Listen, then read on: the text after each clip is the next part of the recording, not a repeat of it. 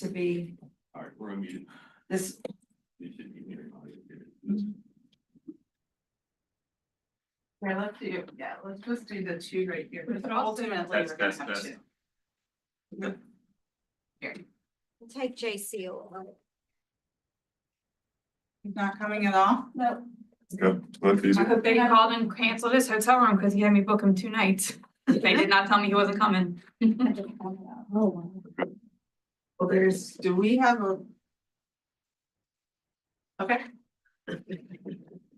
so, So what if y'all, could we take like a chair?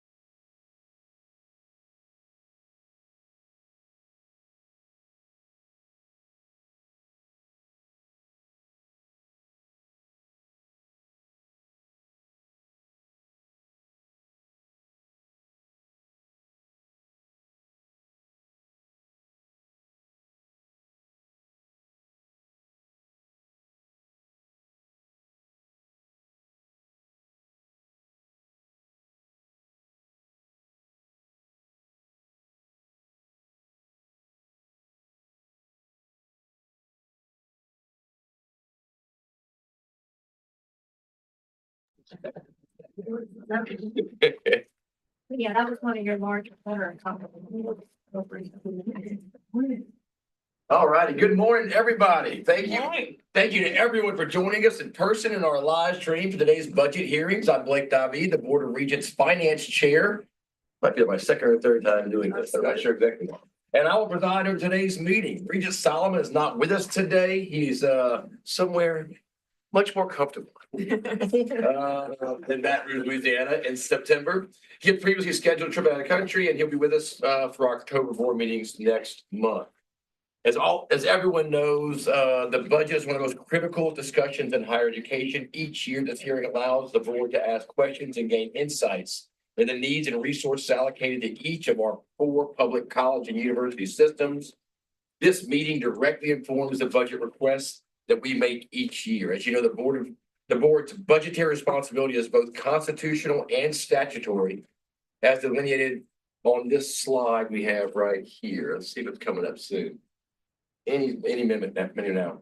The authority to approve the budget is specifically granted to the board under revised statute 3932.1, which states the budget proposals are subject to approval by regents as well as the individual management boards. And we know that our constitutional authority goes to the master plan and to help oversee and help us all work together to make Louisiana a better higher education environment. So today we'll hear from each system about their future needs and the potential impact of budget reductions in next year's budget. That is the focus of our discussion today. We got some new information on admissions. So some of the financial stuff looks kind of dire on paper that we had to get ready for today, but we did have a little shot in the arm with an increase in admissions this fall. I think every system across the board. Tomorrow we will receive and consider approval of the current fiscal year 2024-2025 operating budgets. So over these 2 days, we're working on budgets for 2 fiscal years. And our first guest here, thank you, the Commissioner for Division of Administration, Taylor Barra, from Governor Jeff Landry's office. As you may have heard, there are lots of discussions right now regarding the state of Louisiana's budget and a potential tax reform and how that affects higher education and other parts of the state that are protected.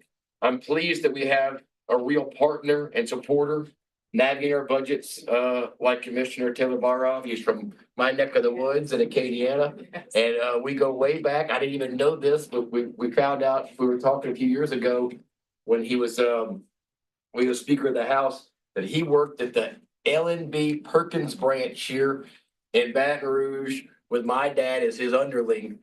I don't know, what, 50 years ago, probably. We can't count. Let me just say I was a sophomore at LSU at the time. My dad tells a story about the bank. Color TVs were important. They're really expensive. And the bank had to go repossess an RV in like Arizona. And my dad really wanted to have a color TV. He was newly married, he had me as a young child, and they couldn't find someone to go get the RV. And he said, I'll do it for $500. And he went, and he got the RV and repoed it back and got a TV. Okay, I'm sorry. Sorry that aside. Thank you, Commissioner Barra, for being here. Absolutely. Please tell us the state of the union. So that's a mouthful. Good morning to all of you. Thank you for giving me the opportunity to visit with you. And first off, let me compliment Regents and your staff. We have already partnered on a couple of initiatives. One real exciting one, as you may have heard and understood, the deferred maintenance effort that the legislature was cooperative with in giving us money so we could allocate amongst the systems to address their $2 billion backlog of deferred maintenance. So it's a shot in the arm in the right direction. We have already, facilities planning has already received all the cooperative endeavor agreements back from each of the systems. All systems on go. So as projects become shovel ready, and we have a few that are, the goal for the legislature when we do our 6-month report in March is that we're already spending their money. So that's the goal. And so far we seem to be on track, but thank you for your support. I think that means a lot to every campus that's going to be touched by it. What I wanted to share a little bit with you today, and this is, changing daily as we continue to work forward. When Governor Landry laid out his goals and his three top considerations during his campaign and even at his inauguration speech were education, economic development, and of course, the crime and criminal justice situation. Focused on those three pretty heavily. Economic development touches so many parts, which includes higher ed. When we say a remake of the Department of Economic Development, it will truly be that over the next 12 months on how we approach recruiting and retaining students and hopefully building the industries around that. So economic development playing a huge role in that going forward.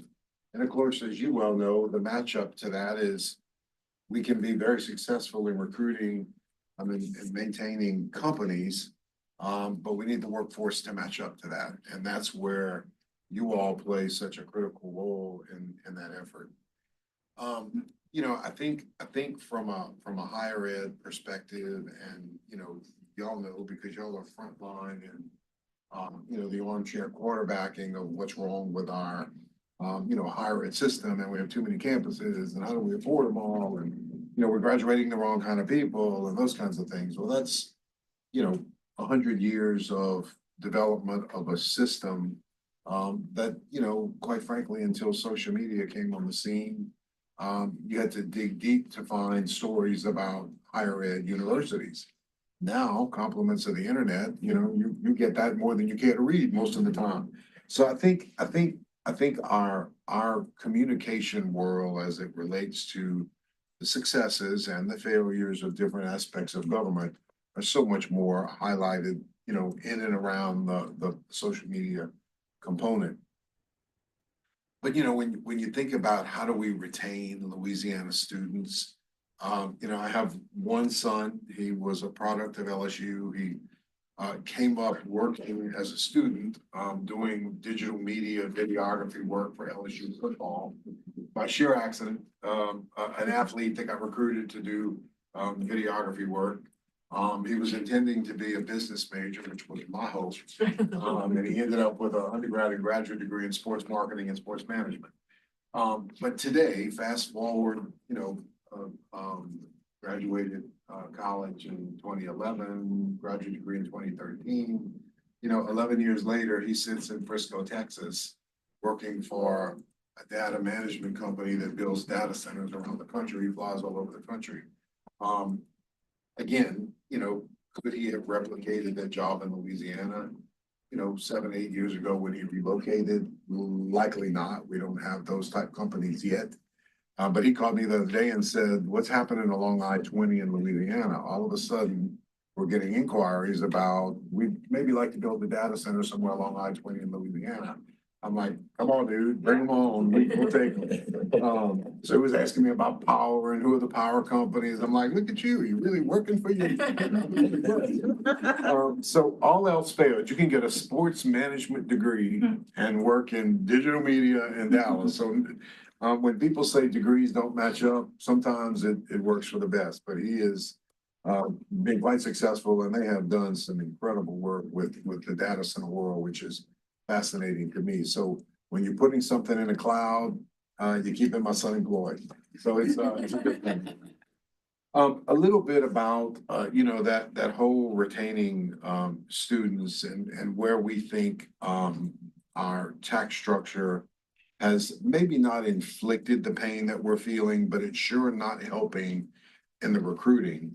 And when you talk about the way we're going to approach this next budget cycle, what gets all of the press is the potential shortfall. Rightfully so, it's a concern. The legislature has talked about it considerably already.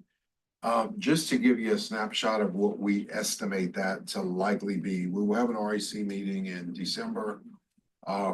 We'll see what the final numbers produce, but the projections at this point are, of course, with the anticipation of the 0.45 in sales tax set to sunset next June 30th, from June 30th to 25.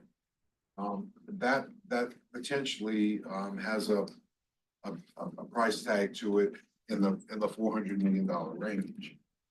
If you let that sunset, so that immediately affects the state general fund to the negative of plus or minus $400 million.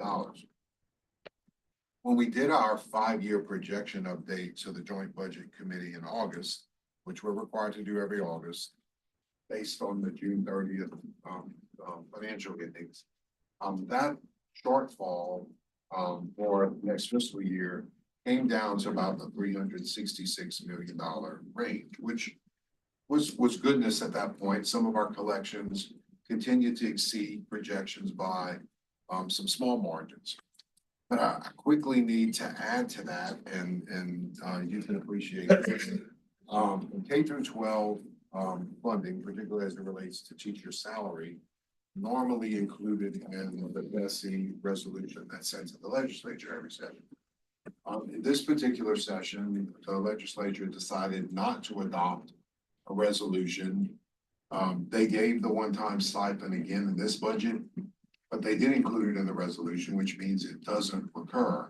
So if they choose to do another teacher stipend, fund the high dose tutoring that was included and some specialty pay for the hard to hire subject areas, that adds a $240 million price tag to that $366 million number I just gave you. So you're quickly approaching the $600 million deficit range. In addition to that, I mean, we have not received any department budgets. They will start coming to us in the division in late November. So we'll see what the department's requests are. Their marching orders are to find efficiencies, see where you can trim parts of your budget as you present. Whether we like it or not, February 28th is the last possible day for me to present the governor's executive budget to the legislature. I'll talk a little bit more about how that strangely fits into the calendar. If you do have a special session, if things do get put on the ballot, those kinds of things we'll talk about in a minute. But likely I will be presenting at least a $600 million shortfall of a budget on February 28th.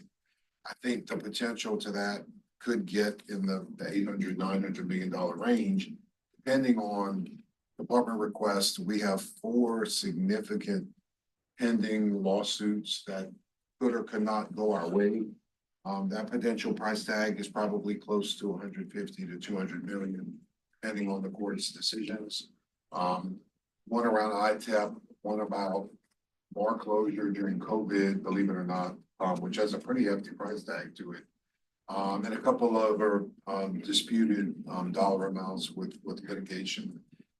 80 to 100 to, a couple of $100 million, depending on the court's decisions. We don't really budget for them, but we can't ignore them as a request for dollars sometime during the budget cycle. So we always like to keep that on the table. So for practical purpose, we're talking probably anywhere from $600 to $900 million shortfall. The legislature, of course, well aware of that. We presented that again at the joint budget. We've shared it with the 2 finance committees on the House side and the Senate side. So as we work toward solving for that, we'll lay that aside for a minute, because that's what we'll present on February 28th or somewhere in that vicinity. Entered the discussion on the whole tax policy, which I know that the governor and the legislature continued to talk. We spent a good bit of conversation with that over the last couple of weeks. I think what you will see is a warming of a conversation of a potential special session in mid-November, called shortly after the federal election cycle is over, and hopefully a 10 to 14 day effort that the legislature will put forth specifically on tax policy. As you know, there was some discussion while they were in session on a potential constitutional convention that had its pluses and minuses, but it was a little broad on all of the subject matter that could be included. I think what the legislature, and of course, if you've heard any of the discussion that Secretary Nelson with the Department of Revenue has had, His focus would like to be particularly on Article 7 of the Constitution, which is where all the financial statutory dedications, exemptions, credits, all of our tax policy is all written into Article 7 of the Constitution. So the idea would be on that special session in November to focus strictly on Article 7. It's where the financial rubber meets the road as far as what we can use for budgeting purposes.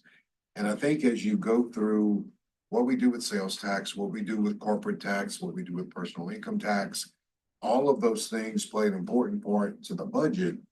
But more importantly, when you focus on what we need to be competitive with, one of the goals, and if you followed Secretary Nelson when he was a legislator, ran a bill to eliminate personal income tax. A low shocker to the system. It's the second largest bucket of revenue we have. He asked me my opinion, and I'm like, can you partially replace that with something? Yeah. Because a $7 billion hit on the budget's a little. I love what it does for us competitively, but in the meantime, the checkbook's a little overdrawn. So he said, look, when he became revenue secretary, he said, keeping that thought, we may have to take it in steps where we get to lower the personal income tax rate. And then maybe an ultimate goal would be eliminated down the road. But you have to balance what we fund government with in the meantime as you approach that. So I think what you will see develop over the next couple of weeks, the governor is totally hands-on.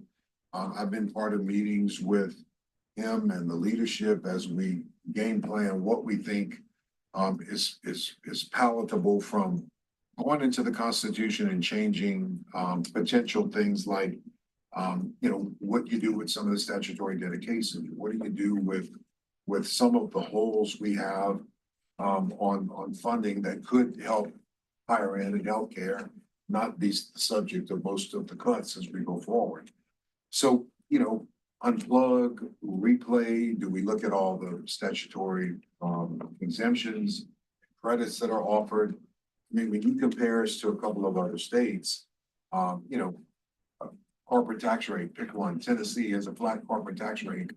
Nobody gets an exemption or a credit.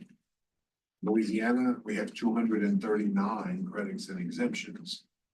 Plus we have a pretty reasonably high corporate tax rate. So I think corporate would be at the table with us saying, let us talk about franchise tax, and not too many states that have that.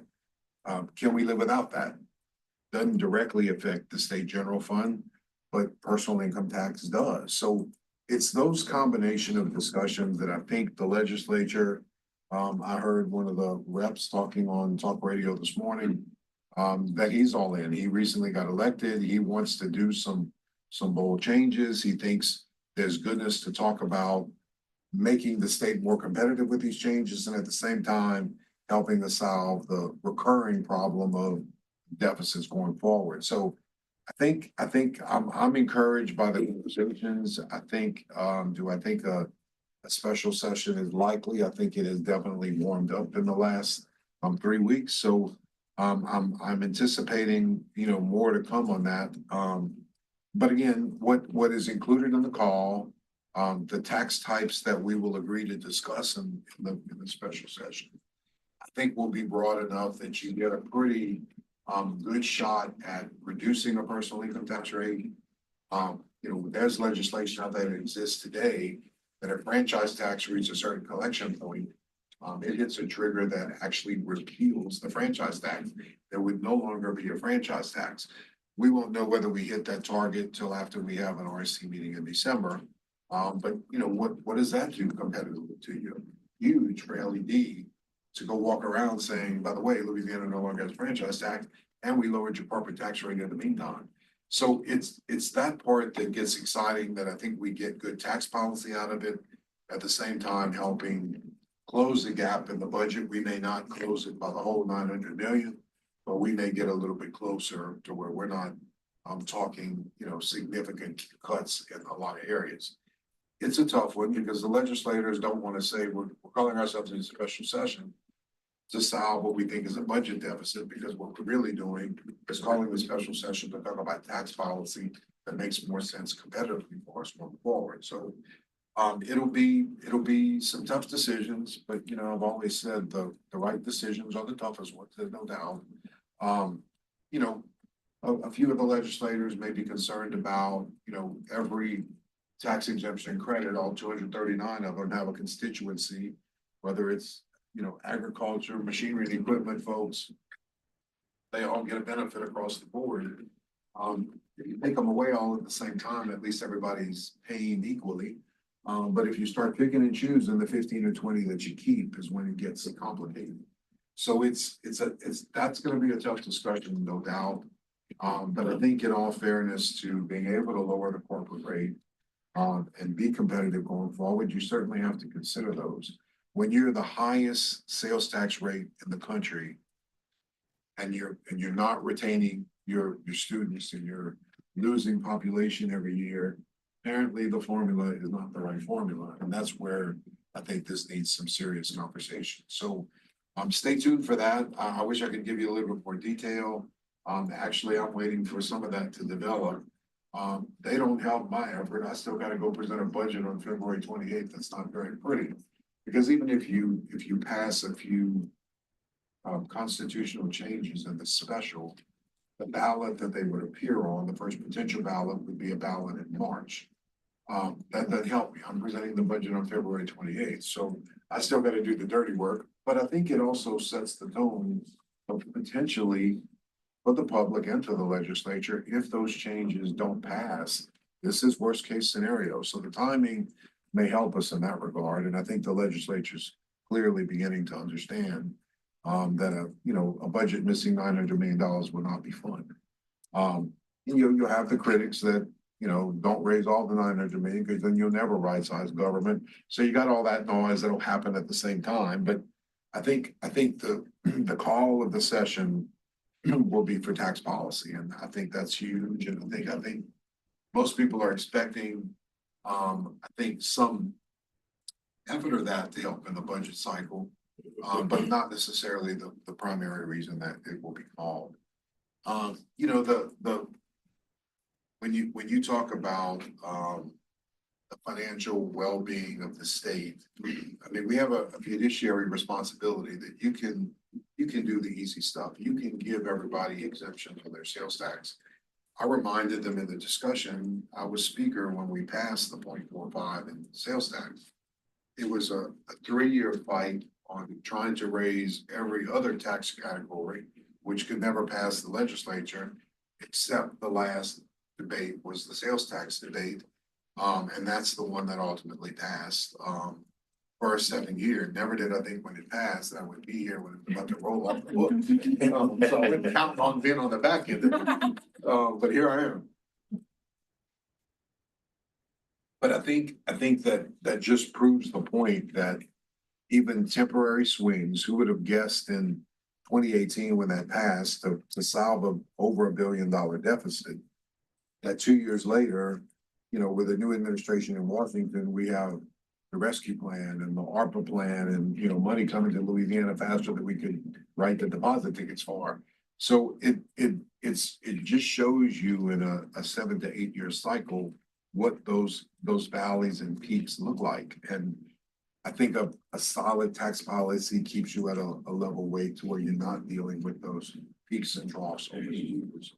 So I mean, I think this will be good discussion. It's certainly the responsible way to do it. And I think as your universities sit with you today to talk about, you know, here's my potential, what I could live without, which won't be a fun exercise. Keeping in mind that we hope to limit those going forward. If this combination of things can be successful, I think it would be goodness all the way around. A more responsible way to budget it, a more responsible way from a revenue estimating to really be able to count on. If we lower the income tax, it's a hit, personal income tax, it's a hit to the budget. What we hope that transpires into in a couple of 3 years is companies not only locating here, but bringing their employees here that love being here because we do have a reasonable tax rate and our sales tax is not the highest in the country. So, I mean, all of those things, you start connecting the dots and I think it plays well for your workforce work that you do and certainly helps our campuses going forward. So happy to answer questions. I know that's a lot in 10 minutes, but any clarification, I would say stay tuned. I'm thinking in the next couple of weeks, there will be, so I know, the governor meets with some legislators again on Thursday to talk a little bit more specific about what policies may be addressed. You know, he, I think, wants to make sure we have the right combination of items to include in the call when he does it, without making the call too broad. And, you know, doing it in, 10 to 14 days. Hopefully you end up with 3 or 4 things that we put on the constitutional ballot and 4 or 5 things that we change statutorily. You know, exemptions and credits, very few of them are in the Constitution. They can be changed statutorily. Hopefully get the corporate folks to the table, get the lobby and the, the government groups to the table to have those discussions about sit tight till it's over, because we're gonna borrow and trade to make this make sense for everybody. But I think at the end of the day, you are working in an effort to lower corporate tax, lower personal income tax, make us more competitive, and that's where the goodness lies. It's just having to make a couple of tough decisions to get there, which will affect everybody. You know, when one of the big tickets, which I don't think will be on the table, is you heard a lot of discussion about the Stelly plan trade-offs and those type things. When you only trade off between personal income tax and sales tax, which is what Stelly did, the Stelly implementation worked. When money was over collected, the legislature, I think, felt like they needed to give that back to the constituents because they were basically maybe overpaying personal income tax at the time. But when you fixed part of the problem, but you didn't adjust the sales tax, you ended up with a high sales tax and not so great return on your personal income tax. So it was a little lopsided. That's what we've been dealing with ever since. Those are not the only 2 things that need to be considered. You've got several other tax categories that need to go into play, and I think that's what this effort will do. And minimize that effect, but ultimately lowering that, you take a personal tax rate of 6 and turn it into 3, that's a game changer for Louisiana going forward. The way you pay for that is multiple ways. You know, clean up some of the exemptions and credits. I mean, when you compare our exemptions and credits to other states, it's incredible how lopsided we are. You know, over the last 40, 50 years, it's what you felt like you needed to do to stay competitive. Well, other states have come up with different models and they're still competitive. Tennessee offers no exemption or credit. Nashville and company seem to be doing just fine without one exemption or credit. So the corporate guys can come to the table and challenge. But I would, you know, was one of those corporate guys for a long time. There's a method to that madness that works. It doesn't have to be the extreme on each end. And I think that's the message that we're trying to send. It's worth a relook and it's critical to our agencies going forward. So happy to answer any questions if y'all have. That's, I'm sure, what I can give you up to this point. I wish it was a little bit more definitive, but what I anticipate happening over the next couple of weeks. I'm sure a lot of people have questions, so thank you for being here and thanks for being so candid. When you say $600 to $900 million shortfall, this room gets really nervous. So we're gonna be talking to the systems throughout the day, and that makes them even more nervous. So when you see there are already a lot of systems here and individual schools that are suffering. So I know we don't even know if there's gonna be a tax policy special session, but would you envision the goal of such a session to come out to where we're still looking at the same type of deficit, or do you think that would help address some of the deficit? Yeah, what I would hope happens is certainly help address some of it. The tricky part will be statutorily, if you have a special session, things that pass statutorily will know. Constitutional stuff, we won't know until the voters tell us what they think in March, which is in time. The legislature doesn't go into session until April. So you could incorporate some of that when you do the debate during the regular session, which is a fiscal session. So all of the above would apply. The statutory changes that pass, the constitutional changes that get adopted in March could all be incorporated into the budget cycle in April, which is the reason that I think you're seeing the increased interest in getting stuff on the ballot in March. Otherwise, you have to wait until the fall of next year, which means you can't incorporate it until the 26 budget, which means you don't have any goodness in the 26 budget or the 27 budget. So I think that's the interest in getting the session called, being able to get some things on the ballot in March. Taking a bit of education to the public. They definitely have to vote on it. Legislators need to be able to defend the votes they're about to take. You know, both with their constituents and their corporate world that they play in. So you may end up in the regular session determining what statutory passed and what constitutionally maybe didn't pass, laying those on top of each other and say, okay, now in the regular session, what do we need to address?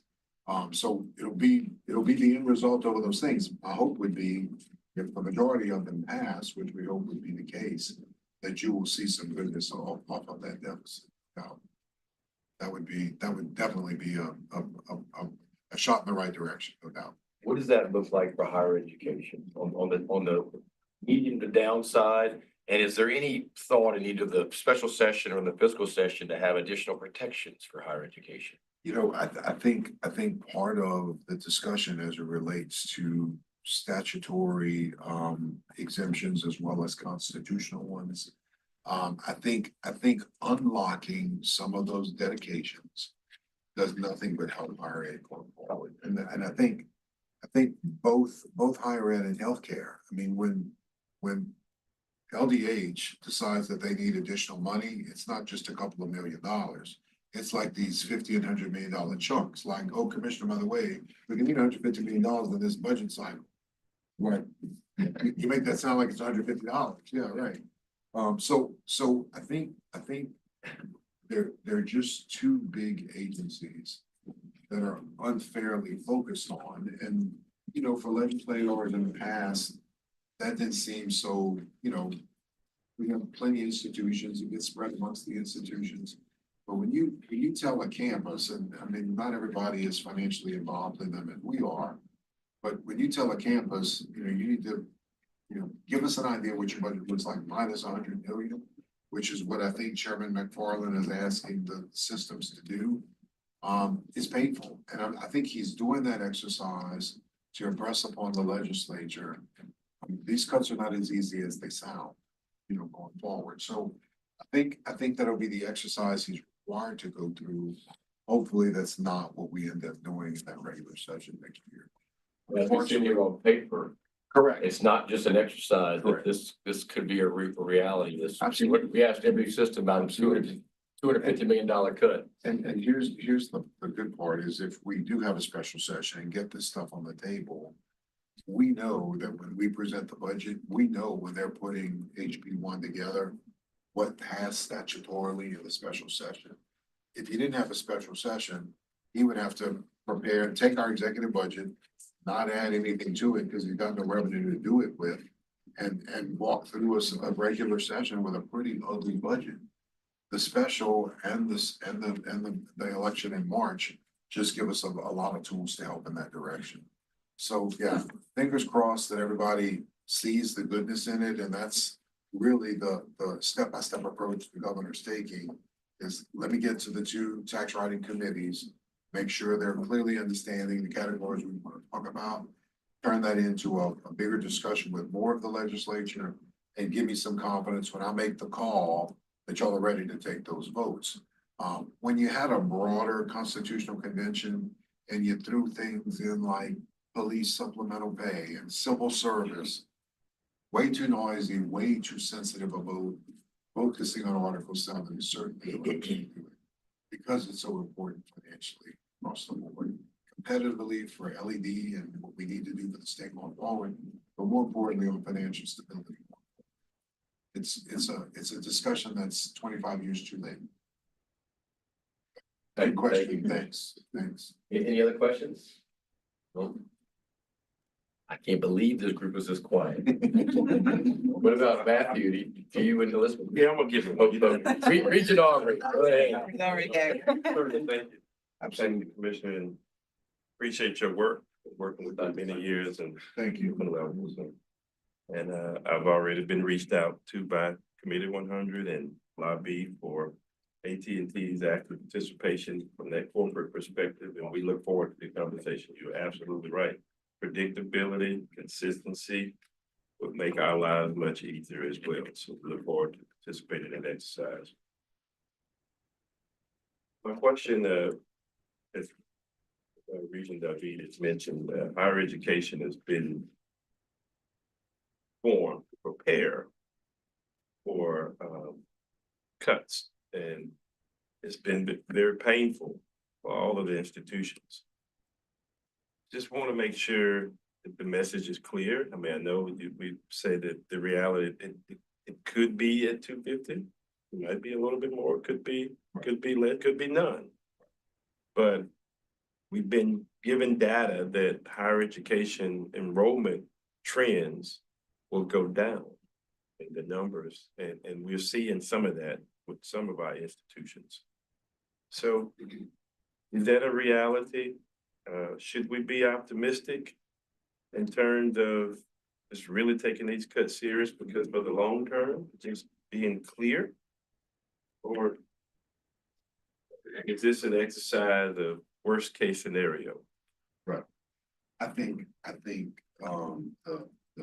worst case scenario is where I think Chairman McFarland and the legislative leadership wanted to be respectful of starting their hearings early, knowing that even if we were dealing with none of this and just the 0.45 was what was on the table, that they would still be dealing with a $400 million shortfall. So he felt like there was no way to start having hearings at the legislative level without talking possible cuts. When you add to that some statutory changes, should we hit one of the personal income triggers and the rate automatically reduces, you take those things into consideration, or we get judgments against us in some of these significant lawsuits. That reality is he could be looking at another $150 million if he wasn't prepared. So I think they approached it correctly from worst case scenario. Let's ask the agencies, it's what the governor did in his executive order to our agencies, is let's prepare for some level of cut. Hopefully in the meantime, if the session gets called and at the beginning of December, that session is over and we're pleased with what the constitutional package looks like and what the statutory package looks like. Hopefully it's not a worst case scenario when we actually sit there with the budget. Since none of that will be in effect when I sit there on February the 28th, I'll still have to work through what I've dealt with based on what the REC estimates is in December. But I think knowing what could potentially happen in that regular session, I think you take worst case to a more reasonable case, even if there are some cuts. I'm giving the public a great deal of confidence that the legislature and the governor will help sell what that package looks like, so we get a good result at the ballot box in March, because that's going to be critical to stat deads and what we do with things going forward that are written in the Constitution. So I say, we have nothing left but to prepare for worst case today. But I think our encouragement is as we get through special constitutional vote, when we get to the regular session, hopefully we're having a least case scenario. I hope that helps, but It does. there's just a few unknown steps along the way. Well, I'm gonna ask a tougher question. Being that it's ever so dynamic, it's changing. Special session, revenue estimating, legislative session. There are a lot of things that happen between now and July 1 of next year, where we're making preparations. How would you advise me as a Regent member in terms of how we manage and go through this process and working with the systems in the respective institutions? How, and from a governance standpoint, how would you advise us? What would you like us to do? As they are with you today, I'm assuming what they'll share with you is what they will be asked to do when they get to, the appropriations committee hearing. which is important that they have identified where those potential shortfalls will be for them. I think long term, and I've talked to Kim and Matt about this going forward, even as I talked to some of the board members of the systems boards, you know, financial, and I mean, my background is commercial banking. I did nothing but looked at financial statements from my 40-year banking career. You know, I was mentioning this to a couple of people before we started today.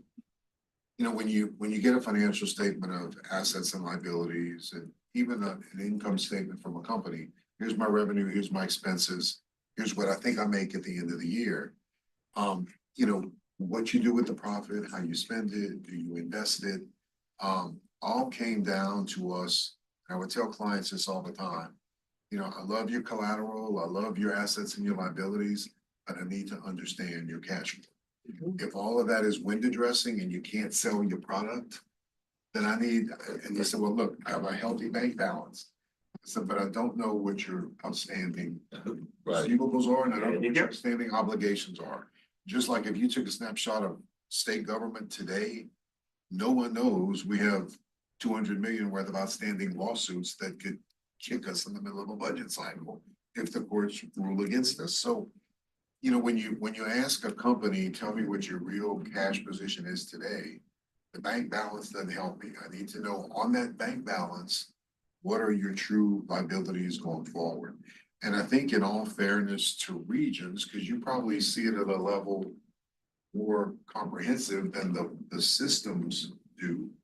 But I think asking those hard questions, I mean, we thought, in fact, Jay Darden met with me in January when I got here and said, you know, I hate to say this, but we're gonna have a couple of surprises with a couple of institutions as it relates to cash flow and cash shortage.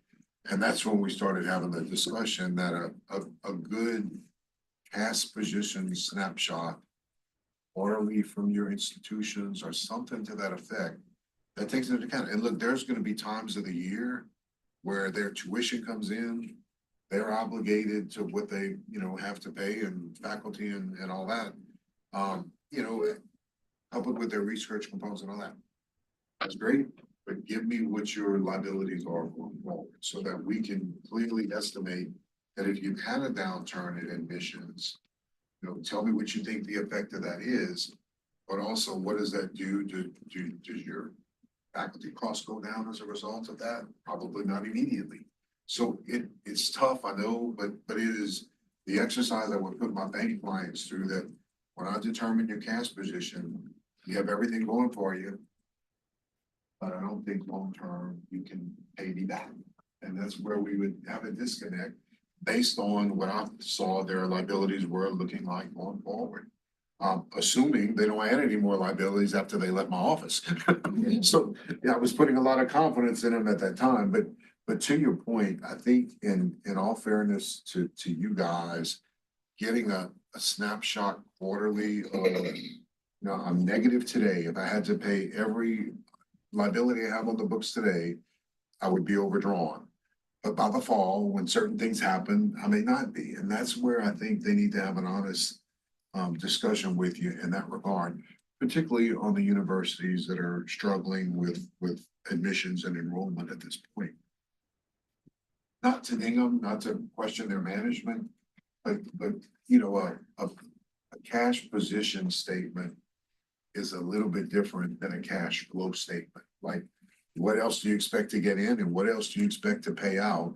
And that's hard for companies to do, and admit it that, yeah, by October, I'm gonna be out of money. It's a tough exercise, but I think it's important for y'all to understand what potentially could be out there. I mean, you have some very healthy higher ed systems that won't need that type of scrutiny. Still good to see it because their liabilities tend to be larger than some of the others. But I think on the marginal institutions, it's important that y'all walk through that. And I think Matt shared some things that y'all are working on for that regard. Taking the systems reporting and bringing it to that level for you guys. I think that would be most helpful. Absolutely. And it helps you defend in the legislature. I mean, the legislature believes everybody's paid too much in higher ed and you hear it all, you know, the athletics and all that stuff. I think it better lets you defend your institutions. I think that would be most helpful. Thank you. Commissioner Reed? Taylor, thank you so much for your partnership and all the good work that you do. We appreciate it very much. I think about, and this sort of a message I want to make sure we're clear on. As you think about the economic competitiveness of the state, you have a conversation about tax policy as a lever to support a stronger Louisiana. I appreciate your recognition that the workforce piece of it is so critical. And so we do sit in a budget reality where two of the most important places or areas, healthcare and higher ed, are not protected. But when you think about creating taxpayers or creating the environment where companies will come, higher ed is central to that work. So I want to make sure that we're thinking about how to message that piece, that we're not just a financial responsibility of the state to support, but we are a financial contributor to the state in the production of graduates and hopefully the ability to create jobs. So tell me about how you're thinking about that as you're in these meetings. Absolutely. In fact, a firsthand example of that, and some of you, if you're not from Acadiana, maybe you have not seen or heard it, but First Solar, which is not a solar farm, it is actually a company that manufactures solar panels. I was the tax assessor back in Iberia Parish 2 years ago when these conversations started. I wasn't part of the confidential group that was recruiting First Solar. I got called in later in the exercise. But one of the critical decision makes that First Solar had to make was they have a plant that looks exactly like the one they're building in New Iberia in Huntsville, Alabama.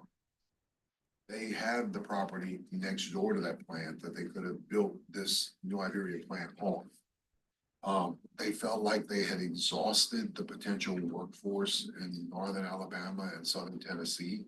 They thought it was going to be a challenge as how they staffed that plant if they built it in Alabama. So they were shopping, we didn't know at the time, North Carolina, Arkansas, and Louisiana. When I got called into the picture, I mean, LED had thrown ITEP at them, they had thrown every possible thing they could, but it came down to, we still have concerns about what we could possibly do with workforce. And the incentive package is just not as fruitful as the other two states. So then they called me in and, we started talking about pilot and we spread the spreadsheet on pilot with their ad valorem tax. And we ended up getting their interest.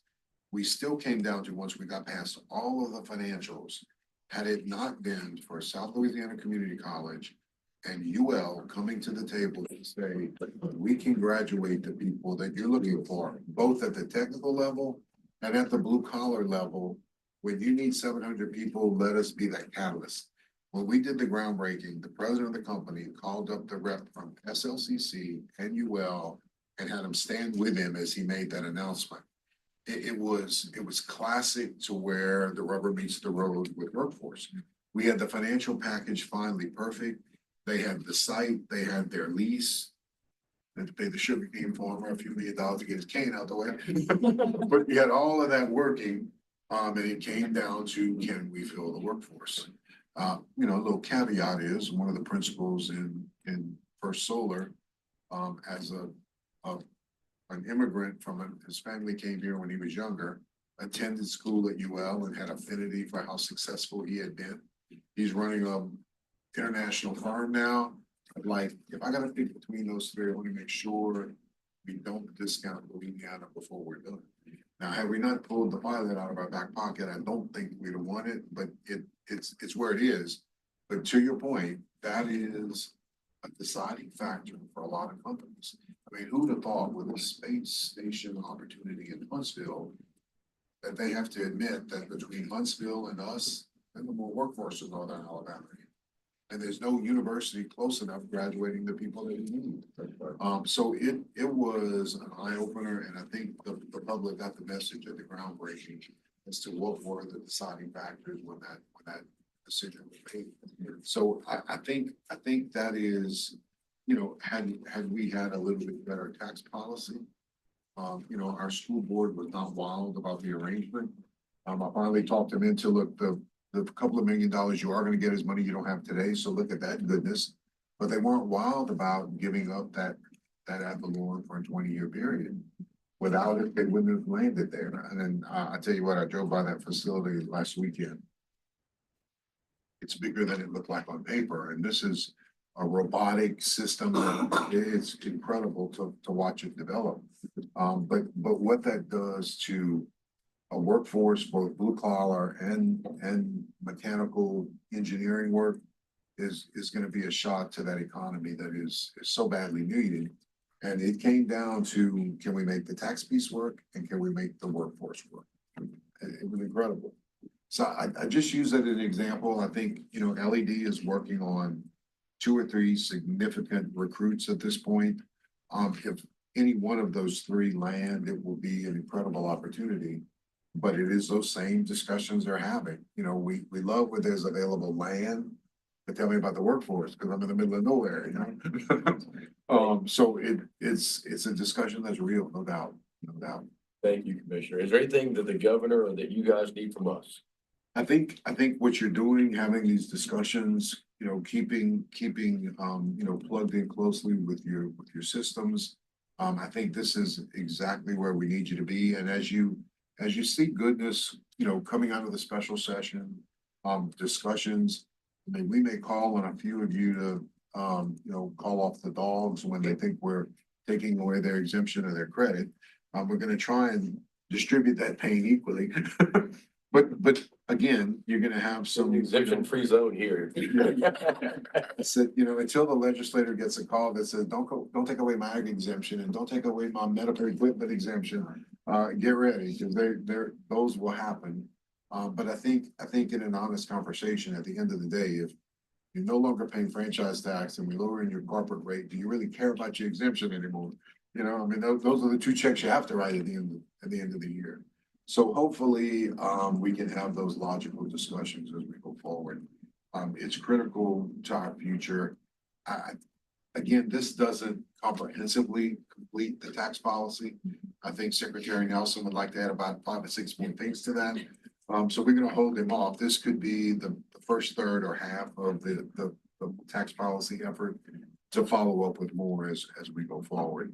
But I think over the next 2 or 3 years, you can end up with a very competitive policy in the end. So looking forward to that. It's a little work. I'll have no hair, but my granddaughter teased me and said, your head is getting tanned. I said, that's because I have no hair. But yeah, thank you for this. And if we can help in the commissioner's office, please call. We have Patrick Goldsmith, my deputy commissioner, was the budget guy at the House of Representatives when I was speaker. So when the governor recruited me, I said, I'm going to recruit Patrick. And if Patrick doesn't come, I didn't come. And I said, well, I'm not talking to you. I'm calling Patrick. So we have put a great team together. The financial minds are there. We will do what we can with the legislature to be as true as we can to getting this right. But I appreciate y'all support. Thank you, Commissioner. Appreciate it. Thanks. All right. Next, we're here from our finance team, the Commissioner of Finance Administration, Matthew Maria, and Associate Commissioner of Finance and Administration, Elizabeth Bentley Smith. This will provide an overview of Louisiana's higher education budget and the Regents budget as well. I know we're a little behind, but I think we have time to catch up and some breaks and maybe a loss for LumCon. The floor is yours. Thank you, Regent David. Before I start, I want to thank our finance team that's here. They make all of this work for the agency going forward. So Regents finance team, if you can stand up, I just want to recognize y'all for all the hard work.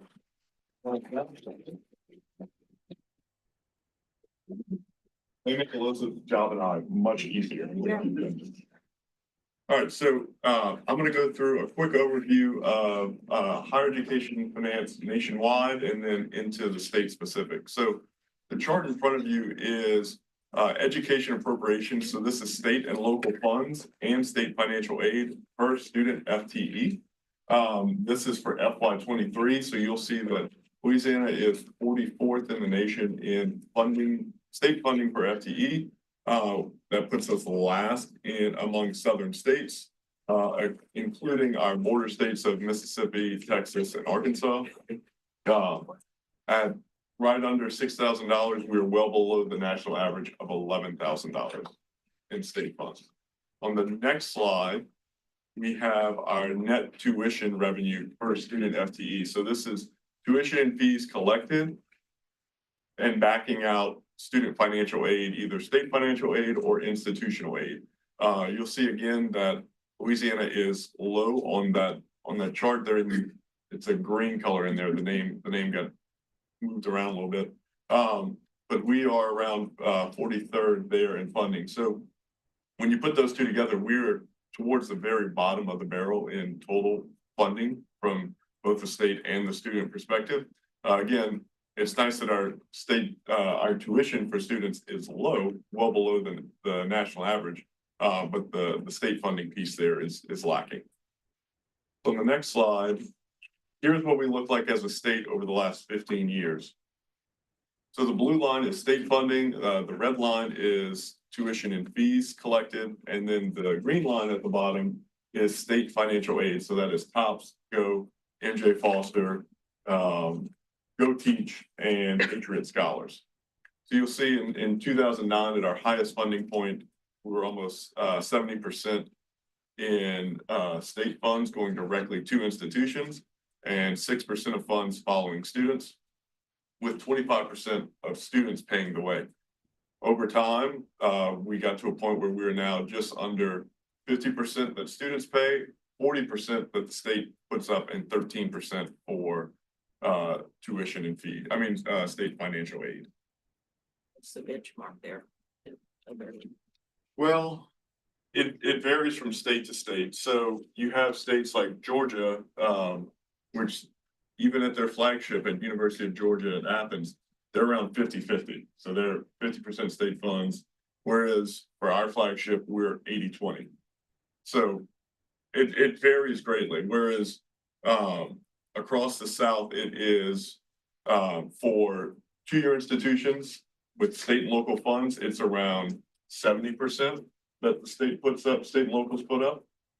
We're just under 50% at the two-year level. So we're lagging in all those areas. Going on, this is a same chart, but a look at just the granting institutions. So this is two-year and four-year institutions, both med schools and Southern Law. And you'll see it's very similar. State financial aid has remained constant. However, the state funding going directly to institutions has decreased quite a bit. And the increase for tuition fees has doubled. Next slide. This is a review of what you saw in June when you approved the allocation of funds to the systems. For FY25, we have just under $70 million less in state general fund. A vast majority of that was one-time money that was added in the FY24 budget.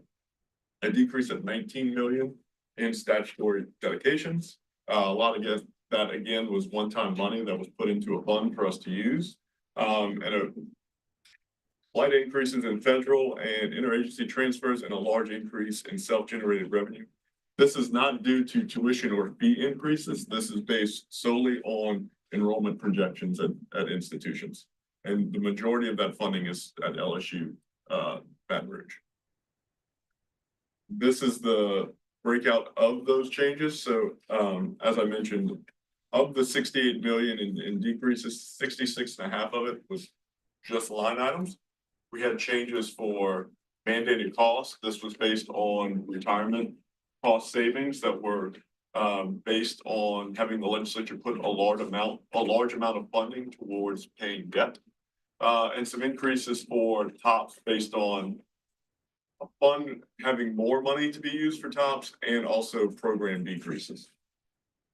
On the statutory dedication side, the majority of it was in one-time funds for campus safety, LCTCS Rapid Response Fund. That was money they received as part of some of the federal stimulus funds, And then at Regents, we had some workforce funds that were given to us to give to the system. This slide illustrates where we're spending the money across higher education. So the total $3.4 billion, just under 60% is spent directly on personnel.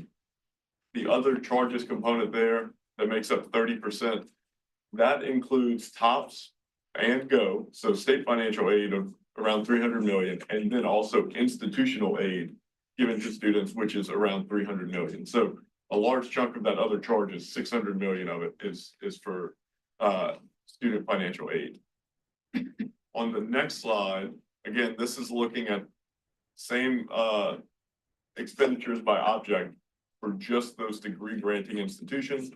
So again, at our institutions, 70% of the cost for operating institution is made up by the people that staff and faculty. Again, operating expenses, 300 million of that, I'm sorry, in the other charges, 300 million of that is institution aid that they give out to students. On the next slide, mandated costs. So we've been talking about this for years. These are the costs that institutions and higher ed pay back to the state for group benefits, retirement, the UAL call, the unfunded accrued liability for retirement debt, legislative auditor fees, risk management, insurance. So in 2009, for our state funds that we received, we gave back every dollar we received, we gave back about 28 cents. Now we're at a moment where for every dollar we receive, we're giving back 64 cents. Had those mandated costs increased with the rate of inflation over that 15-year period of 43%, we would be at a little over $600 million we'd have to pay. However, we're paying 750. It's an increase of almost 70% that mandated costs have. Everyone understands that. I've been around, this mandated cost is real. Yeah. And it's what kind of special for higher education. That we're not protected this way, that, you know, they could say you're giving almost $2 billion, but 750 was going right back because we're forced to give it back to the state retirement system benefits programs. Yeah, and you know, we're now at a point over the last few years, we've been funded for those increases, but from 2010 to 2020, all those increases, we did not receive any funding for. State agencies, those are automatically built into their budgets. And so it was not built into higher ed. So for, you know, really there was about $250 million of increases that the institutions bore with tuition increases to pay for that. And some schools are donor schools, right? Correct, yes, they are giving, They give back more money to the state than they take in from the state. that's correct, yes. We have come down, at one point, we were approaching close to 80 cents on the dollar, so we've come down, but we're nowhere near where we were in 2009. Is there any legacy costs from the last restructure benefits that's ever gonna fall off? Yes, so we do have in 2029, the original retirement debt. So a debt that was stopped in 1988, that'll finally be paid off. And then we'll be working on the new retirement debt that was created after that. So we have, it's around 200 million that we're paying annually for the statewide for the initial debt. And that'll go off, and so that'll free up money for. It would be great to see what that Yeah, looks like, to understand. yeah, we can send that. We have the chart for It's an that. important point that we have to continue to make sure to educate people. Right? That most of the money we receive is going back out the door. And I do want to say, the institutions are very familiar with that and are extremely happy to speak to that as well. I'm staring at President Gallup. Slide. So this is a quick overview of just the agency budget for Regents. So as a reminder, Act 314 of 2016 brought together Regents, LOSFA, and LUMCON. So we were one agency called the Board of Regents. Next slide. So this is our overall agency budget of 529 million and expenses after inflation. The large number in there is other charges, and that includes TOPS, and Go, and NJ Foster. So those are the big ticket items within that 529 million. And it is, we did have a reduction of 42 million. That is due to some TOPS program decreases, as well as some one-time money that was given to Regents and Lumcon that is no longer recurring. Thanks. And again, here's an overview of those changes. You'll see the campus safety, TOPS swap, and higher education initiatives fund. Those were the big items that led to that decrease. Going on. So now our program budget, I'll let Elizabeth handle the program budget for just Regents for this program. So you'll see for current year, we're looking at a total of $90.9 million. A significant amount is the 28 million in general fund. You'll note here that 11 million goes to our personal services, which means the remainder of that 28 million is what we send out to our institutions. We essentially act as a pass-through, and we provide different means of support to institutions for healthcare, campus safety audits, Title IX. We do a tremendous amount of work on their behalf. That's all. But here are a couple of the decreases that occurred to our budget for this current year. You'll see our reduction in mandated costs, but the more significant ones are at the bottom with that HEIF fund decrease of 24.3 million and our campus safety decrease of 10 million. The 5.2 million HERO fund, that fund is now at LDH. We do also house two programs, the Lonnie program and the Lewis program. The Lonnie program is our Louisiana Optical Network Initiative. It is a fiber optic high-speed connector. It provides it's a tremendous asset to our institutions, both educationally and for research needs. And then Lewis works on behalf of all of our institution libraries across the state. Just a couple of things I do want to note. Lewis has saved members about $53 million in fiscal 25.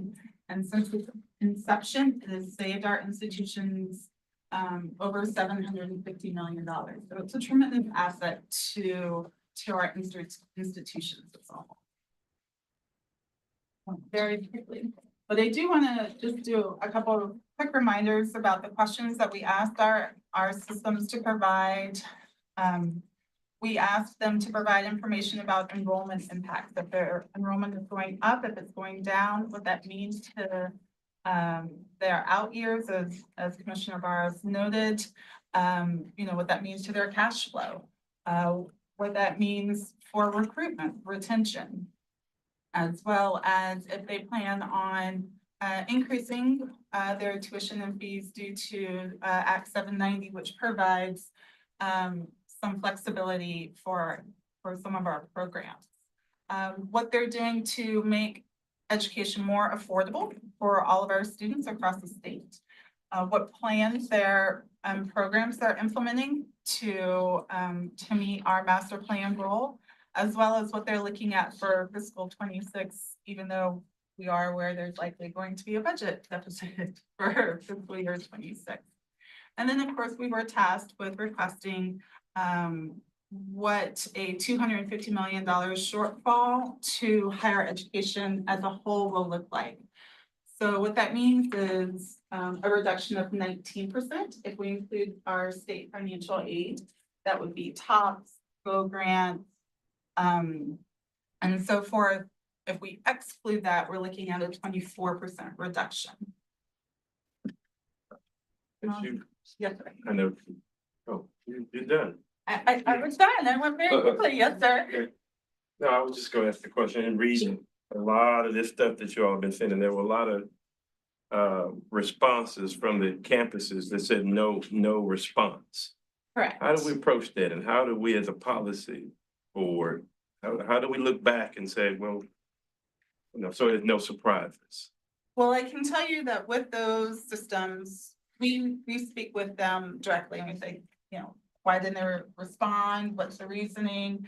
And I can tell you, the systems are very diligent in trying to get that information, but at the end of the day, if the institutions do not provide a response, we want to make note of that as well, that a response is not given. Sometimes the institutions do feel that they've already answered it, that it's been And they asked should and say answered. that. I'm not. Correct. Yes. I'm just gonna say yes. Well, it just says no response, a lot of the Yeah. questions, though, I mean, these are institutions that are already saying they've taken reserve, they're doing this, and they said no response. So I don't wanna waste time. Well, Their systems will be here, so. Yep. Okay, I'm asking. I have no doubts, Regent. Thank you. Do you have any other questions?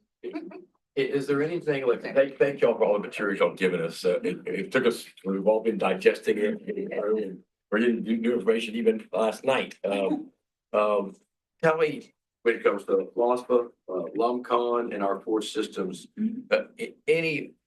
anything that we need to hear back from you guys that you see as maybe there's something that's disconcerting or something that's promising, something that stood out when you're going through this, because you guys day, we're trying to consume this in the last week, trying to get ready for today so we can make sure we ask the right questions. But help arm us right now. Tell us what should we, excited about or maybe worried about, given all the responses we have or the lack of responses. Well, there are a couple of things. I would say that every single institution, every 2-year, every 4-year, LOSPA, LUMCON, as well as ourselves, are extremely concerned about the $250 million decrease and what that's going to look like. It's also very disconcerting to our systems and institutions, especially in light of the concerns with enrollment and the decreases that we have seen. We do have some systems that have increased enrollment, so they're in a very good position. But that doesn't mean that tomorrow things might change. So they're always very cautious. They're most concerned about the mental health and the mental well-being of their students, as well as faculty and staff in light of the potential impact this cut will bring. Low morale of faculty, staff, and students was a repetitive statement. For many of them, what this means is they're looking at staff reduction. They're looking at program reductions or refits and what that means. When you reduce staff, but still want to provide excellent education and excellent initiatives for our students, that does mean higher workload for the remainder of the staff. And they are very concerned about that and what that means. But ultimately, that is their goal, is to provide the highest level of education and the highest level of outreach and student initiatives. So those are some of the similar threads that you'll see across all of them. And that includes LUMCON and LOSPA as well. LUMCON and LOSPA do a tremendous amount of outreach to the communities. LOSPA goes across the state providing information related to those financial aid opportunities. And a cut to their budget would mean a potential decrease in that outreach component. Thank you. Thank you so much for your time. We're gonna forego the break right now because we're right behind. I hate being behind. And we're gonna jump right into LUMCON and Dr. Brian Roberts. Thank you, sir. Sorry. So LUMCON is our Marine Consortium. Dr. Roberts, please tell us how things are going. All right, thank you very much. This is my Deputy Director, Donna Lottinger. For those of you who have not had a chance to meet Donna yet. Thank you for the opportunity to give you an update of sort of where the state of LUMCON is and what the future holds for us. How do we move things? Like, oh, okay. Oh, you got it. Okay. Like, where's that coming from? Thank you. I just wanted to highlight that, LUMCON continues to have growing programs, and this is just a quick, collage of some of the different activities that were going on in our facilities this summer. Part of what makes us very unique is that our education while focused largely on higher ed, also extends all the way from pre-K to gray, as we like to talk about it. So part of that bridging the gap to the community college system as well as the four-year institutions and beyond. And so we had tremendous opportunity to have very full, the dorms and apartments were pretty much packed all summer, which made the fact that we just upgraded all the furniture in there very challenging to juggle when you can move people in and out with the new furniture, but they're happy to have that. We continue to grow in these programs. In this past year, the usage for education and outreach was the highest that we've been in at least the last 6 years when we started tracking these numbers. And this growth will continue to expand as more and more programs come online in our Blue Works facility, as I'll talk about in a moment. Our scientific usage would remain very solid, and our activities in self-generated and vessel activity budgets were also very strong and robust this year. In terms of our vessel operations, I have apparently a lot of animations in here. The Pelican had a solid year, not quite as good as the last couple of years in terms of the number of days at sea, but that's something that's sort of out of our control. It's a matter of what grants get funded for people to go out on the ship. But overall, our vessel activities and the Acadiana and our small boats were at very high levels as well. Moving forward, one of the things that has been very exciting for us is obviously the expansion to the Homa Maritime campus. The Blue Works facility is the first phase of that. Then I'm also going to talk about a few other projects that are going on in this site. So the Blue Works facility had its ribbon cutting this past December, and we've begun to fully staff that facility and start to initiate some of our education programs that allow us to reach people. Cocodrie is a great destination for people to get to, but it's also a little bit hard to get there. Having the facility in Homa allows us to start. We got funding to start summer day camps, so people don't have to get all the way to be in residence, as well as start after school programs because we're right near the school system, so we can reach people in different mechanisms. Your Cocodrie facility is still up and running. Oh, it's still completely up and running and is, that's going to be the bread and butter. And one of the things we want to do is be able to get people to come to Homa for a day camp. We can then bring them down to Cocodrie, and that allows them to still experience that being out in the wetlands and be connected to all the things that are happening inside and outside the levee is something that's going to be the bread and butter of where LumCon is. This is a true expansion of collaboration with the community college system that we're really, really excited about. The other projects that are going on is the boat slip and bulkhead project. That is underway. That's the picture that is on your left, just making sure I was getting this right. So that project will be completed around the turn of the year.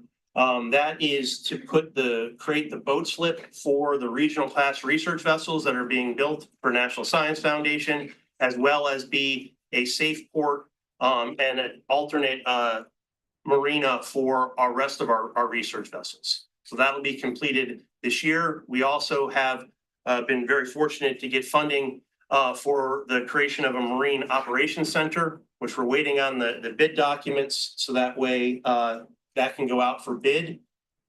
This is anticipated to be a build that should be less than a year to complete. So that will be on that image on the left. Looking on the right side of that area back there is where the Marine Operations Center will be in the near future. In terms of other big capital outlay projects, the RV Pelican replacement, as you know, our flagship ship is approaching 40 years old, and we're fortunate to get funding from the state in order to replace that to be the state's flagship research vessel. We are in the process of actually the bids are due next week, and we hope to move forward with the notice to proceed in November. With the expected delivery date of about 24 months. So we're looking at the fall of 2026 for that. I mentioned already the Gilbert R. Mason, that's the National Science Foundation's regional class research vessel. There are 3 of these being built in Bollinger shipyards right across from the Blue Works facility. The third boat off the shipyard will be the one that we are going to operate with the University of Southern Mississippi. That delay, that build has been delayed again, and right now the current estimates have that being delivered in early 2027. In terms of our grant status, so we get grants from three main recipients. There's LumCon proper, that's mostly our research faculty and some education outreach, our vessel operations, and then through the Barataria Territorial National Estuary Program. What this is showing is the current grants, what the value is over the life of the grant in the top row, the remaining funds we have in those grants, the direct costs that are remaining, and then the indirect. The indirect costs are really important because that's how we can cover a lot of our operating expenses that are not covered out of the state general funds. It should be noted that vessel operations, most of the revenue generated from them is not through grants. That's through direct invoicing of the ship. And so that's not going to be reflected in this number here. And then the Barataria National Estuary Program, as a national estuary program from EPA in the bipartisan infrastructure law, is also in the middle, the third year of 5 of getting an additional $900,000 per year for programs associated with that law. When we talk about our critical funding needs, you can break that down into different locations. The Marine Center, we started a staff expansion through our reorganization and the funds that we've been able to receive through the budget increases. And we're also been through a process of trying to make our salaries much more competitive. One of the things that is a challenge is that when you're in a parish that is losing a lot of population and you are a remote facility, you then need to make sure that you have very competitive salaries. So we're working on that. Obviously, continuing to work on hurricane repairs and implementation of flood mitigation measures is important. Blue Works just opened in December. We're continuing to expand staff as the programs come online, as well as with the coming online of the Marine Operations Center. We need to be planning for that. And the overall operating expenses will increase now that this facility is now online. We only had it online for half a year last year without full operations associated with it.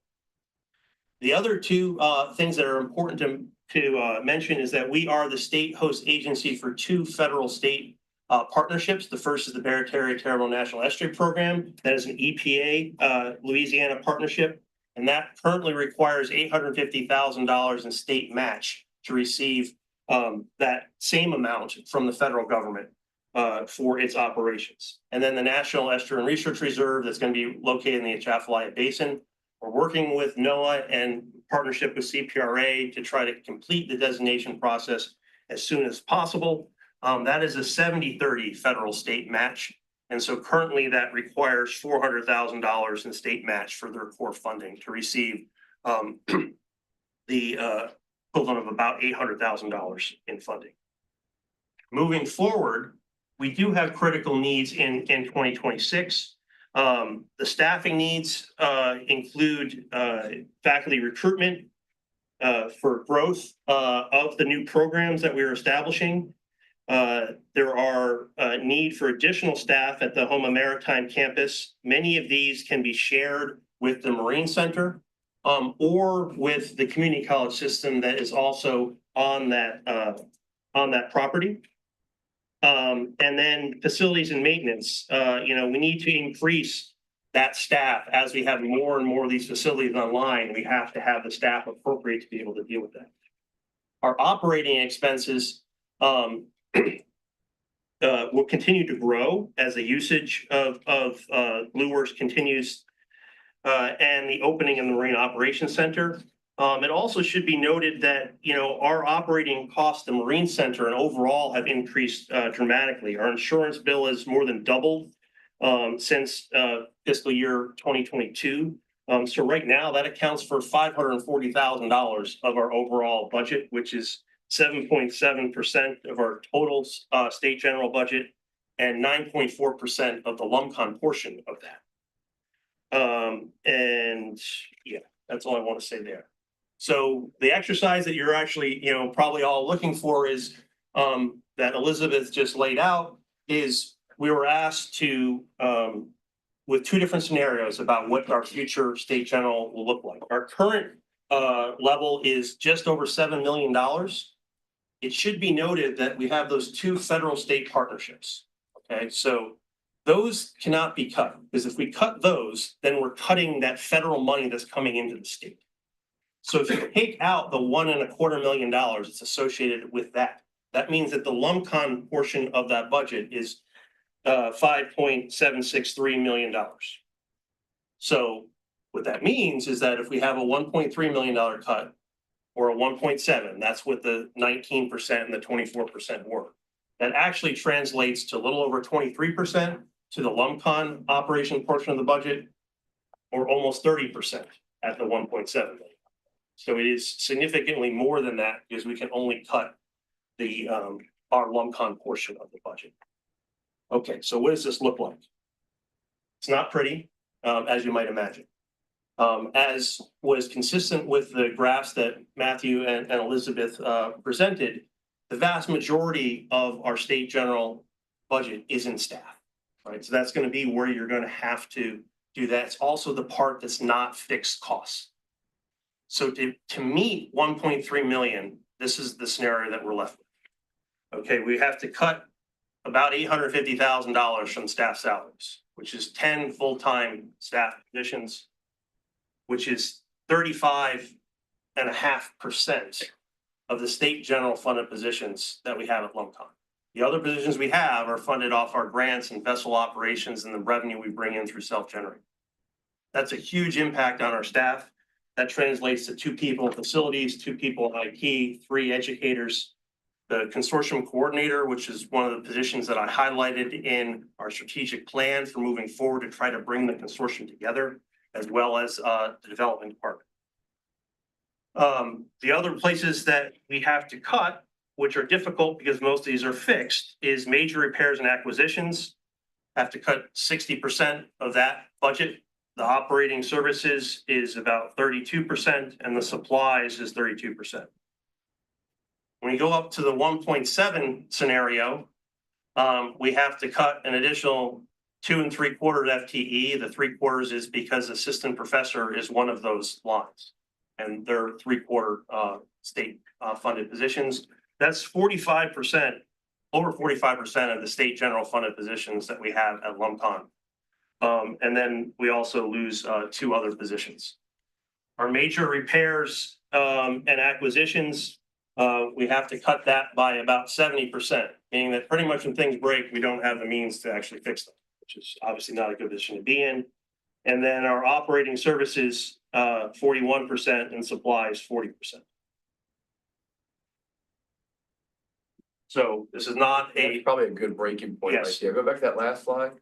That's really what we wanted to know, to Yes. see how that affects Yes. you, how it affects you guys going forward. Do you have any questions about this so far? Regent Aubrey. How you come up with that number?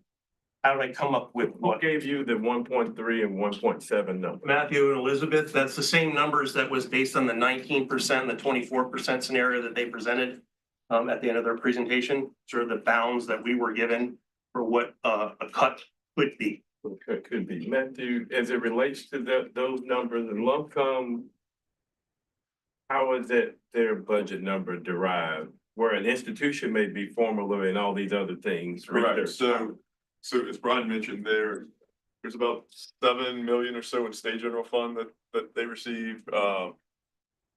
Majority of their budget comes from federal grants and self-generated revenues through all the faculty grants, the Pelican. And so when we went through this reduction exercise, we only looked at state general fund and cutting out 19 and 24% of that. So, and we did that all the way down the list for all the systems and institutions. Any other questions? We've seen your materials on deferred maintenance and things going forward. Anything else? Total budget. What percent of their total budget? 1.3, you're around 17 million. Yeah, so right now, it varies a little bit from year to year depending upon exactly what we bring in external grants. But you're a little under 30%. Go back one slide. Oh, no, I Oh, no. think we're good. Okay, go ahead. Yeah. I think he was asking total. Yeah, of our total budget, for this fiscal year, at least it's what projected is, we don't know exactly what grant numbers are gonna come in. It's gonna come in a little bit under 20 million. You're looking at it, it's a little under 10%, correct? Which is a little more. Not bad. Well, A little bit. Yes, I mean, those positions though are those positions. Yeah. And, you know, Positions generate the work. to right, we get- only have 28 positions that are funded off of state general. And, you know, you think about vessels as sort of its own entity, it's sort of the same way that BitNet and the NER are their own entities, even though they're all under our umbrella. You know, the cuts to the faculty, those are our biggest grant generating positions too, so that's where that hit is a little bit harder when we get to that higher cut. I try to resist that at the lower cut. And as a newer, do they have a lot of legacy expense? Not a ton. I mean, as Dr. Roberts mentioned, one of their biggest pieces is a very old facility that is on the coast. And so the insurance rates that we get charged, you know, there was a storm, Yeah. a big storm 3 years ago, a storm Yes. 2 weeks ago. Right, and there are pictures in here in the slides of that. I mean, and I will say that the commitment to divert maintenance has made a difference. So in the last couple of years, we got our roofs replaced and we got brand new storm shutters. From Hurricane Francine, we had very limited damage to anything on the second floor or the roofs. There are a few, you know, minor things you would get with any sort of storm that were there. Those made a big difference. And so what I talk about, what we need forward though, is we need to make sure that we're dealing with things on the ground level. And so that's more of the flooding. That's where the big need is moving forward. And we know y'all are at Hurricane Central and we'll share all these slides with everybody. They're running behind right now. No, I understand that. Yeah, I knew you wanted to get to that slide. I wanted to get there and I figured that's where you're gonna stop. Valid board. Okay, great. Any other questions? Thank y'all so much All for right, coming. thank you. Appreciate your time. We're gonna jump right into loss fund. Dr. Booth's around? Oh, good, perfect. And we're still running a little bit behind. So we'll be getting. The great thing about LoveCon and loss fund, we can talk to y'all every month. I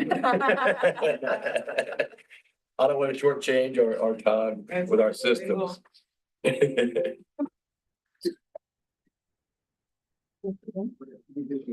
Right there, Harold.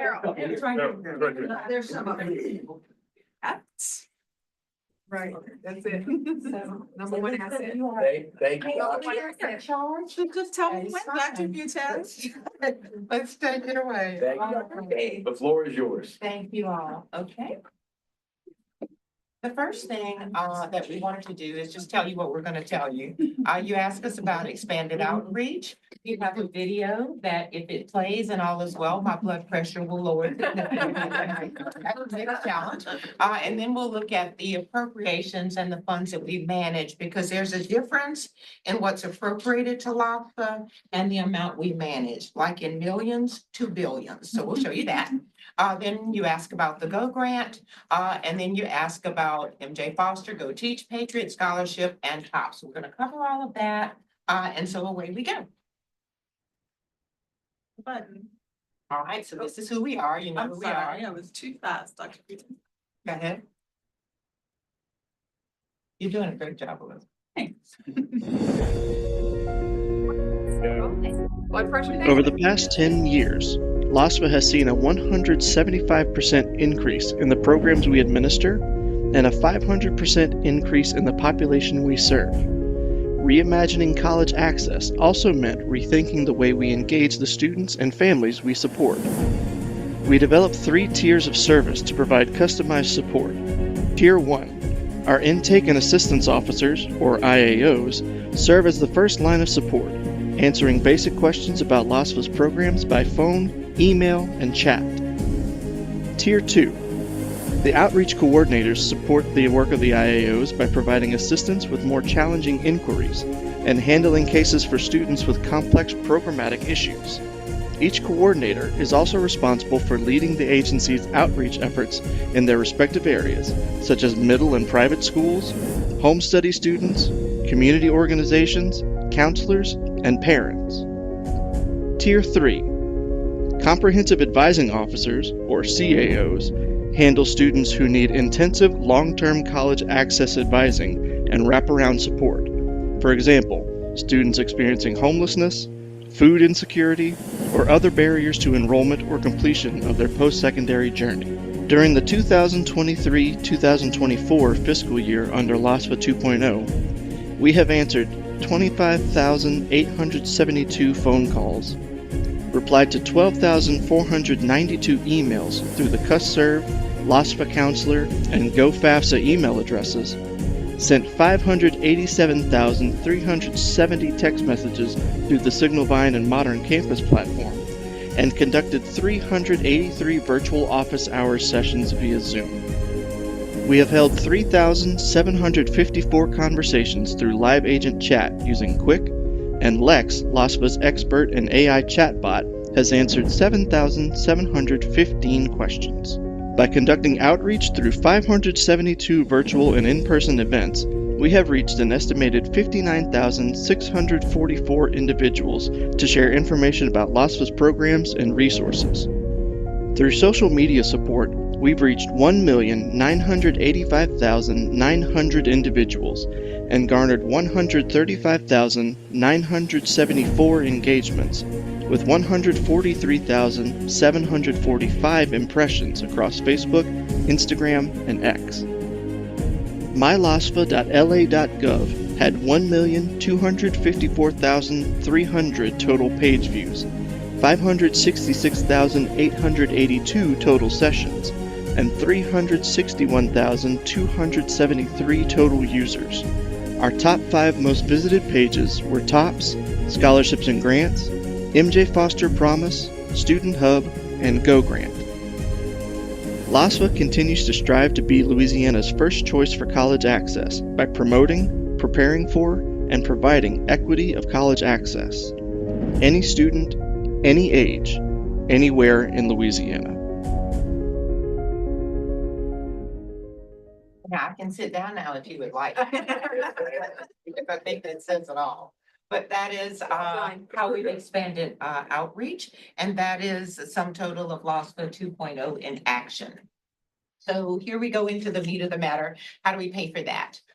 Here, the primary takeaway is that this is what is appropriated for LASFA. And you'll notice on that first column, program awards, when we talk about what goes in the door and out the door, the vast majority, 93.7, if you're an accountant like Mr. Hunt, you'll say 94% goes in the door and out the door directly to students. Notice that all of that great work that you just showed, the budget for that is 1.4% of my budget. So we got to get that reach with 1.4%. This is before a cut. Our program operations is 2.1%. So we pride ourselves on keeping our admin low and our services to students high. Now, when you look at, well, why do you have program operations and outreach separated? Because they are two different things. Someone has to run Go Grant, MJ Foster, TOPS, Go Teach, whatever else the legislature decides to give LASFA, because our team does a good job.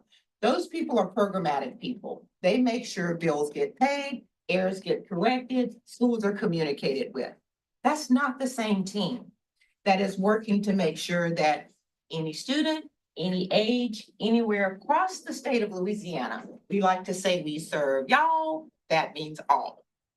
There is no age limit here. So this is not the old LASFA that did TOPS, right? And then you haven't even mentioned START. So let's go to the next slide. All right, see, notice how that 400 and something plus million goes to 2.052 billion with a B. That is what we manage. There's an entire team that manages the 529 suite of programs. So it's not just your traditional 529 account that you're saving for college. We now have the ABLE program for students with disabilities, individuals with the disabilities. Those could be adults, those could be school age. Then we have START K-12. So if we're looking at adjustments that we need. My challenge there is when you look at that 1.6 billion with the B, and you look at how many people lost or served here. Look at, it's a little bit small for me with my glasses, but when you're looking at that 84,539, that is total accounts, right? That means I've got one unit with basically 6 people trying to serve that many team members. Now, those other folks, meanwhile, back at the ranch that are doing the outreach cannot do their job and this job. So it's unreasonable to say, oh, just all the phone calls start can't catch because we're busy doing disbursements and deposits and rollovers and getting that tuition or whatever that expense paid. Somebody's got to do that. That's that team of 6 mighty people, right?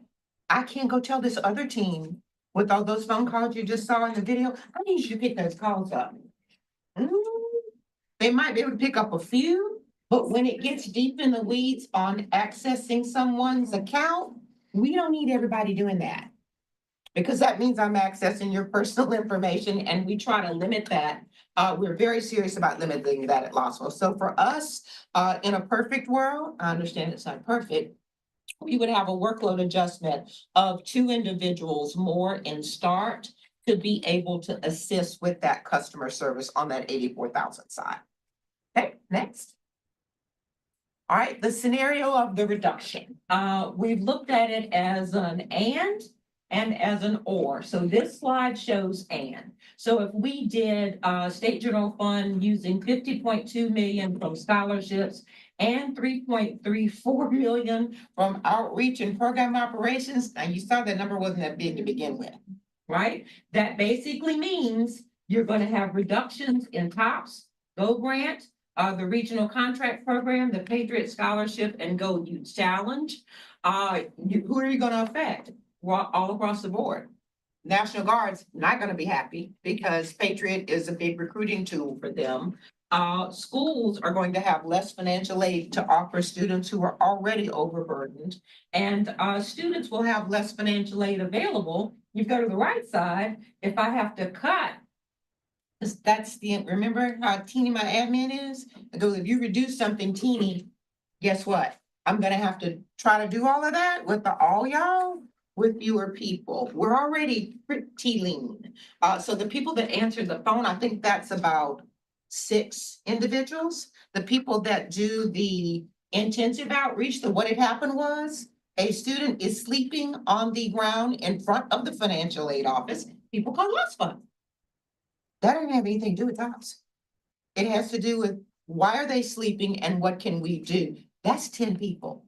So there would be cuts to staff members that are running programs, right? Or either providing outreach. Okay, so that would be a 20.5% reduction and to loss. If you go to the or, it would be a 20.3% reduction if we just did scholarships, or a 24.4% reduction if we just took that from the staff. So either way you go, whether it's an and or whether it's an or, it's going to affect individuals across the board within our entity, students and families across the state, and institutions. And as we roll on through the slides, and I will try to roll on, you'll see why if you reduce what's already pretty low, we have a problem. Okay, so let's keep going. Let me ask the question. Sure. There's a correlation of staff per dollar. Right? I think, no. It would be It would be ideal. Sorry. Yeah. We would love ideal. that. In the hospital world, my business, there's a. Don't have their attic. Sorry. Don't debate that. Love that. So what you see is confidence and loss, but so more things go, but often they'll say, here's the Patriot Scholar, et cetera, and all the money goes to scholarships and none of the money goes to support admins. So that's why we're in the situation we are. They're managing a lot of programs but often not receiving any resource. And the legislature just defaulted over the years saying, oh, let LASPA handle Let that. LASPA handle that. Let They know LASPA how to handle do that. it. They know how to do it. Now in the appropriation, just, hey, But your again, start we is still $3 billion. backed into that and said, $2 billion. here are the dollars, here are the people. Then you could run a correlation and then determine to say, based on this number of dollars, this is it's a math problem. It's a matter. It is. We love math, so yes. Absolutely, the And- ratio. Regent Sterling, you can Right, imagine, right. Dr. Bennett can tell you, start programs, a lot of people start their start program when their kids are little tiny babies. And so by the time they go to reap the benefits of it, their email has changed and they've forgotten so they're calling. I know this because some people very high up in the government have called me about, hey. Yeah. Right next to that, Carol, they call and People say, help I people don't access know this their. number. I don't know why I don't have it. He's like, she's right here. It doesn't matter where that is or what time of day that is. We're expected to answer. We're glad to answer, and our job is to help. But if you did the ratio, it's scary too. If you didn't do the harder math problem, and you talked about, we lament over counselors having one counselor to 500 students. Right. Okay, you look at those numbers in that video, and you talk about 10 people, 6 people to 84,000. That's an ugly number, but it's a number that we have a stellar team that works hard to manage that because they care about students. And I want to get to your next slide, and then my goal is to be done in 5 minutes. I'm And so, I'm I'm running through. after the next slide, maybe I'll ask you any questions. Okay. Look through this. All right. Okay, you asked about Go Grant. This is basically how the funds have been allocated. We have an allocation formula that adjusts each year based on usage by the schools. You spend all of your money, you spend it on time, and you need more. There's money left over, you get more in a pro rata share. You don't spend all of your money. You don't spend it all on time. Your allocation is reduced, given to somebody who can do more. Now, if your situation changes, your mileage varies next year, then you have a chance to kind of auto-correct. Next. What was, yeah, we could check. Go ahead. Just based on what you just showed. Yeah, that does not. And I wonder why this short staff doing all this work. Mhm. And if the legislative auditor and the other function of getting 75%, why you don't get your percentage for charging it back to the county? You can read this Sterling. So that's a serious question. If the function you're providing is helping them brag on all this enrollment and meet those goals, why you're not able to get a charge back to those institutions? Would be a great funding I'll model, talk to but it's Matthew not about that what a we little have. bit. Talk to Matthew about it. Regent Aubrey, I will add, so kind of based on what Regent Sterling is going to, there's about 400 million in state financial aid that LASFA is putting out there with the admin budget of general fund of 14 million. So they're 3.5% admin cost is what you could say is what is being funded for that. Cutting 24% of that admin cost is detrimental since, Yes. you know, they don't get to charge back any of the work for time. Correct. And so Not to mention the $2 billion of the people's money they're representing with STAR. Yeah. The people want their money. They want to talk to people about their money. They're, We don't get to raise tuition. We don't get to raise fees to write ourselves. So it's like, good luck. Again, we don't have an interest of time, but I do want to know why we can't, if we're providing military program support and all these programs, and I know the calls, I mean, I've gotten a couple emails. Why aren't the campuses contributing? It helps them. So we'll take a note on that and have a conversation on two things. So we've had questions about the ability to have admin for the large state programs they run, as well as campus conversation about should there be support, as well as K-12 support for the tens of thousands of students that they counsel every single day all over Louisiana. So it's good that we love LASFA, they do good work, but we have to support it financially. And there are a couple of places where we could say, could you cost share with us to do it? That we will at some point, obviously, and we're at this point, need to have those conversations. Absolutely. And Suwan and I have talked about the K-12 piece more than the others, I think, but all of those are, I think, viable conversations to have because they do a lot of work.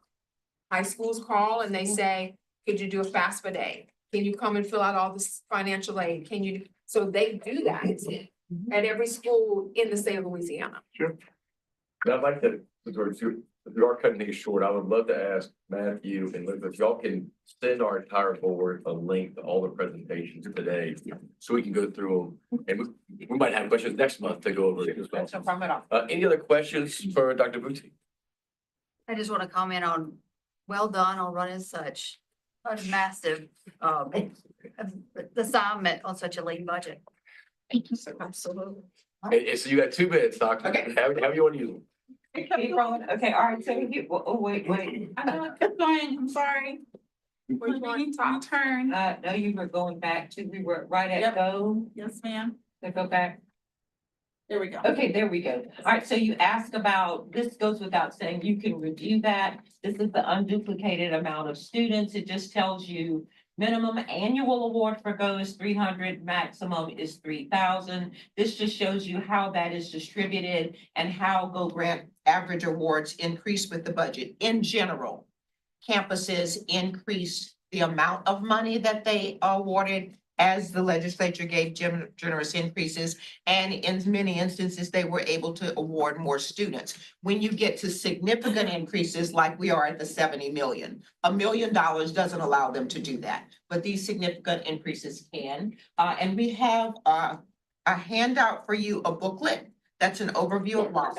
At the back of it, there's a QR code. If you scan that QR code, it will take you to this presentation and to those extra research pieces. Oh, great. So Thanks, Doc. You go Suwan, faster. in your last 2 minutes, can you do a minute on Give us 2 more tops? minutes, okay? Okay. Sorry. That said 2 minutes. Did I have was three? 2 minutes. A minute on tops, a minute on MJ Foster, Okay. to we just can do the that. highlight of All whatever you right, want us to. so, yeah, let's go to, or I can just Just type say it in. it. No, Yeah. I think it's easier for you to Okay. do that.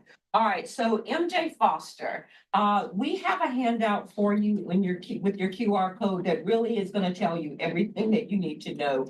This was last year between, there we go. All right, so if you look, the less than a minute, this 5.6 million is where we are right now. We are not even halfway through the fall. It's a $10.5 million program. Go figure. All right, and then when you look at the bottom, we said 23, 24, where were we? As of right now, we were at 1.49.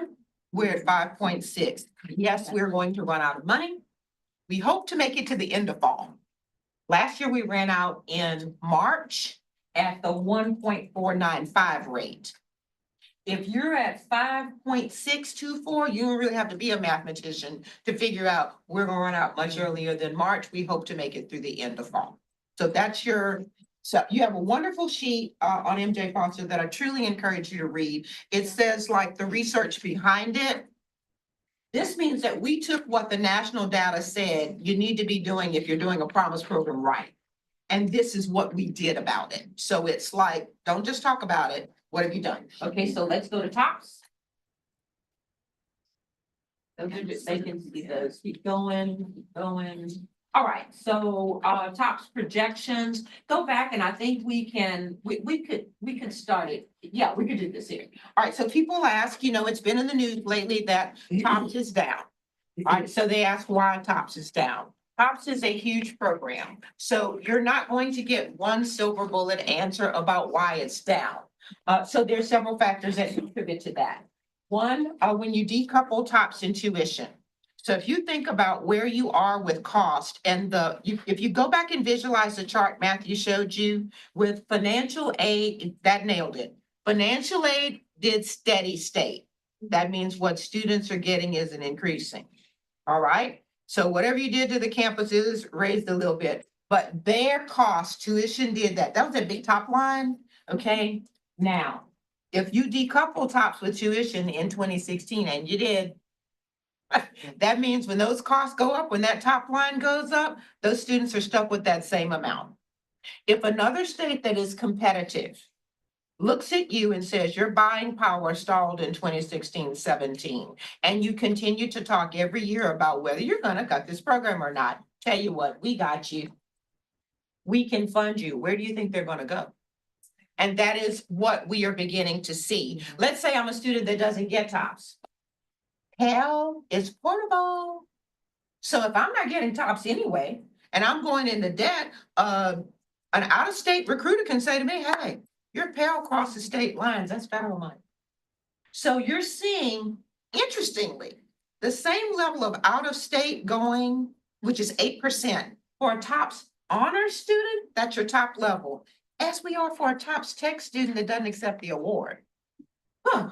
Right? Pell is portable. I'm promising you something that my money's good. I'm not talking about cutting you.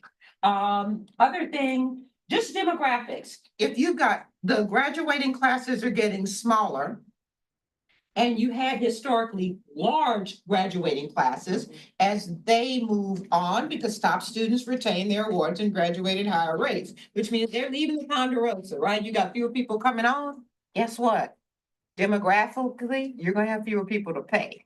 COVID, that put a monkey wrench in lots of students' plans, and we're still seeing effects from families struggling today. You will see one of those exceptions tomorrow. Then we had Laura Delta Zeta, all one word, because they came back to back to back. And we have mental health issues that we are seeing exceptions skyrocket for mental health of students and how they're going to cope with all of this. So if I could go just to the, keep skipping, Elizabeth. Keep skipping to where it shows the dollar value of TOPS. Last word. Yeah, that's what, I'm not gonna even have to say anything. Keep going. Keep going. Keep going, Keep going, keep going. Oh, there we go. All right, well.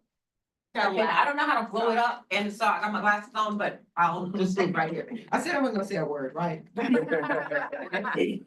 So look right here, when you say this is annual mandatory tuition and fees. Okay, so you're seeing the C 50% covered, 47% covered. Down here, 85% covered, that's allied health. That's the highest TOPS award amount there is. So you're right at what? 50-60% of the cost to pay tuition and fees with TOPS. Okay, now go next. And when I did this for the legislature, they asked me what I did to the numbers. All right, look, okay, now what happened to 11%, 6%? That's based on living on campus or off campus, not with your mama and your daddy. That is your buying. So anybody who says TOPS covers your tuition, that doesn't cover your tuition, much less. It covers your cost to register, but nowhere near your cost Half your to tuition, attend. but yeah, nowhere near what. Nowhere near. And so that, 11% would cost to go to college. so when you look at that buying power and let's cut TOPS, because it does a headline, guess what you do with that headline? Look, please. We see it. And if you look at the trends from 2016 on and the acceptance rates of those upper echelon kids, you're gonna see that. I'm done. Thank you so much, Dr. Appreciate it. We're gonna take a 5-minute break. 11:05, we'll come back and start with UL Assist with Dr. Galloway. Those are the slides I wanted.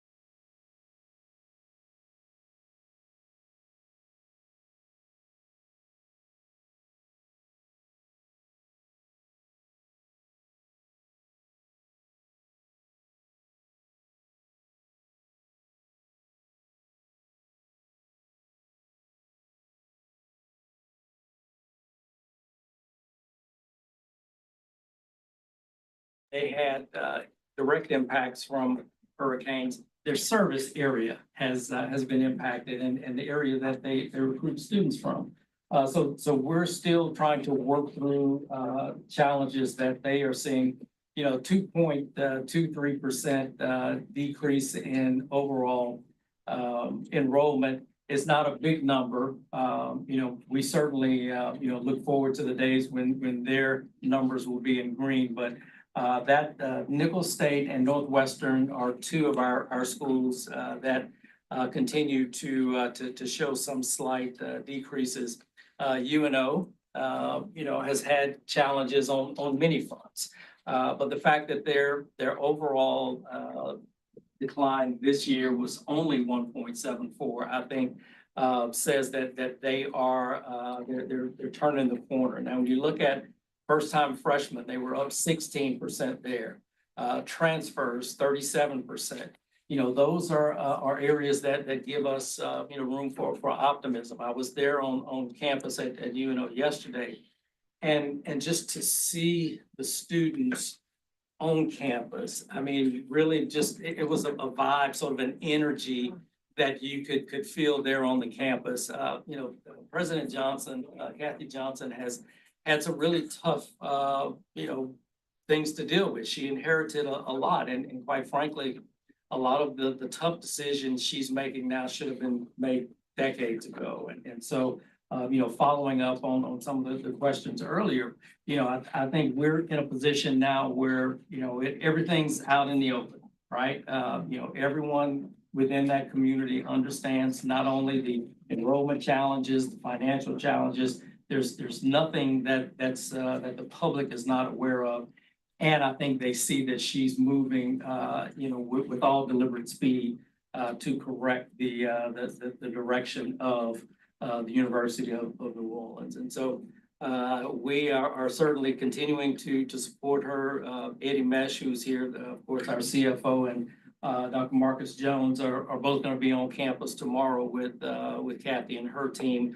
Again, continuing to support them in a number of different ways to help them get to round the corner and finally get UNO back to the level of prominence that we expect. And that's just curious about that. I always thought, since I've been on this board before, that if there's ever a place for opportunity, it's for a four-year institution, public institution in New Orleans. University of New Orleans. I mean, you go to Paris, France, you go anywhere in the world, they hear about it. They may not know where Louisiana is, but they've heard of New Orleans. That's right. And it's amazing. You see what Delgado's doing there. You see what some of the private schools have done there. There is a spot for that place to flourish, and I'm hoping that you're going to have the right formula there to do that. Yes, sir. Well, again, I credit Kathy Johnson and her team for, again, making some really, really tough decisions. And, it's everything from, closing some buildings, that consolidating operations. I mean, they're looking under, in every sector and every area to be able to correct, their expenses to get them, in alignment. And again, we're pushing really hard on them to make changes that, again, are decades in the making. And so the fact that we can't come here and say everything's solved today is not necessarily a surprise. But I think based on some of the reporting, you see she's pushing in all of the right directions. Let me pause right there and see if there are any questions in enrollment wise. My other slides are really more probably philosophical, but if there were any questions enrollment wise, that was Chairman McHugh. We were excited to get to the phone. It was just last night because after reading the reports, they were done a few months ago. Sure. It looked pretty dire, but it looks like outside of the schools you just talked to, Nicholls and Northwestern, and I know that UNO's down, but the trend is up for most of your schools, so that was positive to see. Any questions about enrollment right now? Just It's great.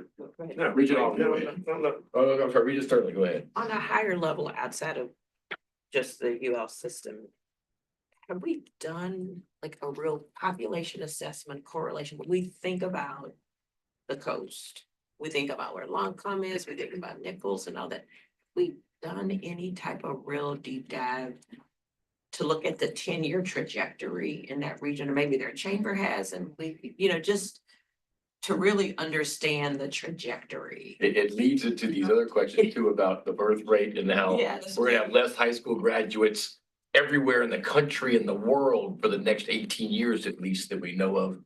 But you're right. So regionally, her question was, do we know about particularly some of the hurricane affected areas in our coastline?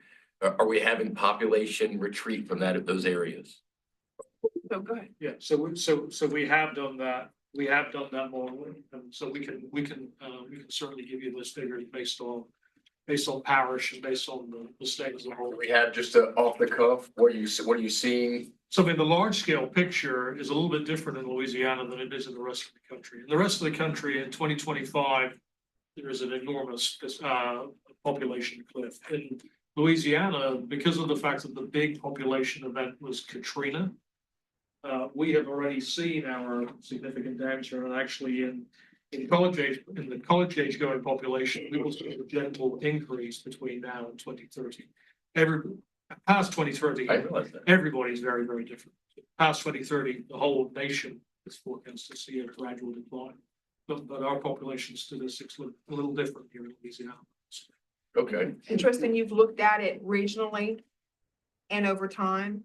I think she's asking about. So like post-Laura, Zeta, whatever, the Yes. threesome, So, the yeah. triplets. So the population. Camera over to Terrebonne Lafouche. So Thank you, Lord. I have numbers on it. So if you look at what's happened over the last few years since we've had the hurricanes that have gone up, the 4 of the 10 largest declines in population in counties in the country are in Louisiana. And those are actually ones that have been directly impacted by the hurricanes.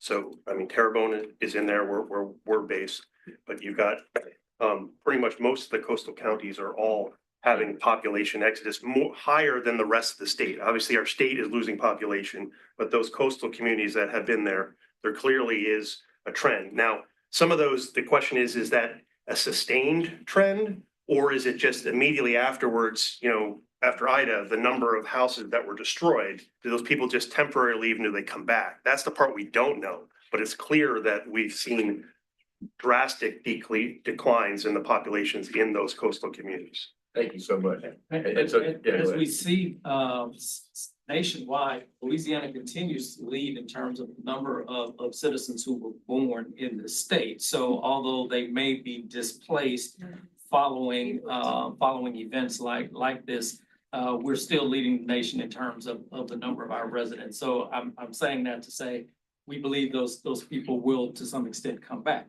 However, when you look at what we're doing at Nichols in particular, in our system-wide initiative to create the University of Louisiana Maritime Academy, that has the potential to grow a population of students and industries that they support in that area. That, of course, is very heavily involved in the maritime industry, and so we're making great strides in getting ready to stand that program up, and it will be housed at Nichols. And this does fit along with the governor's desire to see what he's called specialties, but regional focuses in our area. So if we look at what we're doing with maritime at Nichols, LNG at McNeese, for instance, along the I-20 corridor, the cyber corridors is what we often refer to it as. And again, when you see the data centers that are looking very closely at North Louisiana, and not only the number of jobs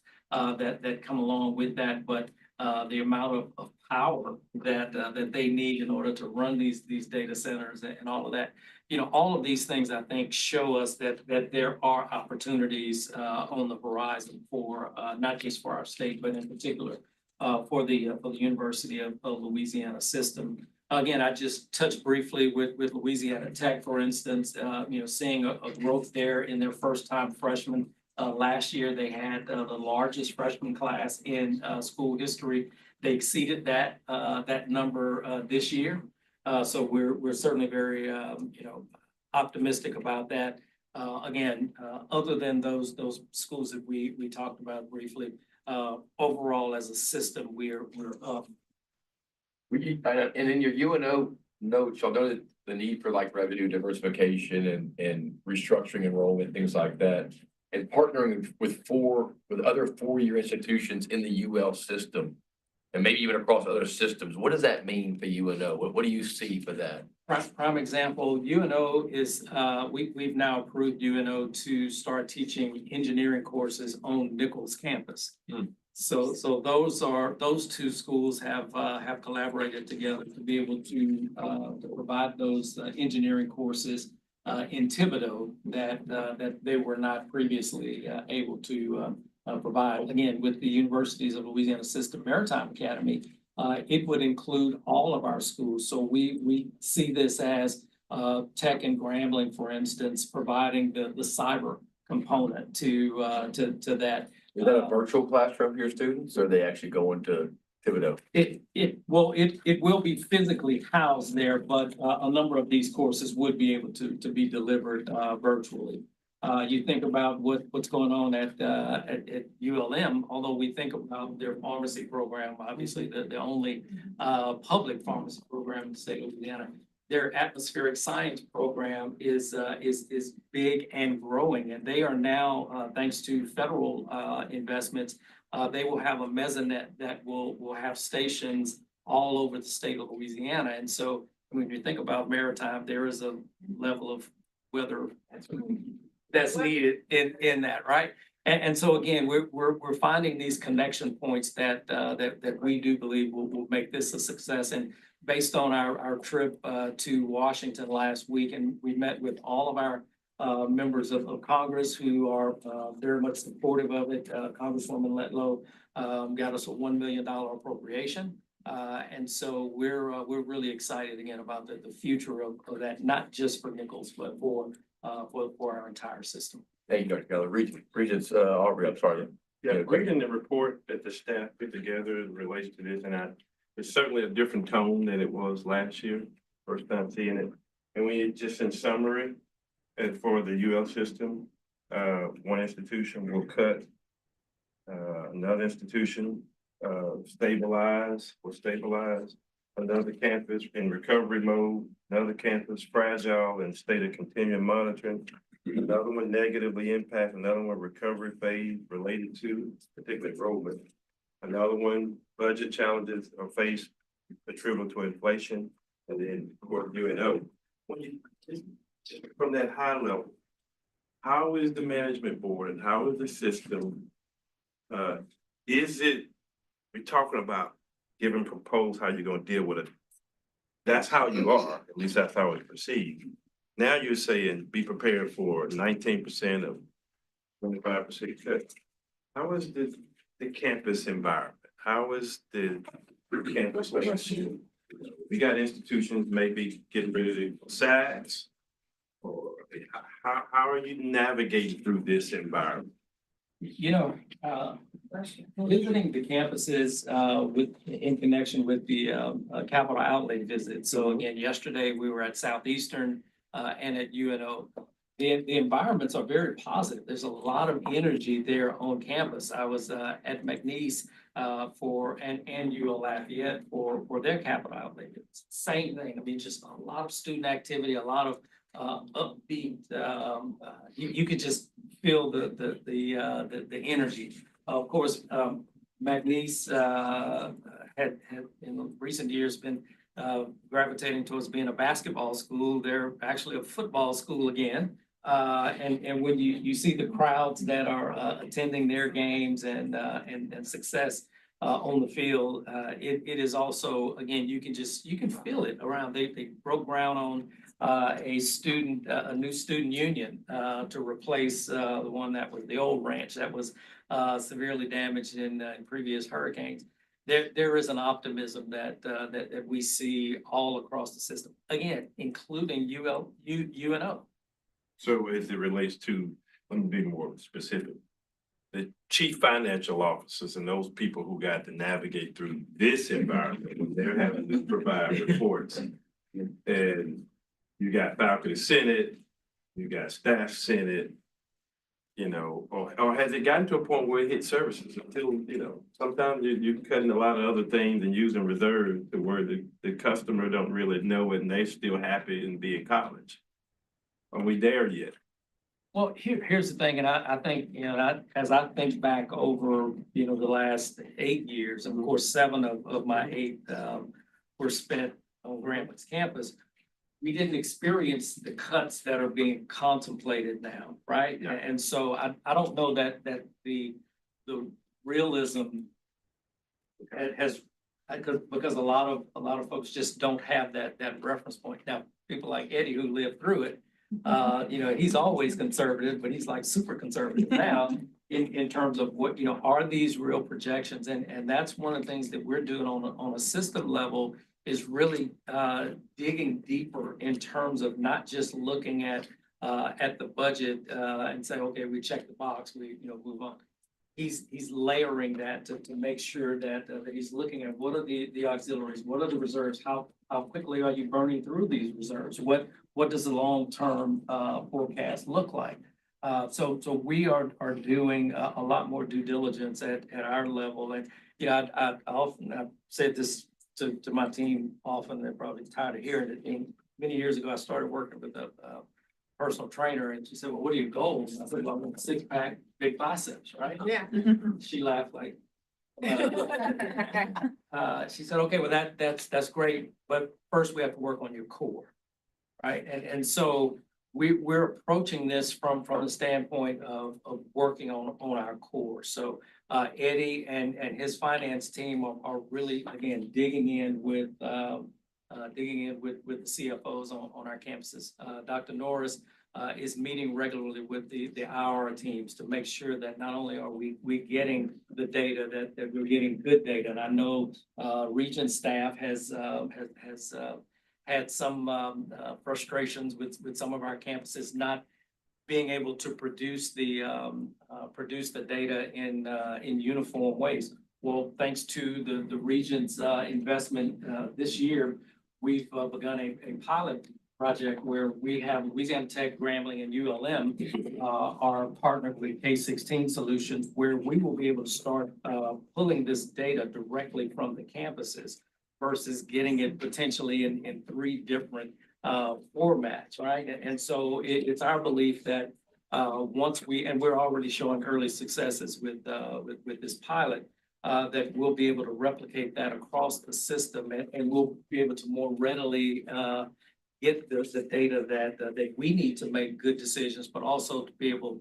to provide to you all and not see lags and inconsistencies in that data production. Eddie, what keeps us, if you think about the 9 institutions, where is the volatility? Where is the one that when the reports are coming in, you go find that school first? Which one's kind of?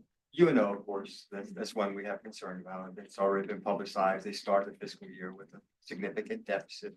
They're working on reducing that deficit, and so far they've made some progress, mostly through eliminating positions, holding back on hiring, but there are some other measures that they will do throughout the year. And so they'll be reporting the first quarter soon in October meeting. I'm going to request some quarterly reports a little bit early for the operating fund only, because it takes significant effort to pull that data together. But to inform our board where they're doing with their operating. Then what's your next one? Just concern. Well, I mean, there's several. ULM is one. They have some budget challenges. They have some resources in their foundation and their nonprofit that does their construction. They do have some struggles. Another is Louisiana Tech has some. They've gotten some help this year, as has ULM, which has really helped. And so they'll be good this year. But you know, some of those revenues that they received are one time. They're not recurring. So you need to match recurring revenues with recurring expenditures. So although one-time funds are helpful, they just really buy you some time. So those 3 institutions. Nichols is another. They received some help from the legislature this year. Great. They're one of the SACs upcoming institutions, and they're very much aware of that. Well, in the interest of, yeah, I say in the interest of time, I'm let y'all continue, but I do like that the tenor is very much real. It's the notes that the staff have provided. And so it's apparent there's a lot more conversation. And, you know, during the transition with this new administration, you know, Regents was challenged to do and ask and be more engaged and be more informed, rather than some of the press releases. And I will say President Gallo and I had long conversations. Philosophically, we typically realign, but as it relates to dual enrollment. And when I look at dual enrollment as it pertains to overall, you know, when I see tech at a 10% and things like that, I go to look, is it dual enrollment? And no, it's pretty, that basically had they're reporting a lesser amount of dual enrollment students, which means that the FTEs and other things actually look better. So I like the reporting, you know, and I commend you all for being very transparent and hitting it head on. And that's something that's important to us now. I mean, without transparency, you can't solve problems. You have to be aware of them before you can fix them. And all the campuses know that. Created a new quarterly report that's really based on sustainability, financial position, to know just how far along they're going. And there have been some improvements because of enrollment that should be reflected in the first quarterly report. But there is still work to do. So if you look at the operating fund is being assisted by other parts of the institution, which tells me that tuition and fees and appropriations together are not quite enough to match the expenditures that they have in the operating. And a lot of that is from inflation, from COVID. One year there was like 8%. It's hard for institutions to keep up with that, the current amount of revenue that they have. And so that's part of the quarterly report. So we want to reverse those trends. We want to make sure that those institutions are sustainable. And with that new quarterly report, it will tell us that. Not only does it report the operating fund, but it's also going to report institution as a whole, what resources they have as a whole. So you can see where the institutions are going. And that from now on, that the quarterly report will. We thank you for your candor. I do want to talk about budgets and things like that. I have a feeling your presentation is going to go in that direction at some point. So let's get back to it. I want to hear more from you guys and write down your questions so we can ask when you're done. So just briefly and to that Region R, you know, and of course, this is my first time appearing before you all in this capacity. But certainly as we go forward and you all get to learn me better and my leadership style, I'm a huge fan of Stephen Covey and 7 Habits of Highly Effective People. And one of those is begin with the end in mind. And so when I think about the level of transparency that we are providing, you know, I would never want to get to the end and have you all look at me and say, Rick was hiding things from us, right? And so we begin with the end in mind. We're beginning with a level of transparency. We're not hiding anything. We're going to get it all out there, and you will know what our real challenges are, but you'll also know what our real opportunities are as we go forward. And again, this is, you know, something that we know that we have to provide this level of accountability and transparency, not just because you all in this room expect it, but our over 80,000 students, our faculty, our staff, all of our stakeholders, our governor, our legislature, they all expect that level of transparency, and we're here to give it. I promise you that. I would just like to just talk briefly about the impact of the University of Louisiana system. And, you know, quite often we get caught up in the, you know, in the enrollment data, which is important, right? And those other numbers. But when you think about the fiscal impact that the University of Louisiana system has, and so when you look at the state investment of about 300 million, of course, the rest of our budget is based on self-generated fees, tuition, all of that. So for the state to invest roughly 300 million and to get 11.8 billion back, I think is a pretty good return on investment by any standard. Now, this data is from our economic impact study that was conducted in 2022. Does that 300 million include the mandated costs going back? Big pardon? Does that 300 million include the mandated costs that go back?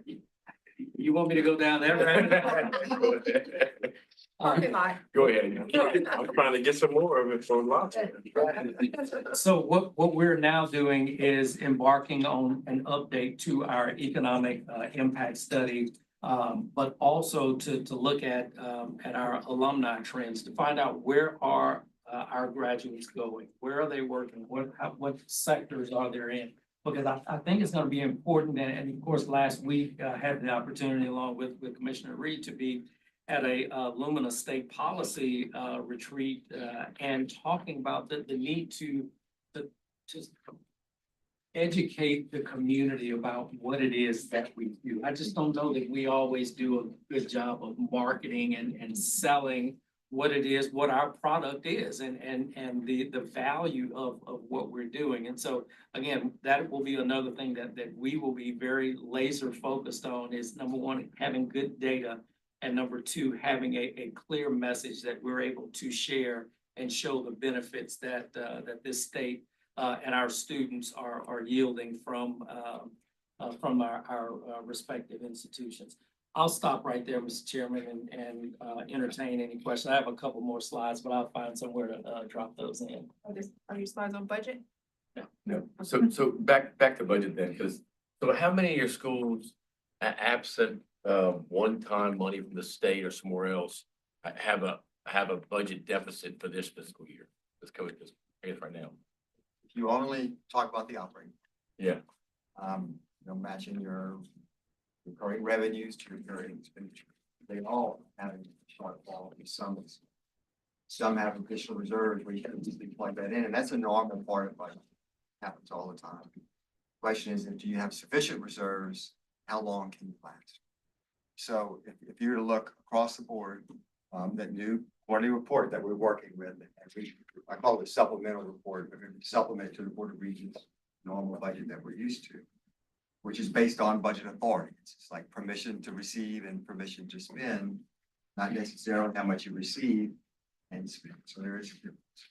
So we're gonna show that.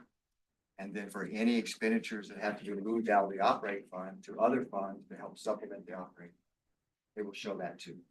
So if you take that into account, to certain degrees, every institution is needing a little bit of support for their operation. Now they can increase revenues to offset that, or they can cut expenditures when they can balance, and they always do. This is a particularly difficult time. But those reports are going to show that, and there'll be communications with the campuses to show their progress by the end of it.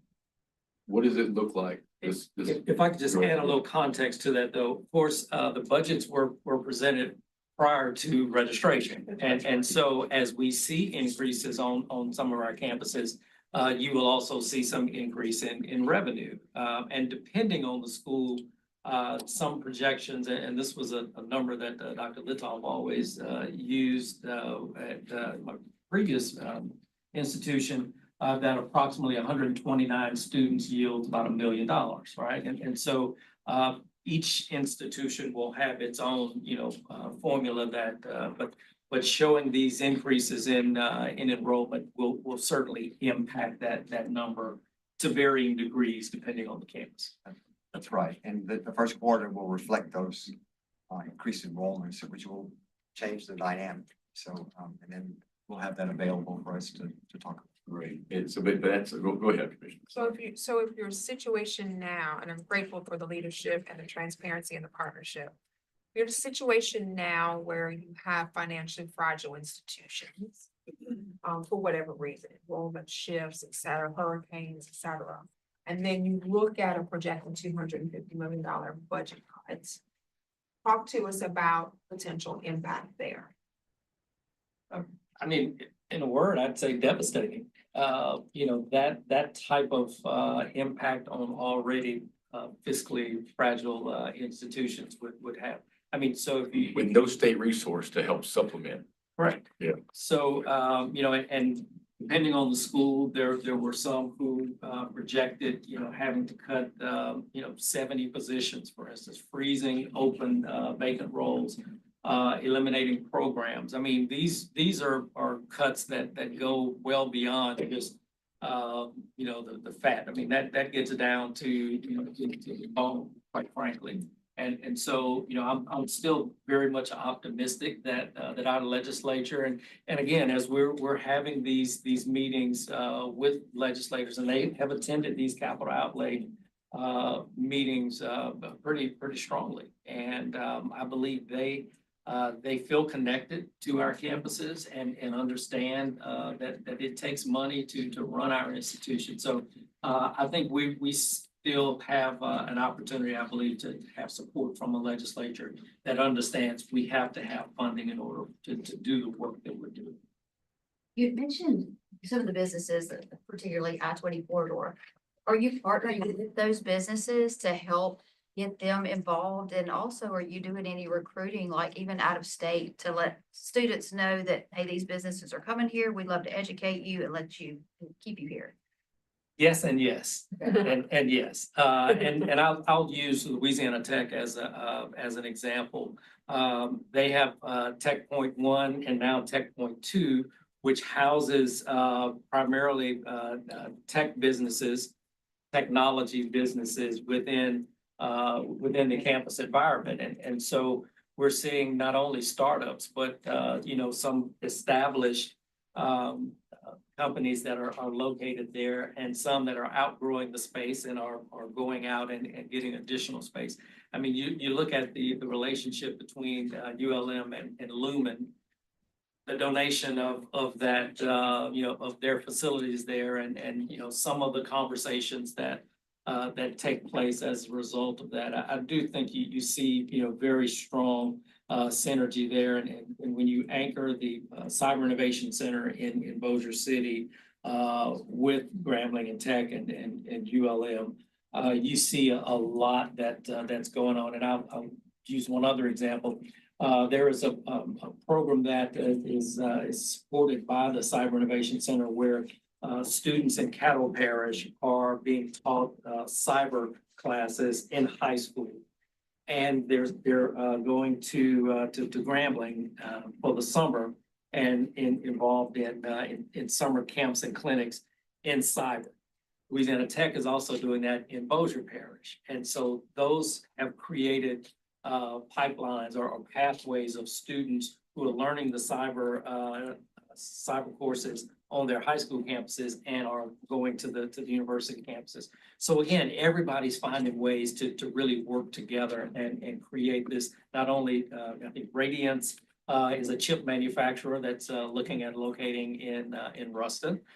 So again, all of these things are sort of working together that I think will yield some really great results along the I-20 cyber corridor.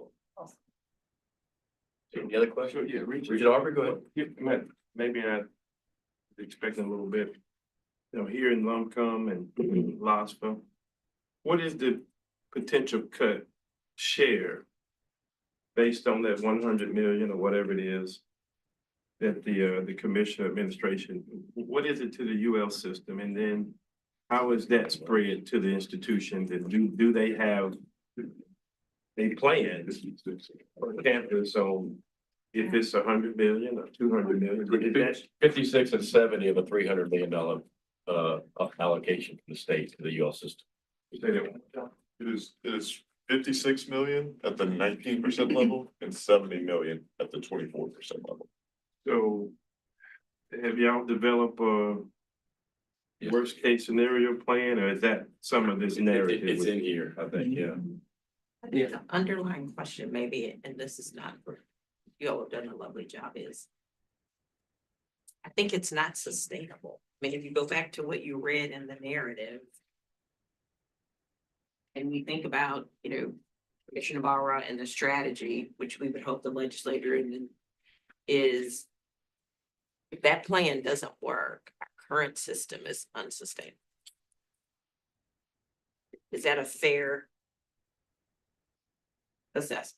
Yeah, I think that's very fair, and I don't know that we always, And get the courage to reserves not talk a about it, magic, but yeah. reserves are not a magic word. I can't imagine the reserve pools at all these schools. You know, I think McNeese, Nichols, Northwestern, Southeastern, ULM and UNO all have plans in this budget year to dip into reserves. And I can't imagine they have really deep reserve pockets. Well, some do. McNeese has probably, thanks to a lot of work that Eddie did while he was CFO there, his conservative approach. McNeese has, significant reserves, Grambling, thanks to a couple of conservative CFOs, there, have significant reserves. But, each campus has its own, has its own abilities and challenges. And, looking at the student board member and, quite often we talk about the numbers, but, it's not sustainable to be able to provide the level of not only instruction, but just support for our students on the campuses as we're currently doing. And if you look at a standstill budget this year, when we all had inflation to hit everything from the cost of the food that we serve to the cost of the artists who come in to perform for student speakers. You name it. Nothing that we do on our campuses is cheaper to provide to our students now compared to last year. So again, that will have to be a part of the change in how we talk about the impact. It's not just dollars and cents. There are actual students who will feel the impact of these types of cuts. So, just to be clear, because I'm asking Matthew or whoever prepared. This question number 2 speaks to the 0.45 sales tax sunset and to develop a $250 million plan in 2 scenarios. And there are summaries about it, and I'm sure there's some backup at the institution level or the system level of what this means. The Grambling will review if it's eliminated and cut faculty and staff. And that's it. And they accept the position. I'm sure these people. The concern, I guess, maybe why I thought it must be something else. No response from UL and no response from ULL and ULM. Are they not? Are they just gonna use reserves or we? I think they're just not prepared to give you a definitive answer at this point. But they are concerned. They're having discussions and meetings. They just don't have anything definitive at this point. All these reductions will be devastating to our institution. We're not in a position to absorb those as often. So Can't leave it open-ended like. well, it's very difficult to see. 70% of the budget. They will, if that's where this goes, they will create plans to address the budget deficits that we create. Right, but I thought we were instructed to have a plan. Well, to share, so the instruction, as you know, every September we meet, the instruction was tell us what you need, but also tell us the impact of these cuts. Correct. Right, and so we will have a responsibility, not just today to talk with you, but in October to talk to appropriations, to talk to House Education, to clearly articulate what is the impact. Correct. So my sense, we'll let the leadership speak, is that every institution can tell you exactly what the impact is. Right. The question is, do they want to cause the concern and the angst that might lead some faculty to not stay, some students to maybe not enroll? And those kinds, this is the double-edged sword on it. We have a responsibility as educators to educate on the value. But there are many people who will say, I am extremely concerned about articulating something that will cause the worry to become reality. And I think that's probably more of what it is than every institution having a plan, but Mr. President, speak to that. And I think if you look collectively at the responses of the institutions, they all talk about the difficulty in recruiting and retaining faculty, for instance, and UL in particular, as our system's only R1 institution. And I was at the opening convocation where President Savoy introduced the new faculty who were joining for this fall.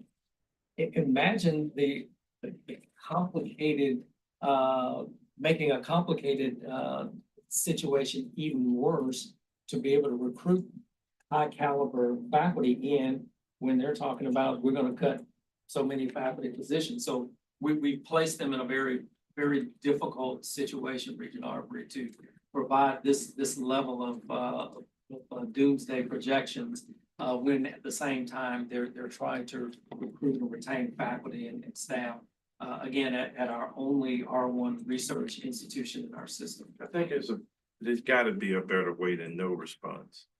And they provided I guess, a more general overall response that they reference by reference, on some of those. So, again, I don't want this, body to feel like they have just simply refused to answer. I think it's been a more general, comprehensive response to the questions. I mean, we have to accept it, but we are aware already that as the CFO in particular, the institutions, the volatility based on enrollment, finance, and things of that nature. One of the schools is already there. Now we have been asked to provide a plan and but not provide a response to the region staff. I just don't think that's fair for us to just ignore it. That's where I think this slide probably comes in handy. Yeah. So depending on which side of the cube you're on. Right, and so again, I can tell you, the cuts would be devastating to all 9 of our institutions. I would dare say to the entire state. So just depending on which side of the cubes. I think I used that in one of my trials against Mr. Lee. I didn't win that one either. I like that. Yeah, that's good. That's good. Is And there, that is not me with the big belly button. is there any work to plan more collaboration amongst the colleges in case there is a shortfall, that they can work together till they build those curriculum up, or, I mean, any other conversations about that? There's ongoing conversation about collaboration, and so when we look at, again, I've referenced the, and I'll send you that slide. It's a good one. We've referenced the UNO and Nichols collaboration, and there are others that are contemplated. We're also looking from a from an operations standpoint.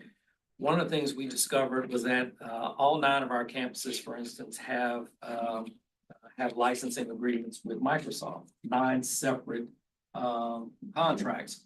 So we're now in the process of issuing an RFP where we can hopefully consolidate and get better pricing for our 9 campuses who are, currently in one of the bills that was vetoed could potentially have, addressed that. But at any rate, that's just one area of efficiencies that we're trying to reach in across our system. So we know there's a lot more work to do, but we're certainly looking at every opportunity to cut costs where we can.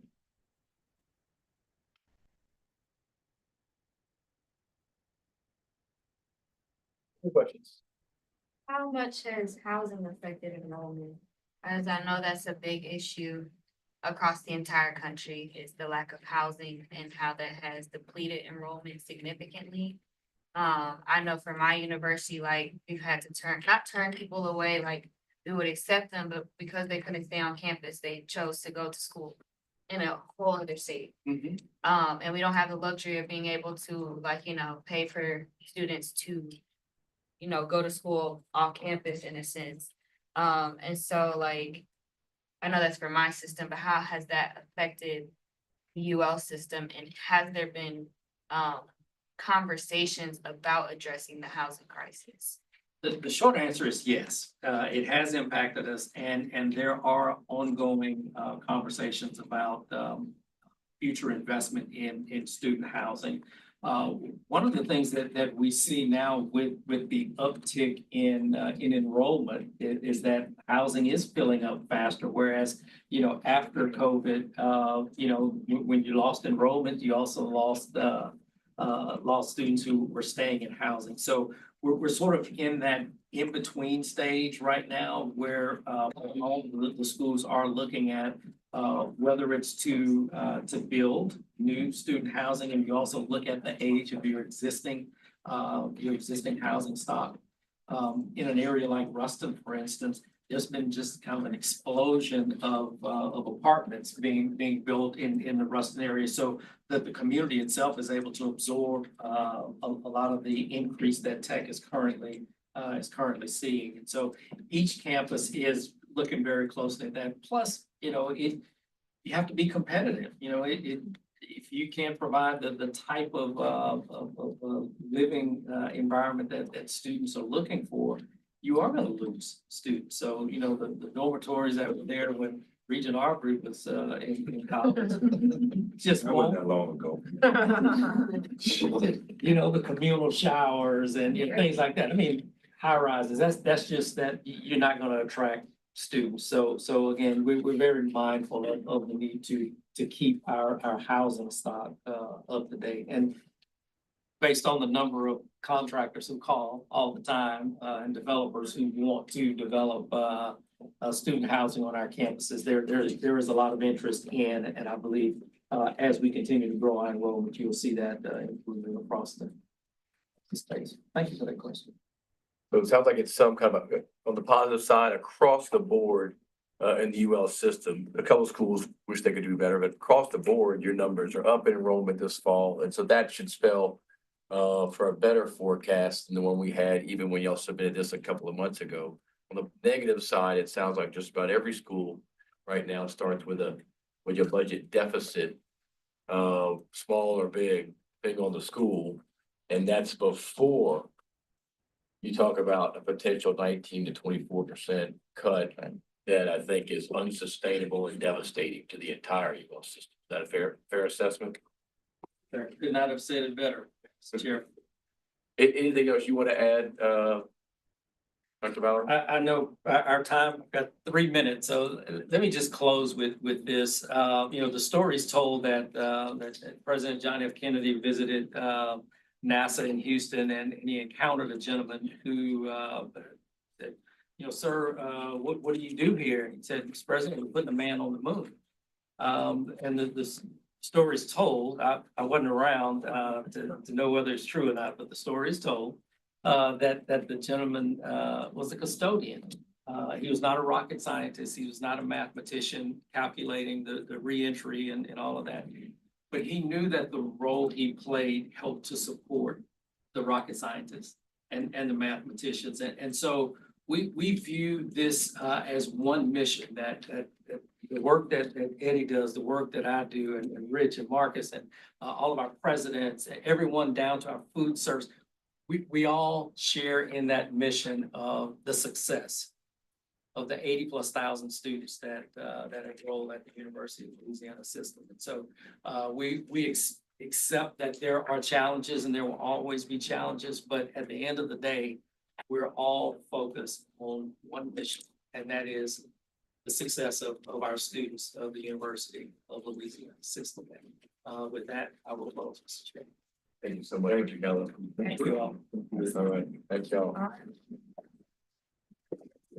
We're gonna take a very quick 40-minute lunch break, and we'll come back here at 12:45 with the Southern University System and President Shields. All right.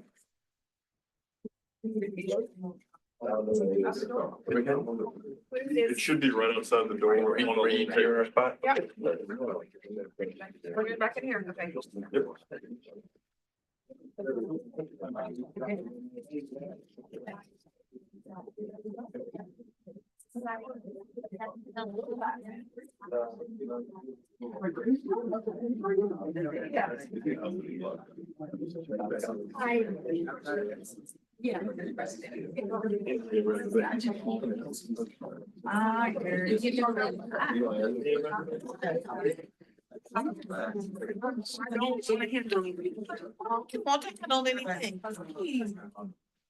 I have big excuse.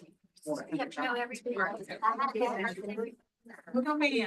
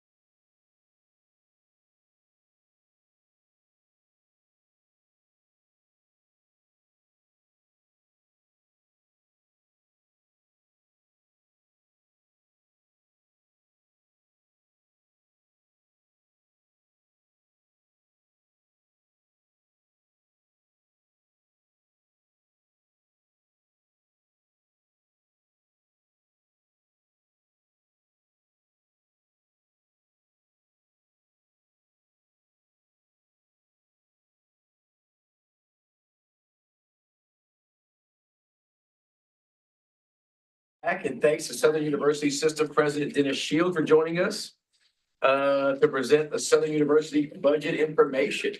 Thank y'all for both being here, and look forward to hearing from y'all.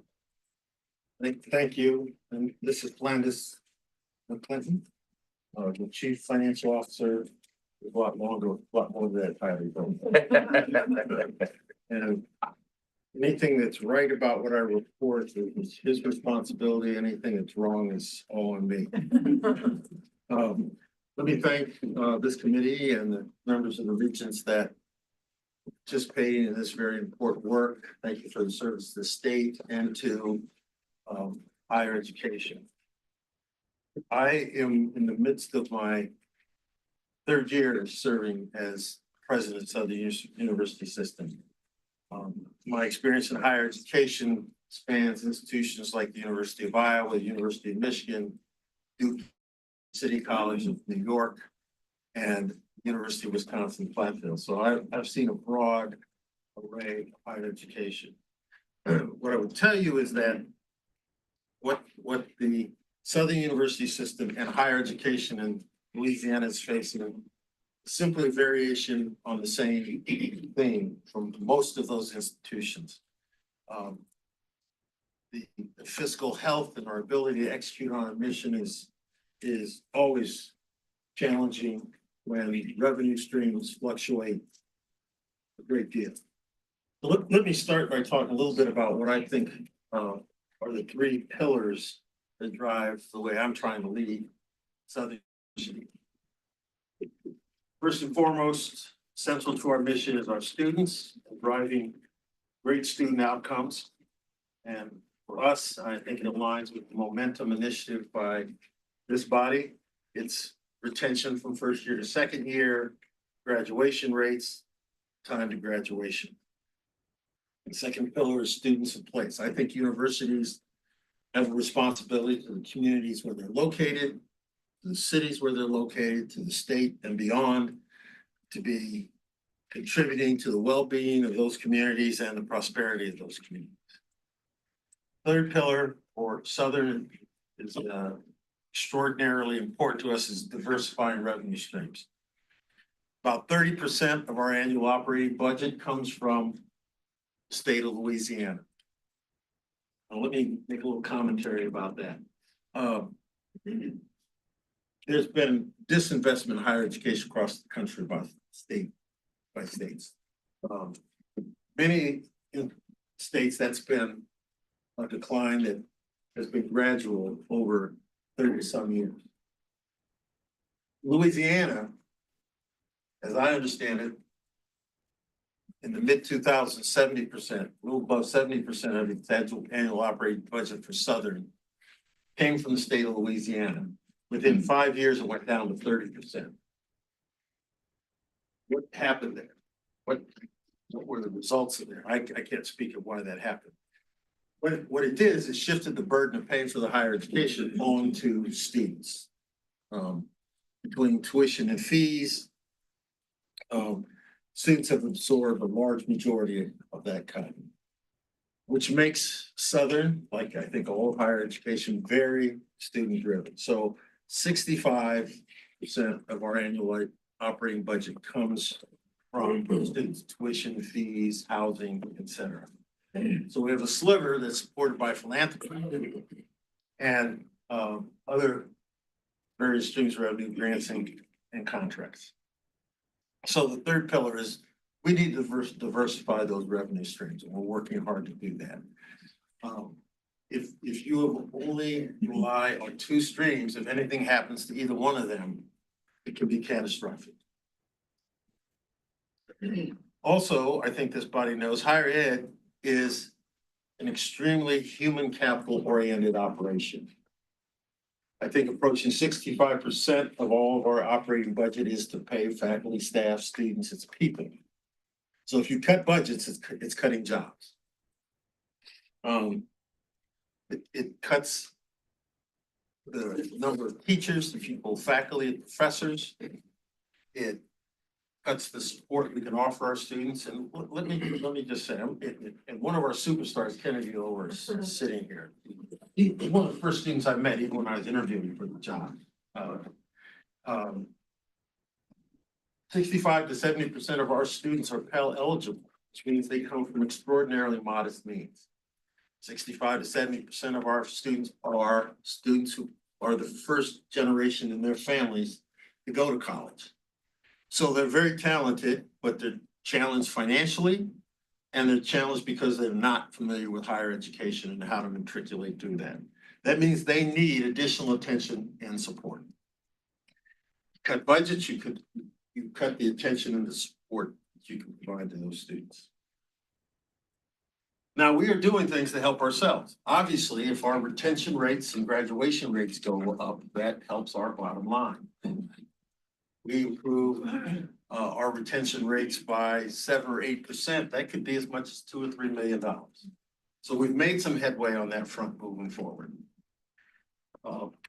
We've re-energized our research and efforts to attract grants and contracts from federal government and state government.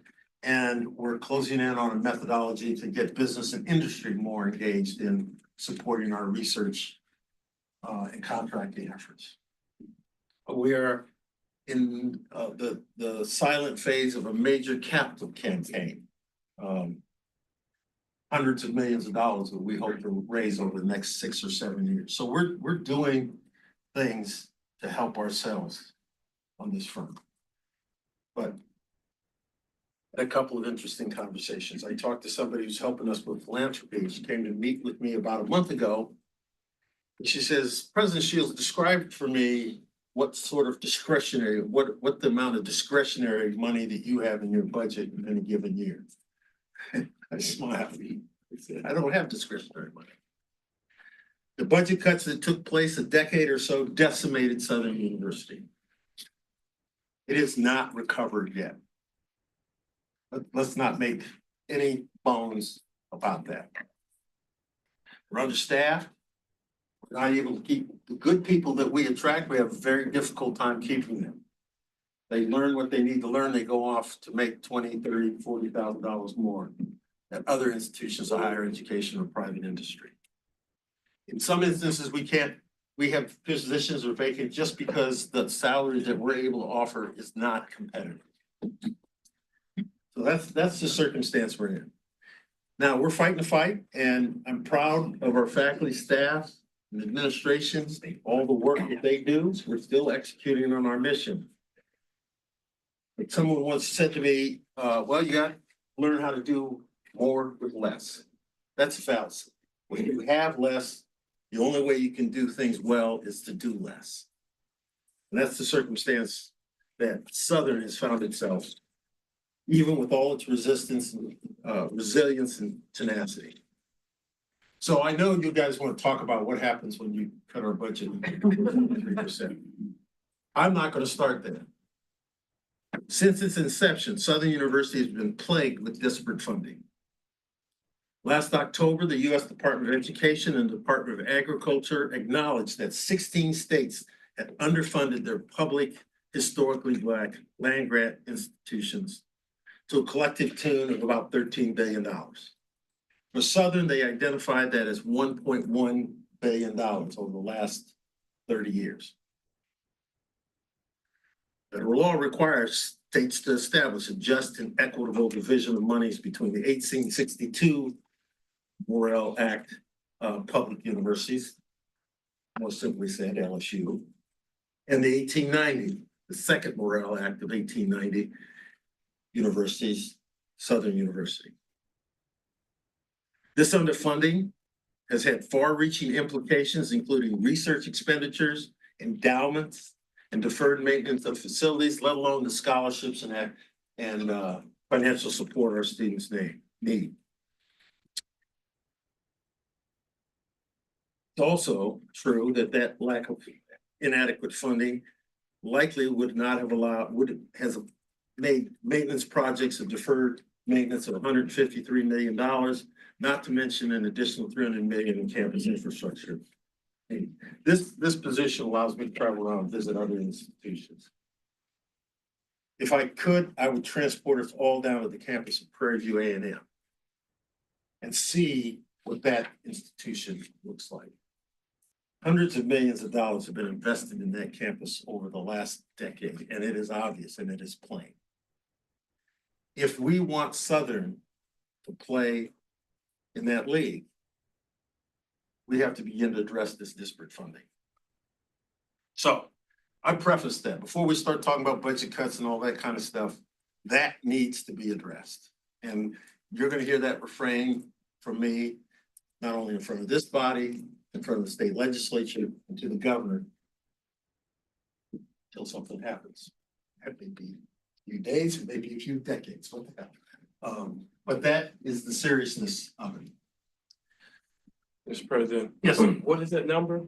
What is that number that the federal government identified? $1.2 billion. And over Just the Southern. That's just our Southern over the last 30 years. 30. In real terms, that the average over those 30 years of the difference in funding per student ranges from $2,000 to almost $8,000 a student.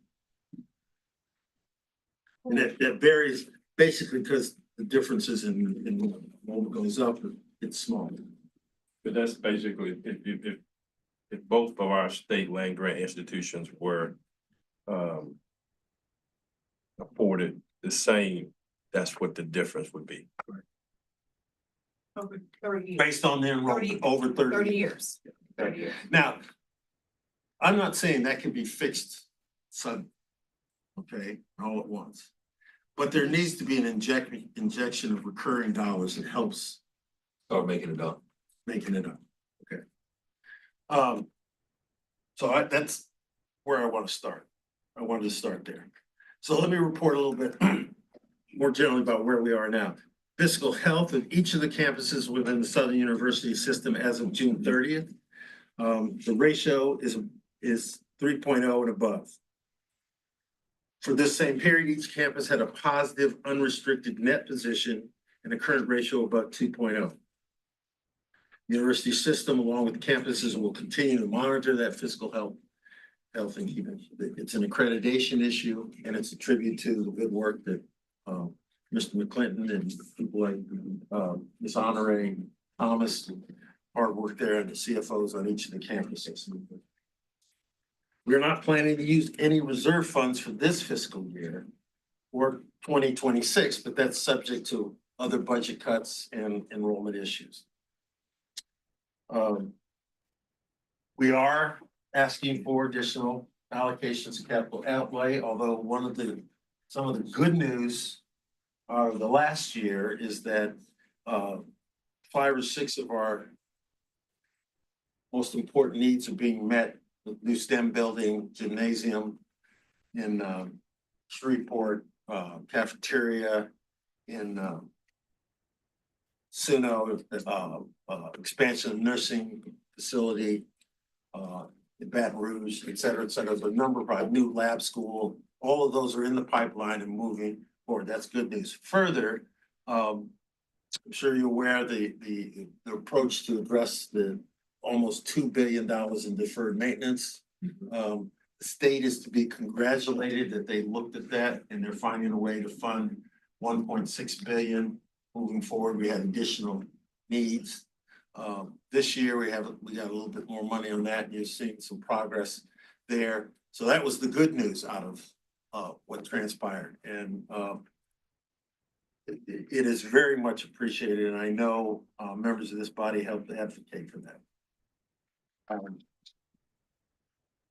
What are some of the challenges? Well, we have to meet enrollment targets. I'm pleased to report as of today, enrollment across the system will be up a bit, most of it led by Baton Rouge. Southern University New Orleans is still struggling a little bit.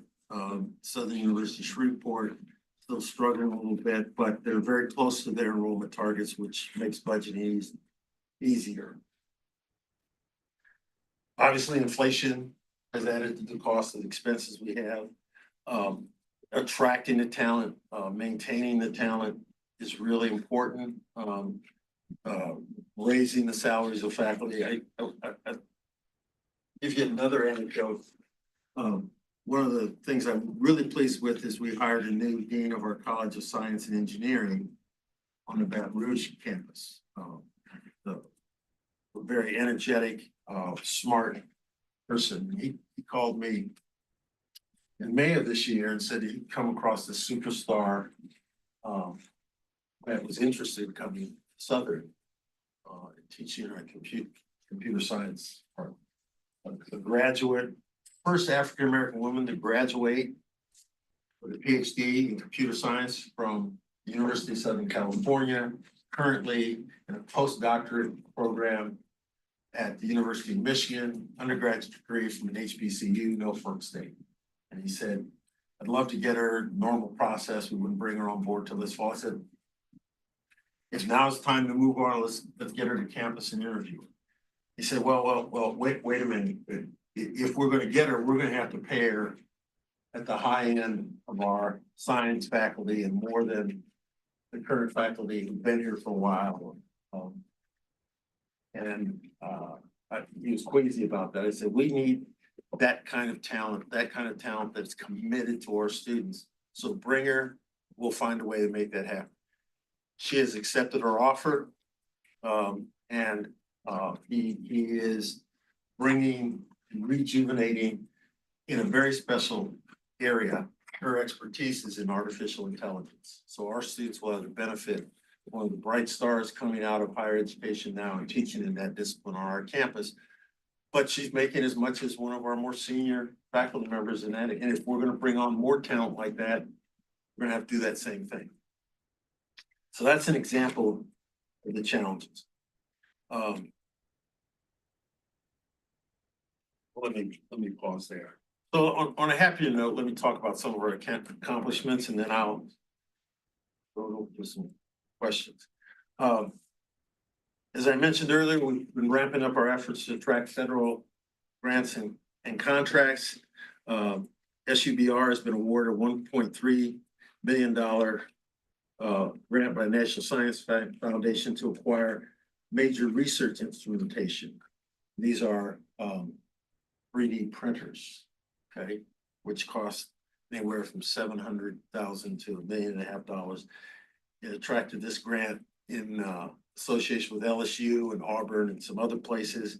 I'm really excited about it because it may give us an entree into doing research for business and industry in this state that don't want to develop their own research capacities. Another way to generate revenue. In January, we awarded the Department of Education Research Development Infrastructure Fund, which purpose is to help institutions like Southern actually expand their research and develop the bandwidth to do more. That was very important. Southern University in New Orleans, implementation of a Bachelor of Science in Cybersecurity, one of the most hottest areas in higher ed and in industry now.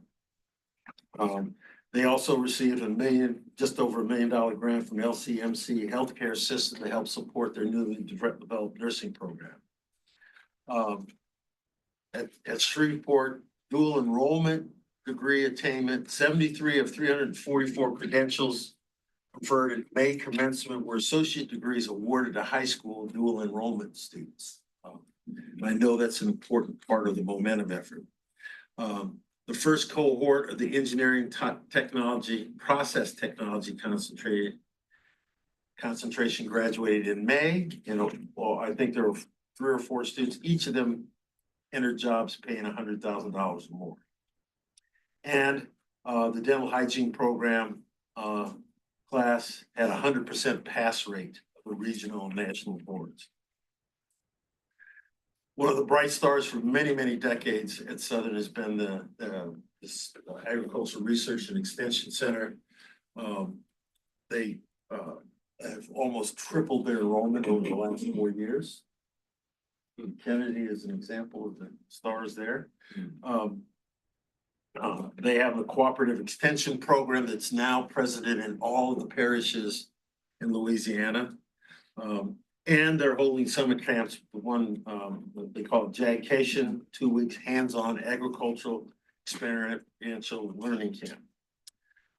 They also, if you get a chance, they have developed their own beef called Sun Beef, Southern University Natural Beef, which will be served and promoted at the Taste of NFL in October.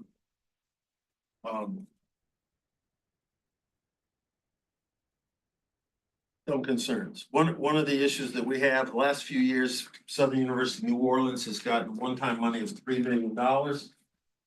That's been a lifeline for them. We made an effort to keep that recurring. I think it's been in place for 4 years. But that presents a real challenge if it goes away. And we have to expend a fair amount of energy every year, making sure that gets put in.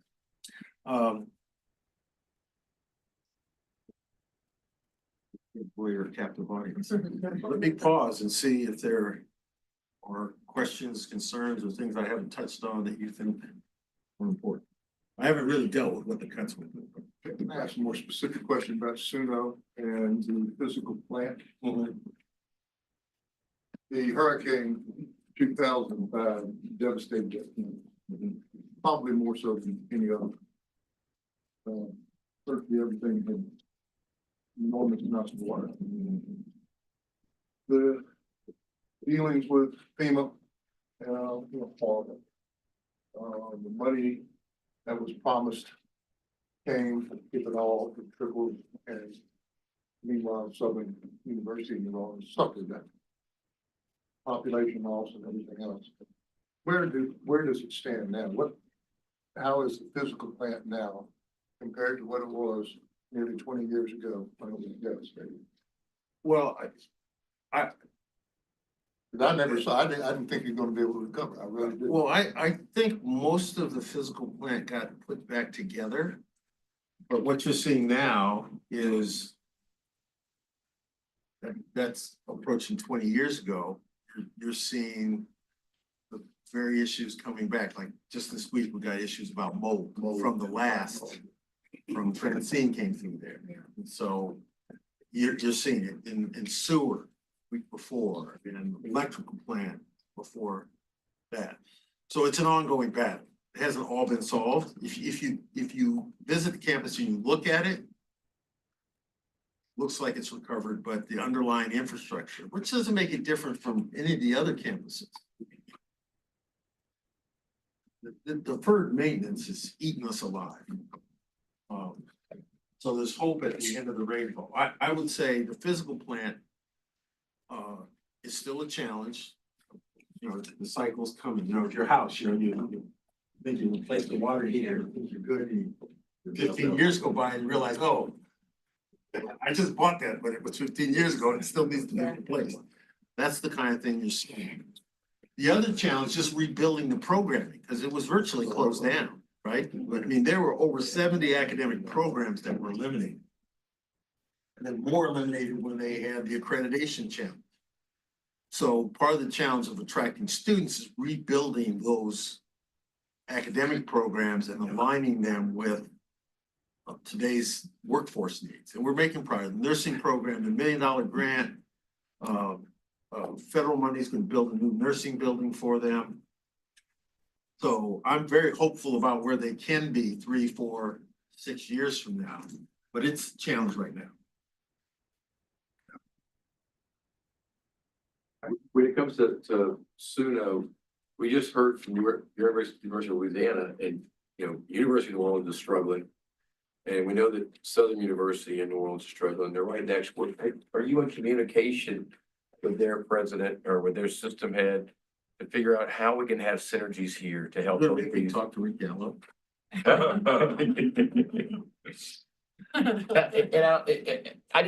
gotta be some real synergies there to capitalize, because I was telling him a second ago, if you were here, like, it just seems like we ought to have a really successful public university in New Orleans. And right now, we have two that are struggling. So, but we have technical colleges doing really well, so.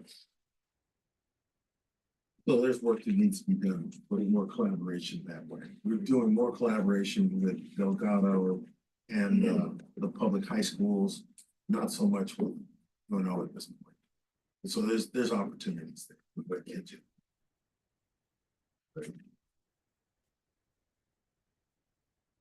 Anybody else, any questions right now? They look right here at me. Well, You wanna you're my number one question asker. Terry, You wanna continue into the budget or you not? Well, I mean, the commentary that I would make, so we've been asked to anticipate a 23% cut in funding. That won't work. I mean, we are operating with almost no margin. All right, right now, every day I look at the enrollment numbers from last June to today. First thing I look at every morning is the enrollment numbers. And not just the enrollment numbers, the paid enrollment numbers. Now, we've gotten shrewder about that, okay? But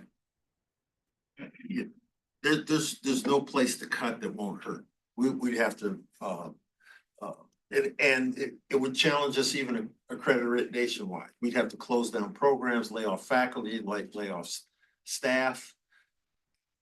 At the very point where we're sort of building out an infrastructure that can lead to more success. Right. You know, it just, and quite frankly, it seems to me it's a manufactured crisis. It's simply the state making choices to spend their money somewhere else. And the state is, they can do what they want to do, and we will do our best to survive that. But as I said, over 60% of our annual operating budget is people. We don't have supply budgets that we can eliminate. We don't have a whole lot of travel that we can eliminate. It means less academic advisors, larger classes on all of our campuses. Any initiative that we take on, if we're going to be successful in the capital campaign, it'll be extraordinarily hamstrung by the inability to hire donor officers. Federal grants, you have to have an infrastructure to do that. And just as we're getting to the point where that's ramping up, we have to disassemble that. That's a missed opportunity. That's just the reality. Now, if it happens, we're going to have to deal with it. So I'm not going to say we'll throw our hands up, but it's going to change the whole dynamic. And what I would urge you is that the workforce in Louisiana is coming out of these four systems.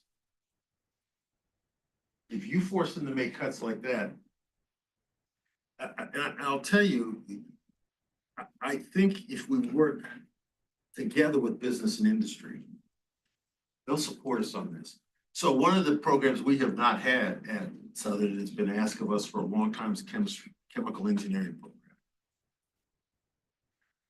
As I was shopping my new dean around, I told Exxon, Shell, and these other folks, well, actually, he's a chemical engineer. Oh, really? Does that mean you're interested in chemical engineering? He said, yes. Their eyes lit up. So one of those entities just committed a full-time executive for a year to help us develop that chemical engineering program. That's an in-kind contribution, almost $400,000. But that's how important it is to Exxon, Shell, Dow, Chevron. They need chemical engineers. Right now, those chemical engineers are being trained at Prairie View, not LSU. There are a number of African-American students start in chemical engineering at LSU, leave and go to Prairie View for a variety of different reasons, who would stay here and get their degree in Louisiana and go to work for these companies. We stay here. We can forget developing a chemical engineering program if these budget cuts come through. What are some steps that you're taking to help identify potential students and recruit them to come to your schools?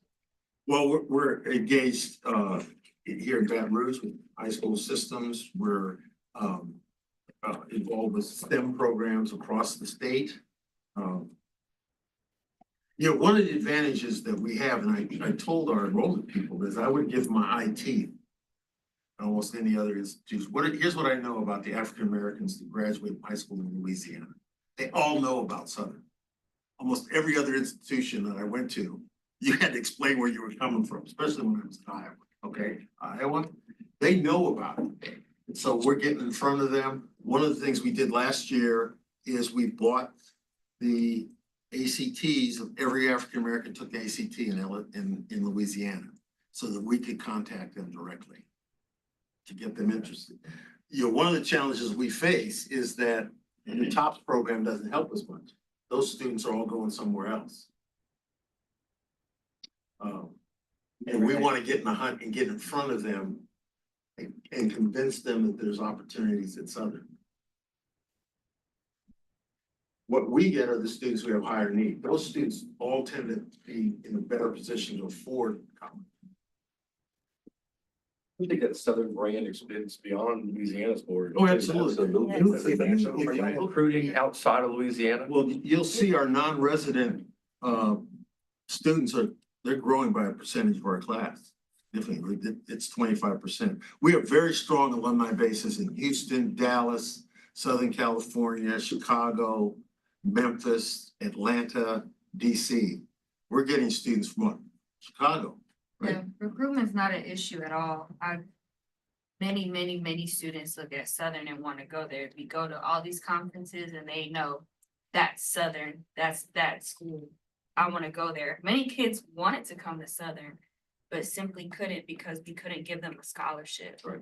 That band will probably be way bigger than what it is now, but because we couldn't give them a scholarship, they went to Jackson, they went to Grambling, they went to Prairie View. It's more so like retention in a sense, because we can't retain them if we don't have anywhere to house them, if we can't give them scholarships, if we can't even, feed them properly or make sure that they have enough, resources in the classroom. So I don't think that's like recruitment numbers is our issue. It's we recruit crazy. It's just keeping them there. It goes back to disparate funding. And I'm sure that's across the board for everybody. I don't think recruitment really is an issue.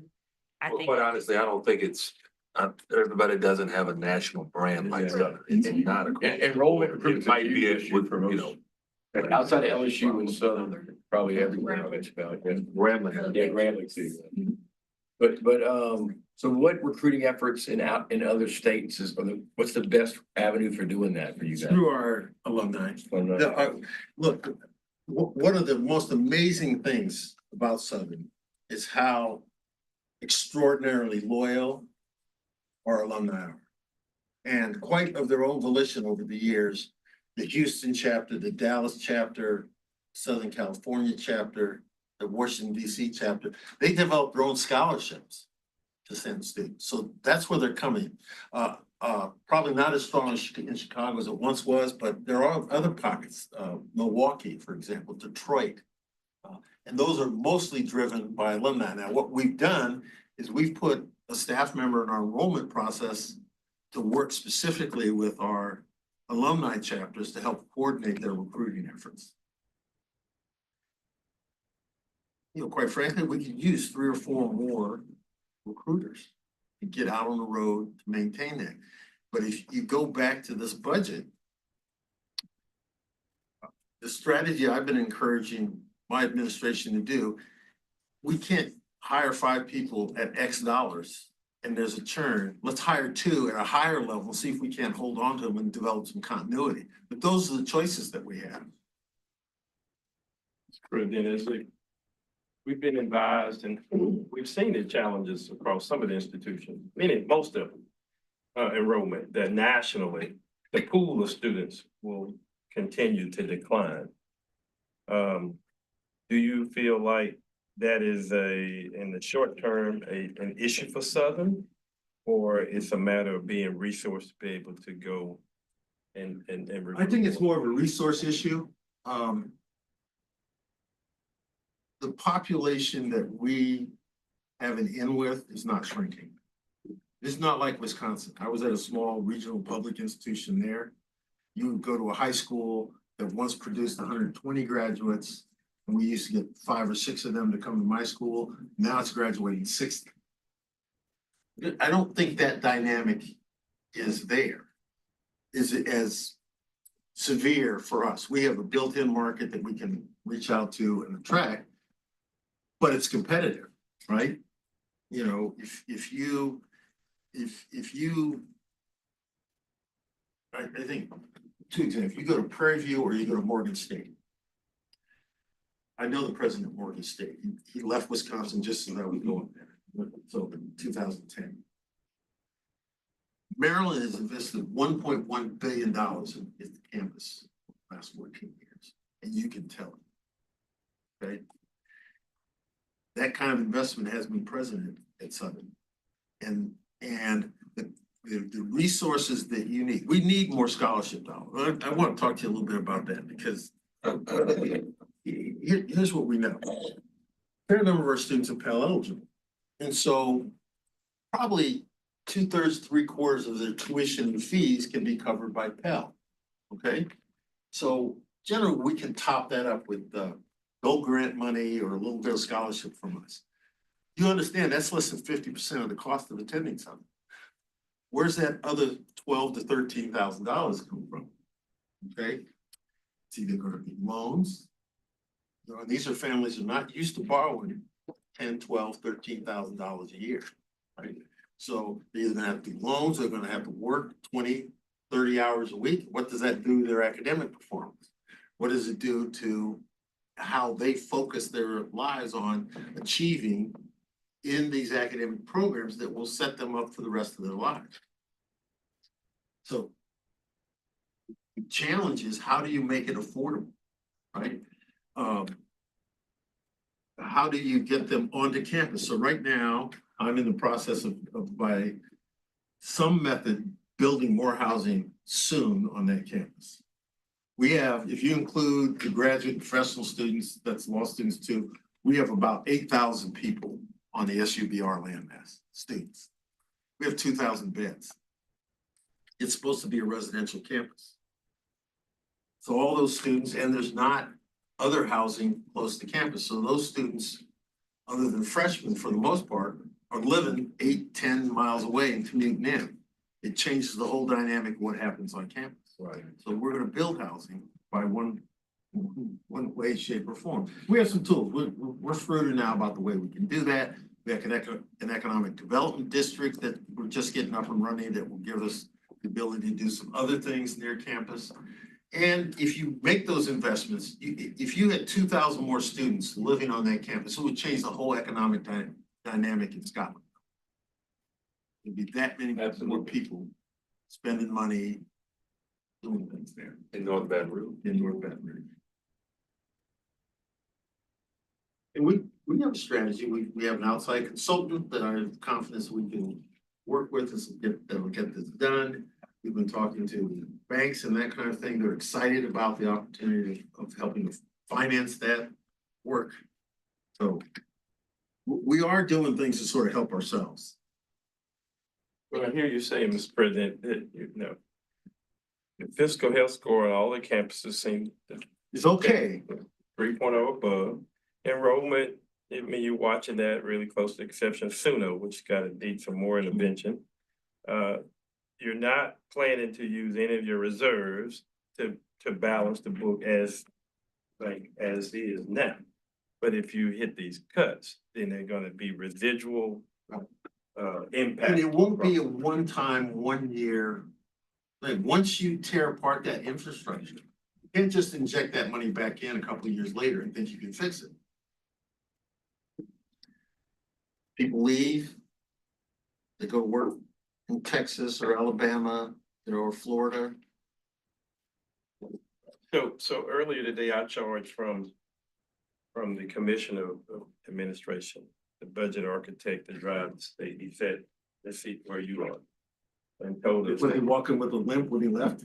I mean, he just brought, from his perspective, he said he will have to provide a budget by February 28th to the legislature that will address a $600 to $900 million shortfall. And now that will include a lot of different things, including this approximately 400 million covered by the sales tax. And there's some other things in there. Now, based on a potential special session and revenue estimating and the legislative session in the spring, that number may not be 900 million, it may be less than the 600 million, but he did advise us, I understood it very directly, that we shall expect a cut. And so here, at least you feel comfortable, where you are, I just hope the message to the campuses, to the respective chancellors and the leaders, CFOs, that while we're good, that it's very likely, based on what we understand, that there will be cuts. We're clearly not doing some hiring we would do if that wasn't hanging out there. That's good. I know, I mean, it's, we can't, we know that. We've already held some positions vacant. Okay, and as they become vacant in the future, we'll probably hold them until we know the outcome of these budget deliberations at the state level. Responsibility. Now, we can mitigate that some if we retain more students, if we recruit a few more students, we may be able to offset that. But right now, we're kind of in the holding pattern until we see how that goes. You probably got some new programs that we recruited over the last year, but rather than hiring those faculty and moving forward, you gotta wait to see how things. You gotta make, you gotta make some critical choices, like this new computer scientist. We know that's gonna be a hot thing, and so we can't miss that opportunity right now, but we may not fill another position until we have a better idea, or that we know that we have a stream of revenue from some other direction. Your federal funding, particularly like Title III and other things, I know it's that time of year for those. Yeah, Federal. the Title III is gonna be held pretty steady at this point, maybe a little bit of a cut, but we're thinking. We also have another election coming, so that Could impact it. yeah, right. And we know, so we know the current administration's put even more money on the table for HBCUs, okay? Do we have the infrastructure to really go after those dollars, okay? So we're gonna go after some of them, but if I had a fully staffed federal relations function, that could turn into not just a couple of $1 million here and there, that could be turned into tens of millions of dollars. But I can't hire that person. Some good ones are gonna cost, maybe up to 6 figures, and clearly above that if you include benefits, bring them on board. We can't make that investment now, knowing that 6 months from now, we may have to do something different. So we're being very conservative with what we're doing right now. It seems to be the environment we're in. It's the reality. I hope you're not offended by me being direct about, I don't think that's the way it has to be. There are choices I being think made. that's the reality where we are and where we're going, and I hope that in this environment that we understand that the needs, all institutions have different needs.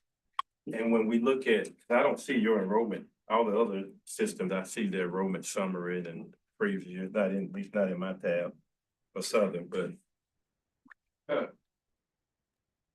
what's happening at Nichols or Louisiana Tech is different than SUBR. Right. What's happening at Southern Shreveport is different than LSU-A or LSU-E units.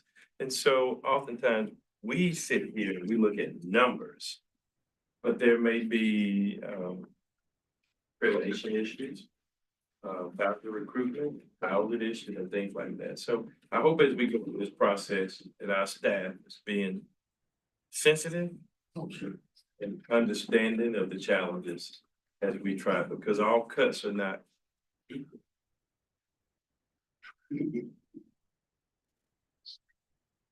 My notion, that for Southern, what I'm trying to work to is get us so that we have more control over it. So how can we control some of our destiny in this environment? Well, we need to improve our retention. So, you can make the argument, the right thing to do to be worried about that, right? Well, if and you see the data, historically, we've had 60% retention rate. Okay, first year to second. Retention of students or? First year to second, And what's the completion rate for, I guess, 6 years? like 30%. I knew that when I came here. So, and I think I can do this, and I think I think it will tick up a little bit. I don't like to say, but I have reason to believe it's gonna tick up 2 or 3 points this year in terms of retention. But if we take that to 70%, that could be $3 or $4 million a year. If we get it to 80%, it could be $10 million.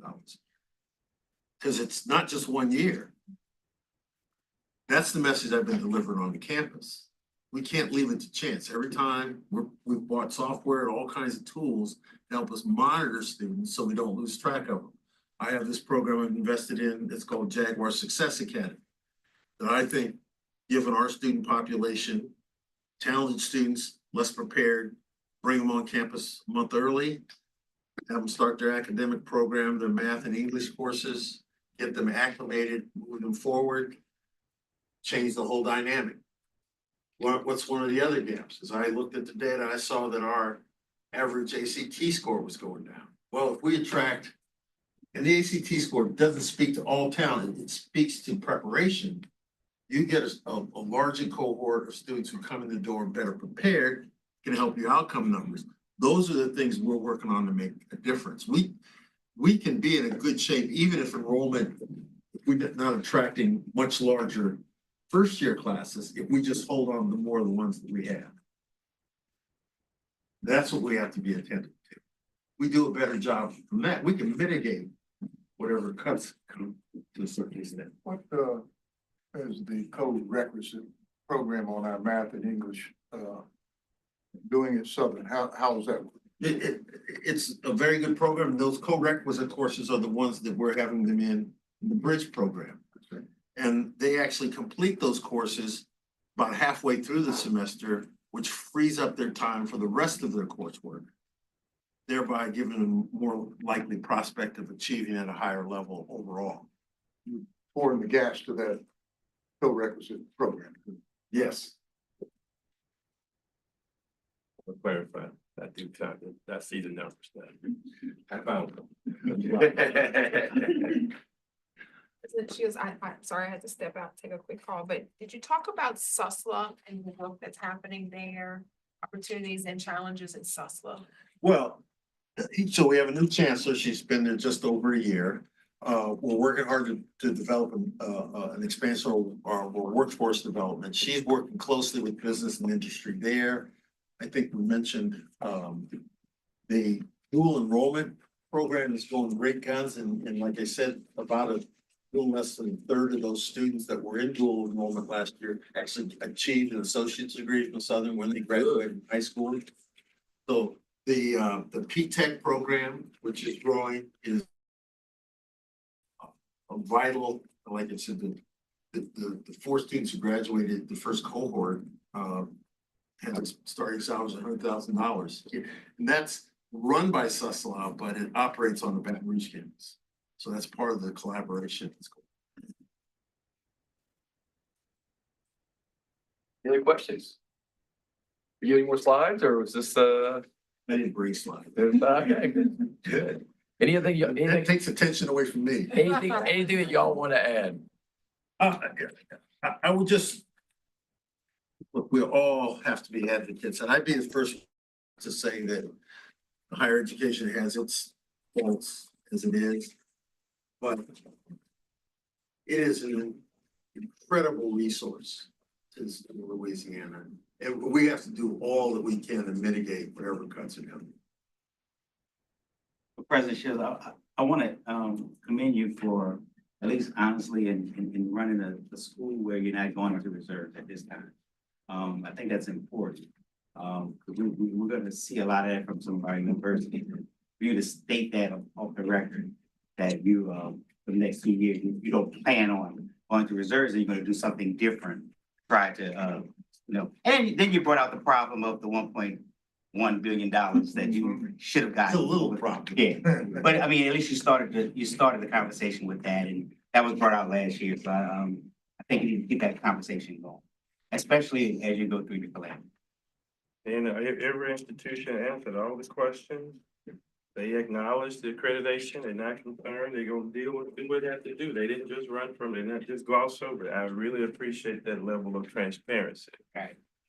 That's very important in this environment, for us to trust you that you're gonna bring answers and you're gonna deliver, and we'll come back if there are issues. Makes us wanna help you more. But when you don't give answers, and then we turn up one day in the news and we hear about a layoff and all this going on, like, what happened? Why y'all didn't know? So thank you. Thought it'd be the right and transparent thing to do. If you do it the right way, you don't have to deal with freaking Aubrey. He's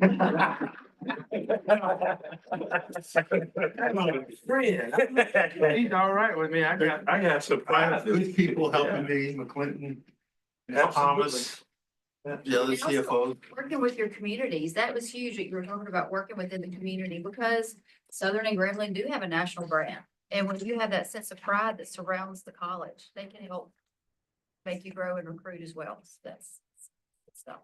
And work for. Thank you. Thank you. Appreciate it. Thank you so much. We'll take about a 20-minute break. You can catch up with your phone calls and your emails, then we'll power through the last couple of LSU and LCCCS.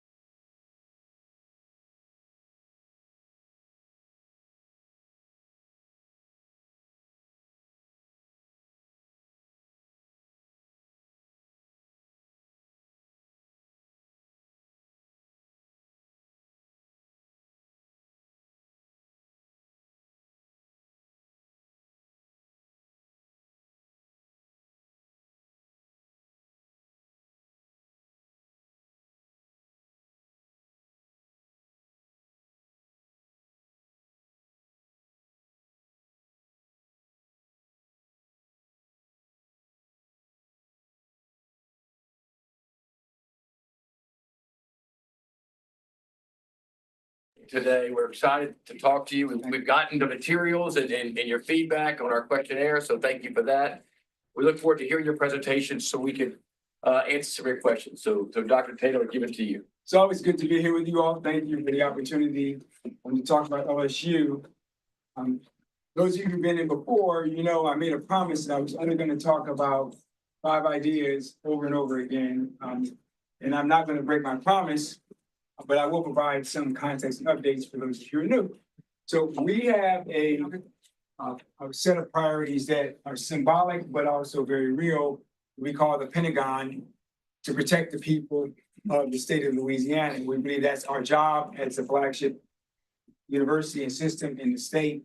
And as such, we focus on 5 areas: agriculture, biomedical science, coastal research, defense, and energy. Now, in that context, people often say, what faculty members are involved with that? The totality of the enterprise: engineers, scientists, humanists, social scientists, and the like. Just want to share with you a couple of facts. That's up in the middle of it is student success.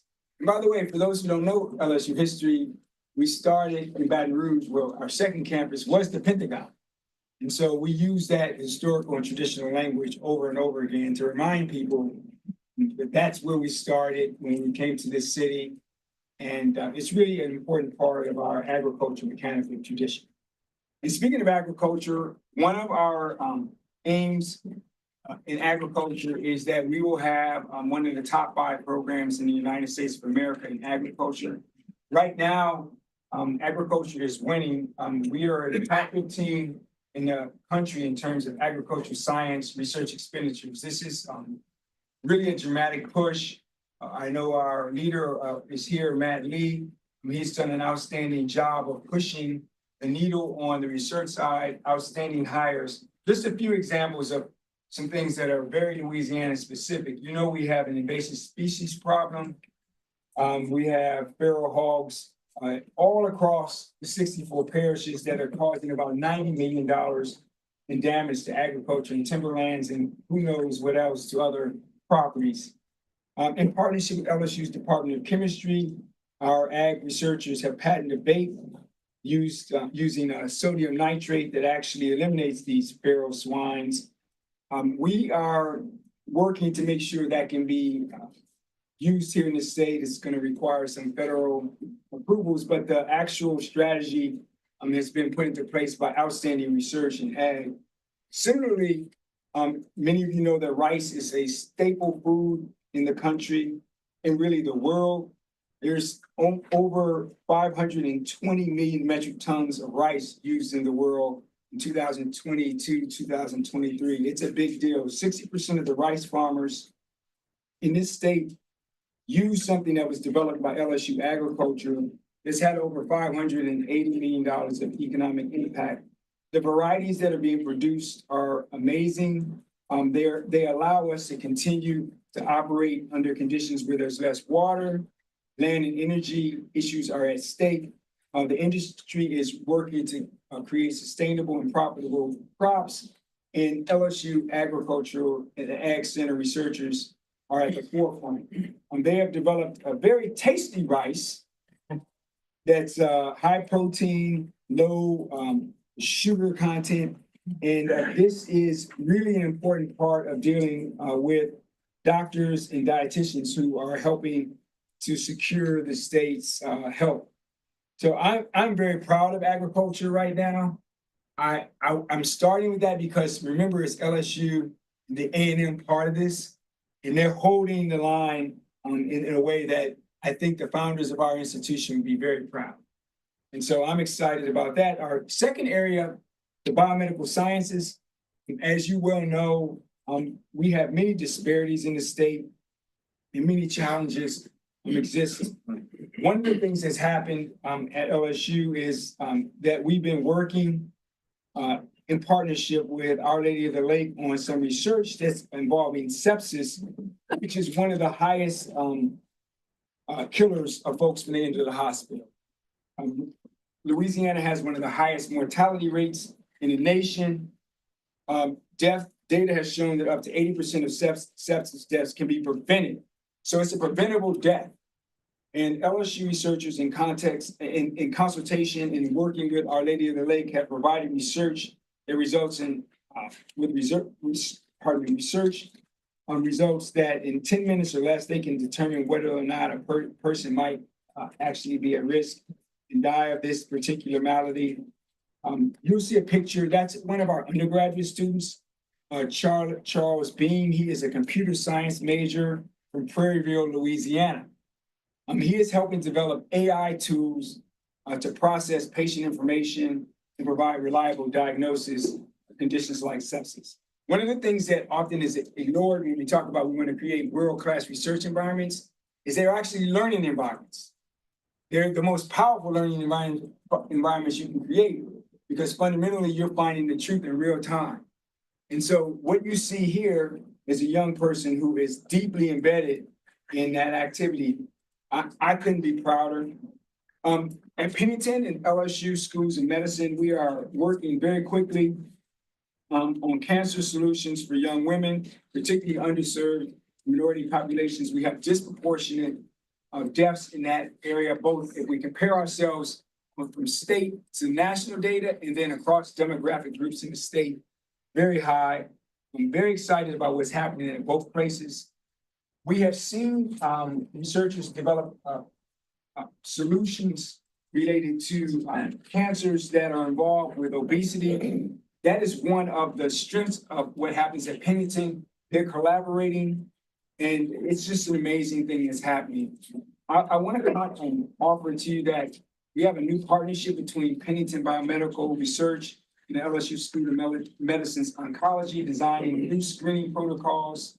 They've screened over 2,000 women dealing with metabolic surgery. Really big deal. Shreveport has NIH funding, and they are now a designated center for biomedical research excellence in terms of preventing diseases related to heart health. A big deal. I always say when I come here, what's the difference between Louisiana and Arkansas? Well, the fact that you have coastal researchers at LSU, because if it wasn't for them predicting the floods, we'd be in a world of trouble. I say this over and over again. If you want the right model on whether or not something's going to flood in Louisiana, I suggest you tune in to what the LSU researchers are saying. No disrespect to my federal folks, but their models aren't as good as ours. Catch up, because ours are better. And I can't be more proud of the research that's happening with Dr. Zhu and others at LSU in our coastal science area. You know, this costs us $7.6 billion in economic activity every year. Our Sea Grant is home to more than 250 faculty members dedicated to coastal research, preserving life in our communities and our most vulnerable communities that are subject to climate and the floods, wind and water everywhere, taking people's lives out. We're extremely excited about what's happening in coastal resilience right now. I promise you, they will not stop working. Some of the coastal wins that we've had, one was with a partner institution in New Orleans that we're going to name this. Those colors look very much like theirs. They've been awarded a $22 million grant to chart a new plan to save the fragile Mississippi River Delta. I joke about our partnerships with other institutions, but the realities are that's how science works today. And the most important thing you can do is collaborate, especially collaborations within state. And so I'm very excited about the partnership with Tulane. I will mention them aloud. We're not playing a football game. We're trying to save people's lives in the state of Louisiana. We also have students who have discovered an underwater forest that is serving as a data time capsule for the last ice age. Pretty cool. The findings are remarkable in terms of helping us to understand coastal resilience and ecosystems and how to understand rising seas, shifting coastlines, and climate change. So the coastal winds just keep coming.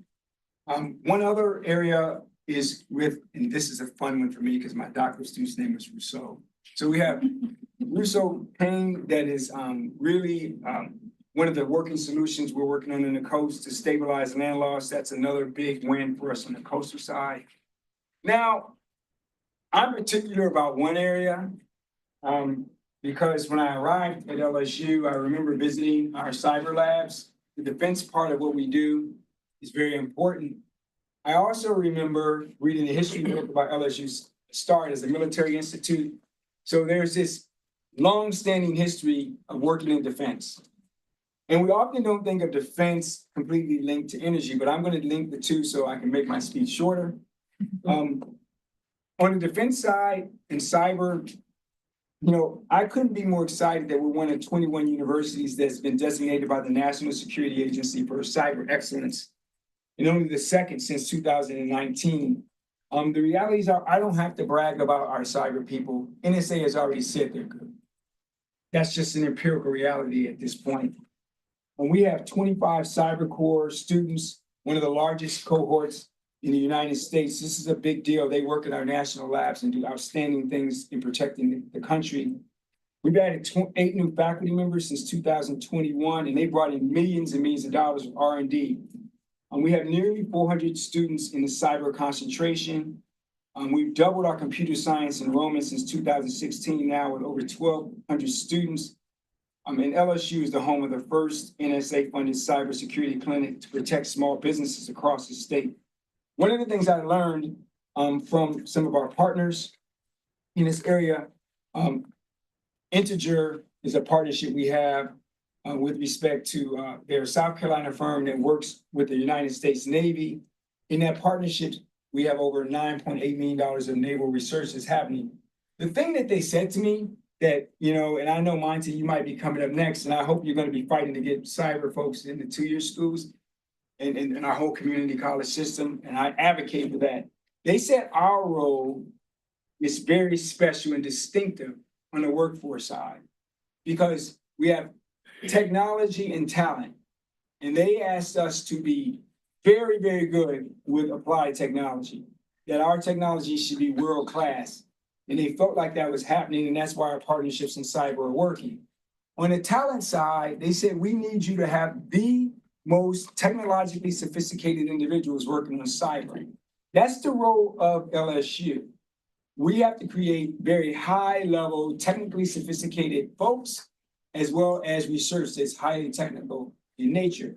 But we still will need thousands of people from our other institutions, including colleagues that I work with, like Monty, in terms of building up our cyber core, because our businesses are under assault 24/7 related to cyber. It's a big deal. We can't produce enough people together on this front. I'm excited about the fact that we also have a security operations center that was supported with a state investment of $7.5 million associated with Lonnie and the like, and there are over 30 colleges and universities in the state working together to secure higher education. It's extremely positive. The Regents have been very much a leader on this front. I'm very excited about it because I've seen the training function related to it. It's amazing on the cyber side, and that we're collaborating, using our resources is extremely important.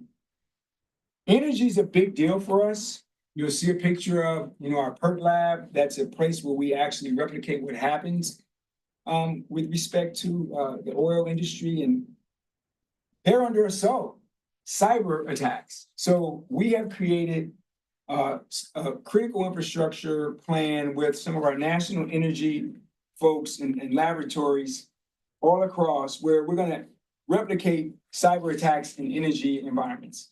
So it's a twofer.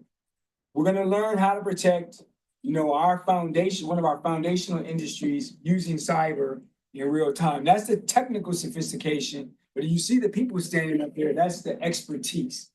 And we're doing that, you know, where these areas in the Pentagon are beginning to merge together. And it's extremely exciting to see. I couldn't be more excited about that. You know, at LSU, we have a model we're working on right now that I think fits for both athletics and our research side. We just build teams that win. That's what the Pentagon is all about. We're excited about it. It would not happen without state investment.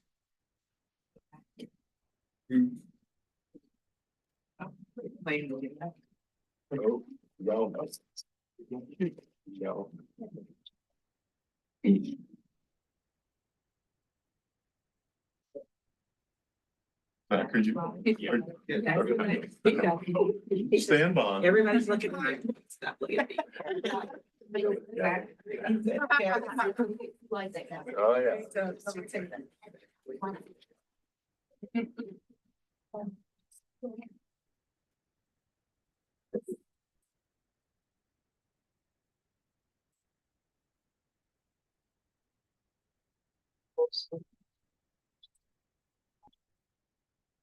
Whole team winning.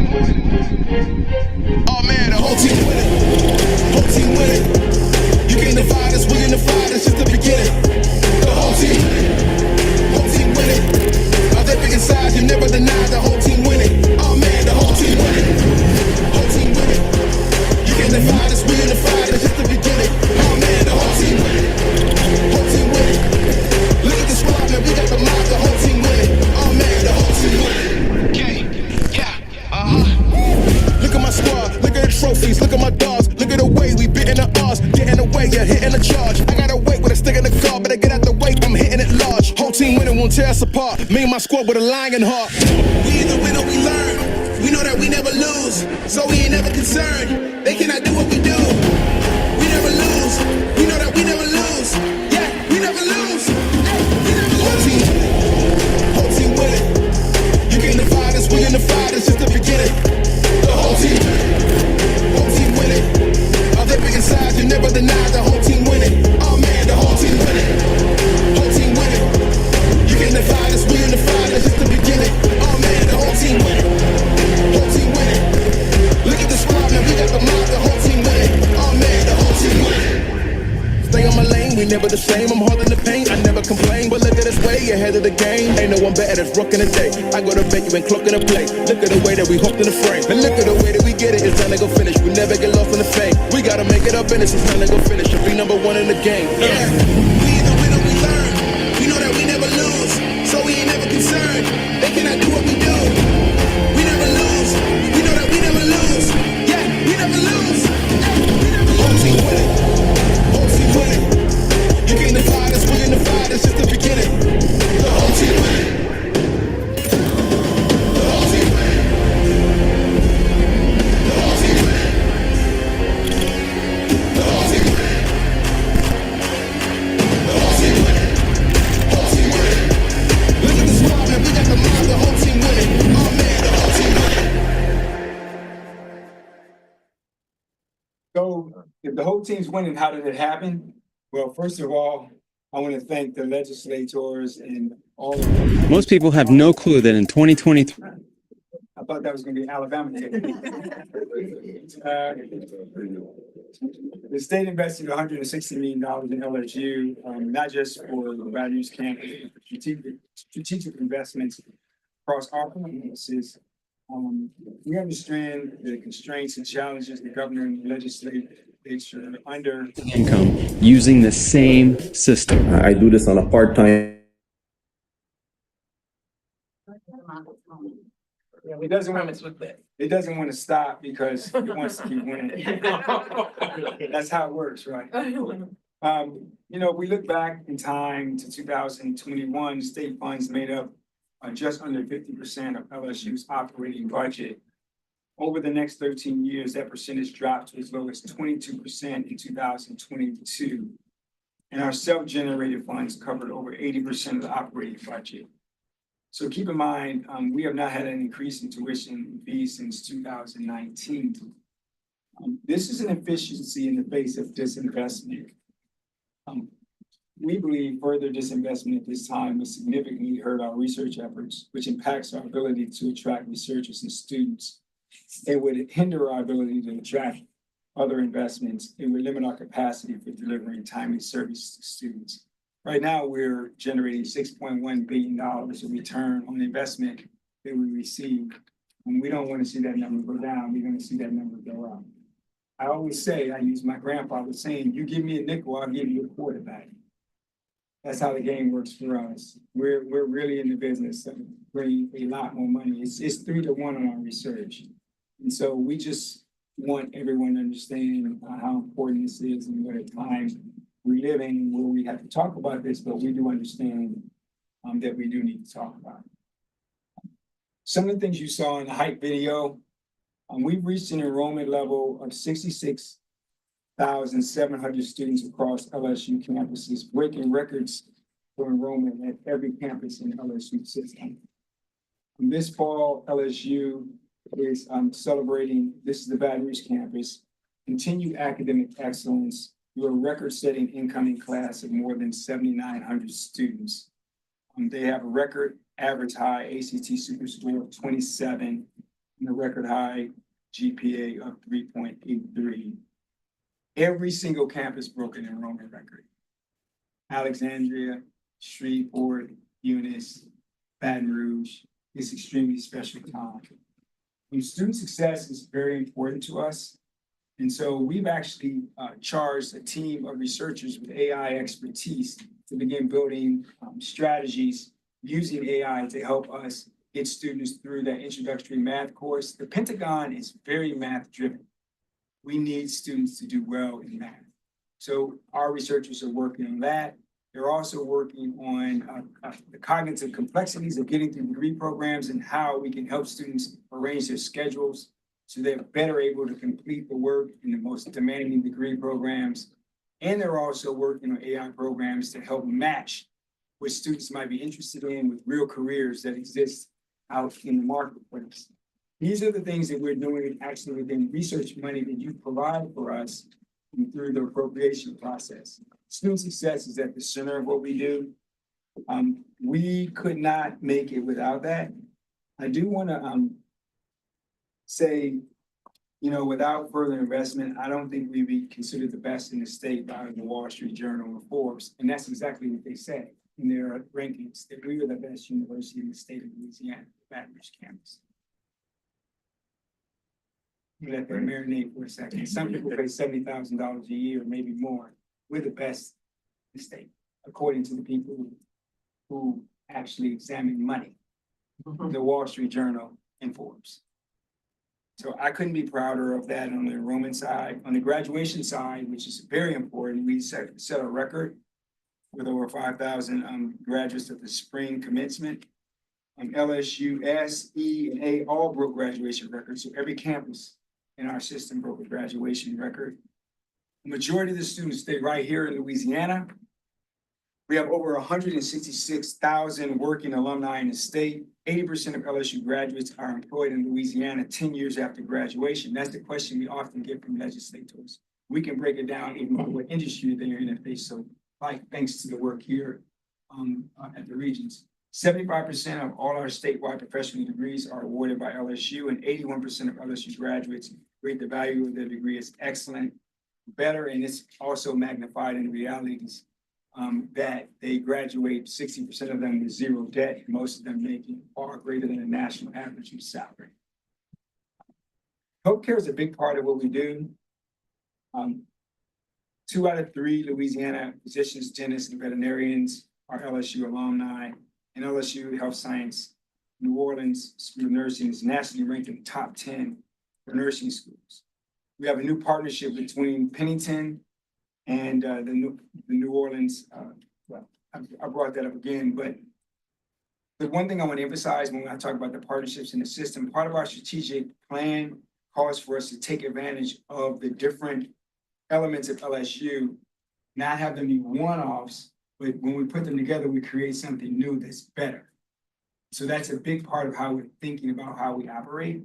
And so just an example, in Shreveport, they're using their cancer center to partner with Eli Lilly and other companies to generate sequencing for high cancer rates in Louisiana. So partnering both within and outside of what we do is extremely important. You saw something, and you know, I'm gonna do it in reverse order than I normally do. Normally, I talk about patents. Did this group ever ask me why I always talk about patents? No one never asked me. Why do I talk about patents? Why do you talk about patents? Thank you. There you go. Nice setup. So the reason I talk about patents is one of the reasons I made a decision personally to try to work in the American South. If you look at the line, and we divide the North and the South, and where patent production The highest patent production is in the Northeast, Chicago, LA, and San Francisco. But in our country, if we want to protect and secure our country, the largest population growth is in the South. And it's both because of birth rates and because of incoming demography. And so a big part of what we want to do at LSU is we want to be part of improving the patent production in the American South. Because where there's great patent production, there's also economic just explosion that happens. It's just an amazing thing that when people are inventing, there's also business development. And businesses want to be around people who are inventing because it's talent and technology coming together. So the higher we go up in our patent production, the better we're going to be as an economy in Louisiana. So since I've arrived, we've been moving up in patent production. Right now, we're 56 in the country in terms of utility patents out of the 2,500 universities in this country. So we're 56. The aim is to be really one of the top 25 in terms of patent production. What does that yield us? And what do we get out of it? Well, you see it when we talk about our research expenditures, because there's a relationship between research expenditures and patent production. So an immediate impact, we broke a record, and we've broken research expenditure records every single year over the last 3 years. This year, we had $488 million of research expenditures, which is the equivalent of $1.3 billion of economic impact for the state in terms of the workforce that's manifesting that. It's important to note, and this is the part that's not talked about. If you have, let's say, $500 million in research, you need, for every dollar of research you have, 33 cents to support that research. No one ever talks about that. They act like, oh, the federal government gave you $500 million. That's wonderful. Well, we competed for the $500 million. Number one, they didn't give us anything. And number two, we still have to come up with a third for every dollar, one-third to support that. So when I come to you all and talk to you about the Pentagon and all the things that we need in terms of appropriations and the like, I also have in mind that 33 cents on the dollar that I need to support almost $500 million, which is generating really 1.3 billion. So somehow I've got to find that in the budget. And most of the time when people talk about research universities, they don't talk about that. But because now we have a mature relationship between me and you all, I'm going to tell you all that it is. So that's a big part of what we have to think through. And that's, by the way, all the entities that are engaged in research in this state. It's a big part of what we have to figure out. So it's philanthropy and really appropriations where we have to work that out. I'm excited to do it because the realities are, if we do those things, our workforce will be mature, technologically sophisticated, and you will get a return on your investment many times over. I'm excited to answer any questions that you might have. We have something else to hand. Just they partner with us on fuel, so that's just one of them. Well, fuel is a big one. Now, let's talk about fuel. That's $160 million grant from the National Science Foundation, the largest grant ever given to the state of Louisiana. And it's $160 million. I'm so happy to have it because it's an energy. That's a big thing that we do. But you have to understand how I then sleep at night. Okay.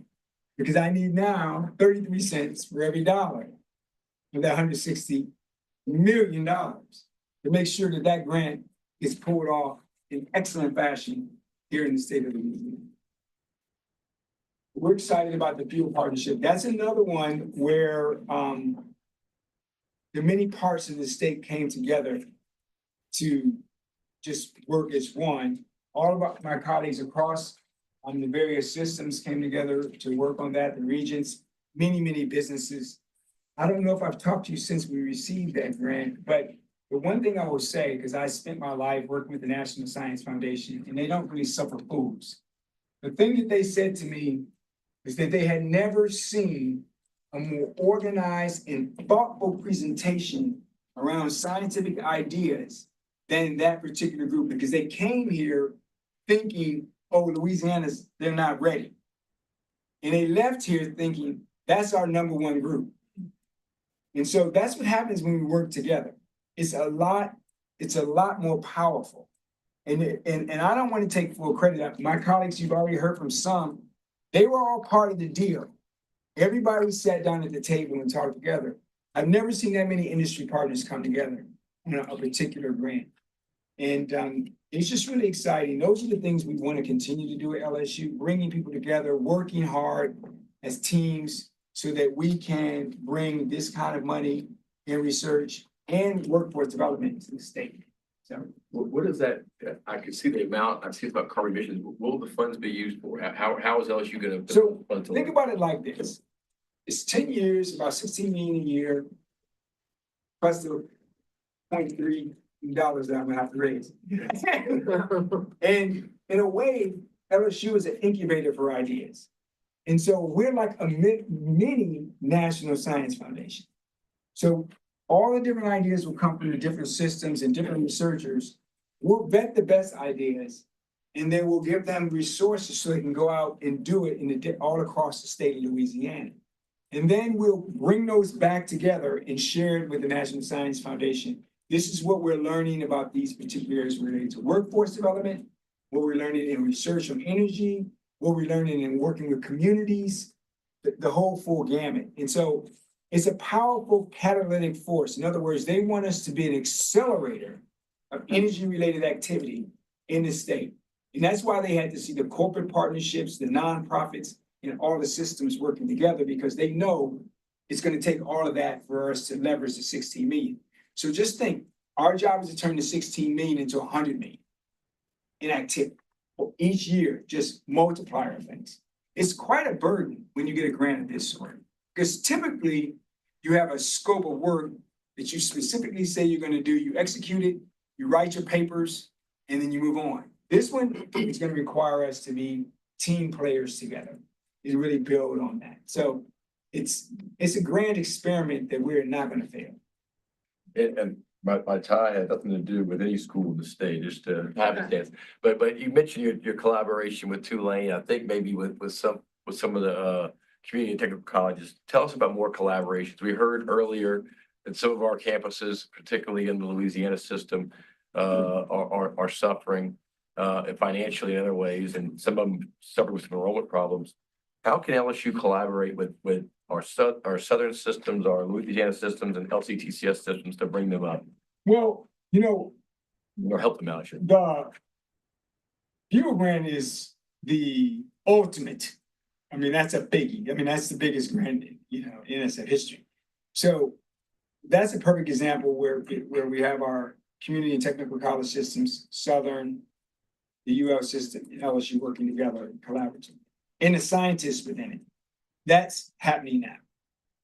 NCI designation is another one. So there are collaborations across research agendas related to that. But I think the one that I'm most excited about, we signed an agreement with Southern called A&M Agenda, because we're both A&M schools. And recently, Southern and LSU partnered together on a federal grant related to cyber. And so we're doing it. It's actually happening. Some of these arrangements are more formal, some are more organic. UL is formal, the A&M Agenda is formal, but some of them just happen because the collaborators are, deeply interested. We have some models related to student success. Well, the SOC is probably another really massive one, because we have many universities and colleges working with us on the Security Operations Center, where they're not only securing their own data through the Security Operations Center, which is a big deal because all of us are potentially under cyber attack. We're also training, back to the talent part of this, we're also working on technical expertise with all these schools. And I think there are 30 campuses working in the South. So those are just a few examples, I think, that speak really in positive way. The thing is, cyber is probably a clean one because we're all working on that, and it's such a demand for cyber expertise, and we all are working to build that workforce. And so cyber is a natural one where we have a lot of interaction. Ag, Southern and LSU have always worked together on ag-related projects. In fact, the fact that we're in all 64 parishes is because we combine what we do and to make sure that ag and ag extension of LSU and Southern is meeting the needs of the people of the state. That's a big part. Coastal. Yeah, that you like, I don't believe any coastal research that people aren't down in South Louisiana working in woods. Anybody that's in DC doing coastal research is not in Southern Louisiana. Don't believe the model. You have to go into the parish and talk to the people and understand what they've actually built. So your model is legit. That's right. That's what we do. And so it's extremely powerful. That's part of the Sea Grant and extension activities where you see these folks working together. The beauty of LSU, in my opinion, is land, space, and on sea. We're an extension entity, which means we're, by definition, have to work with other schools. And so that's a big part of where you also will see a lot of the collaboration in the extension activities. It's really quite powerful. I know, and I will say, in a part, we don't work yet together on enrollment management, but my hope is on our AI projects, when we learn on the student success, I want them to make all of the things they learned from the AI work accessible to everybody in the state. You know, because we're winning if they can use a program and the things that we've learned on student success to get people to graduate and to complete very rigorous majors, as well as whether or not a major fits what you really want to do in your career. So we hope those AI projects seed out and are generalizable and can be used more broadly. That's just a few. You have some others?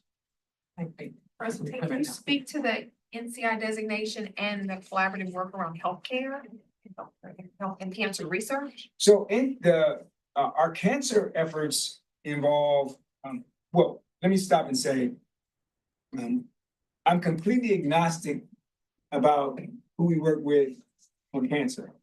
Any and everybody, you heard me say this, Regent Sterling, many times. Any and everybody that can help us on cancer, given our disparities, I'm all in.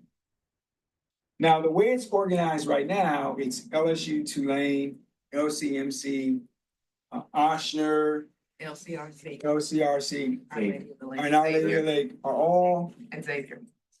all part of the deal in terms of this initial work where we have to build our portfolio in 3 areas of science and clinical practice. The idea, though, is that once we get NCI designation through our various partnerships, that we'll make sure in the second round of activity, which you have to demonstrate that you're growing your capacity to solve cancer problems, that it would result in every enterprise who's dealing with healthcare to have some form of NCI designation. We think it's possible, but we have to get that first one. So the big hurdle is, how do you generate enough research that's NCI funded and enough clinical practice that's effective? People have to be saved. So you understand what I'm saying? It's a tricky business. You can have great research, but it's not necessarily not changing the quality of your clinical care. So when I start talking to you about sepsis, and you might not say, well, what does sepsis have to do with cancer? Everything. If I'm a cancer patient and I'm sitting there in a hospital for an extended period of time, cancer might not kill me, sepsis might. And so we've got to fix that so we can just really focus on the cancer problem. So all these things are working together. And our idea is, and I'm very proud of what's happening in Shreveport at the Health Science Center. I'm on the partnership board with Ochsner and our Health Science Center there. And if you look at what's happened over the last 3 years in terms of the number of people surviving and thriving long-term, the quality of the care has increased in significant ways. That's what happens when you have an academic medical center working in consultation with a healthcare provider. And so I can see it because I'm on that board. I'm watching the numbers. And by the way, guess what happens? That lowers the cost associated with being in the hospital. All these things become interrelated. And it's a big deal. And I'll say this, and I want to be as kind as I possibly can. Please, everyone, if I ask you to do anything, let the healthcare people do healthcare. Now, I won't say any more. It's really about letting outstanding physician scientists, clinicians, and health administrators collaborate in a space where the economics and the science come together to be great. And anything else is bad noise. Bad noise. And so one of the hard parts of the work that we have to do when you're dealing with a lot of different entities is keeping the bad noise out and staying singularly focused on the research, applying it in clinical practice, getting those costs down so that people can afford it, so the state doesn't, just toss money at things that aren't working. And in the end, guess what happens? And this is the most gratifying part of my job. People live. It's that simple. It's not even hard for me. When I look at the data, I'm like, how many people survived? How many people were surviving in 2020? And how many people were surviving in 2024? If there's a delta, as we say, and you're on the positive side, that's what it's all about. Everything else is bad noise because those families are counting on us. There is nothing more important than my job, quite frankly. Now, the Pentagon is all of that. You have to have food. You have to have biomedical care. We can't go underwater, right? We've got to protect our small businesses, and somebody's got to turn on the lights. You have to have energy. So the whole thing, that's what I get passionate about it because the whole thing is really about keeping people alive and thriving. It's really that simple. That's all. That's the business you all are really in. Hold everybody account to that, and we'll get it done. That's all there is. Rita Sterling. So we applaud your passion, and your physician colleagues would be very proud of how you talk about sepsis. Question though, you talk about winning and winning as teams and talents. Can you talk about the tailwinds that some of these accomplishments have gotten in you to being able to recruit talent, but more importantly, the headwinds to be able to continue your success and elevate the agenda with the ability to be able to attract talent? So this is an outstanding question, and I wish I had provided the letter for you from one of our new cyber colleagues who has been at multiple institutions. He writes a letter on LinkedIn because we're advertising for computer scientists and cyber talent, which is one of the most difficult areas to get people because they can go anywhere, private industry or any institutions. And he writes a letter about what is it like to be at LSU at this time. And the upshot is our leadership understands the value of research. They push and get everything out of our way to make sure we can be ultimately effective. They bring us together with people to work across fields and add value. Our computer scientists are working in many different areas. You saw them working on AI, for sepsis. They're also working with precision ag. They're all over. They're working with student success. They're everywhere. And I think that where we are right now, because we've now about to cross the thresholds of $500 million of research expenditures for LSU, people around the country are saying, what in the world is happening at LSU? Like that number, we've grown 6% a year on research expenditures. Well, on average, 6% a year. Last year, we went up 14% on research expenditures. That's a big deal.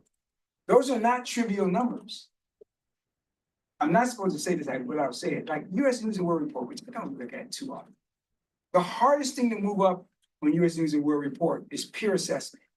Like, what do other presidents, deans, and provosts think about you? We actually went up. Only 4 schools in all the United States went up in peer assessment in the last year's News and World Report, and LSU was one of them. I mean, it's a 4 at 12. I know it's a multiple of 4.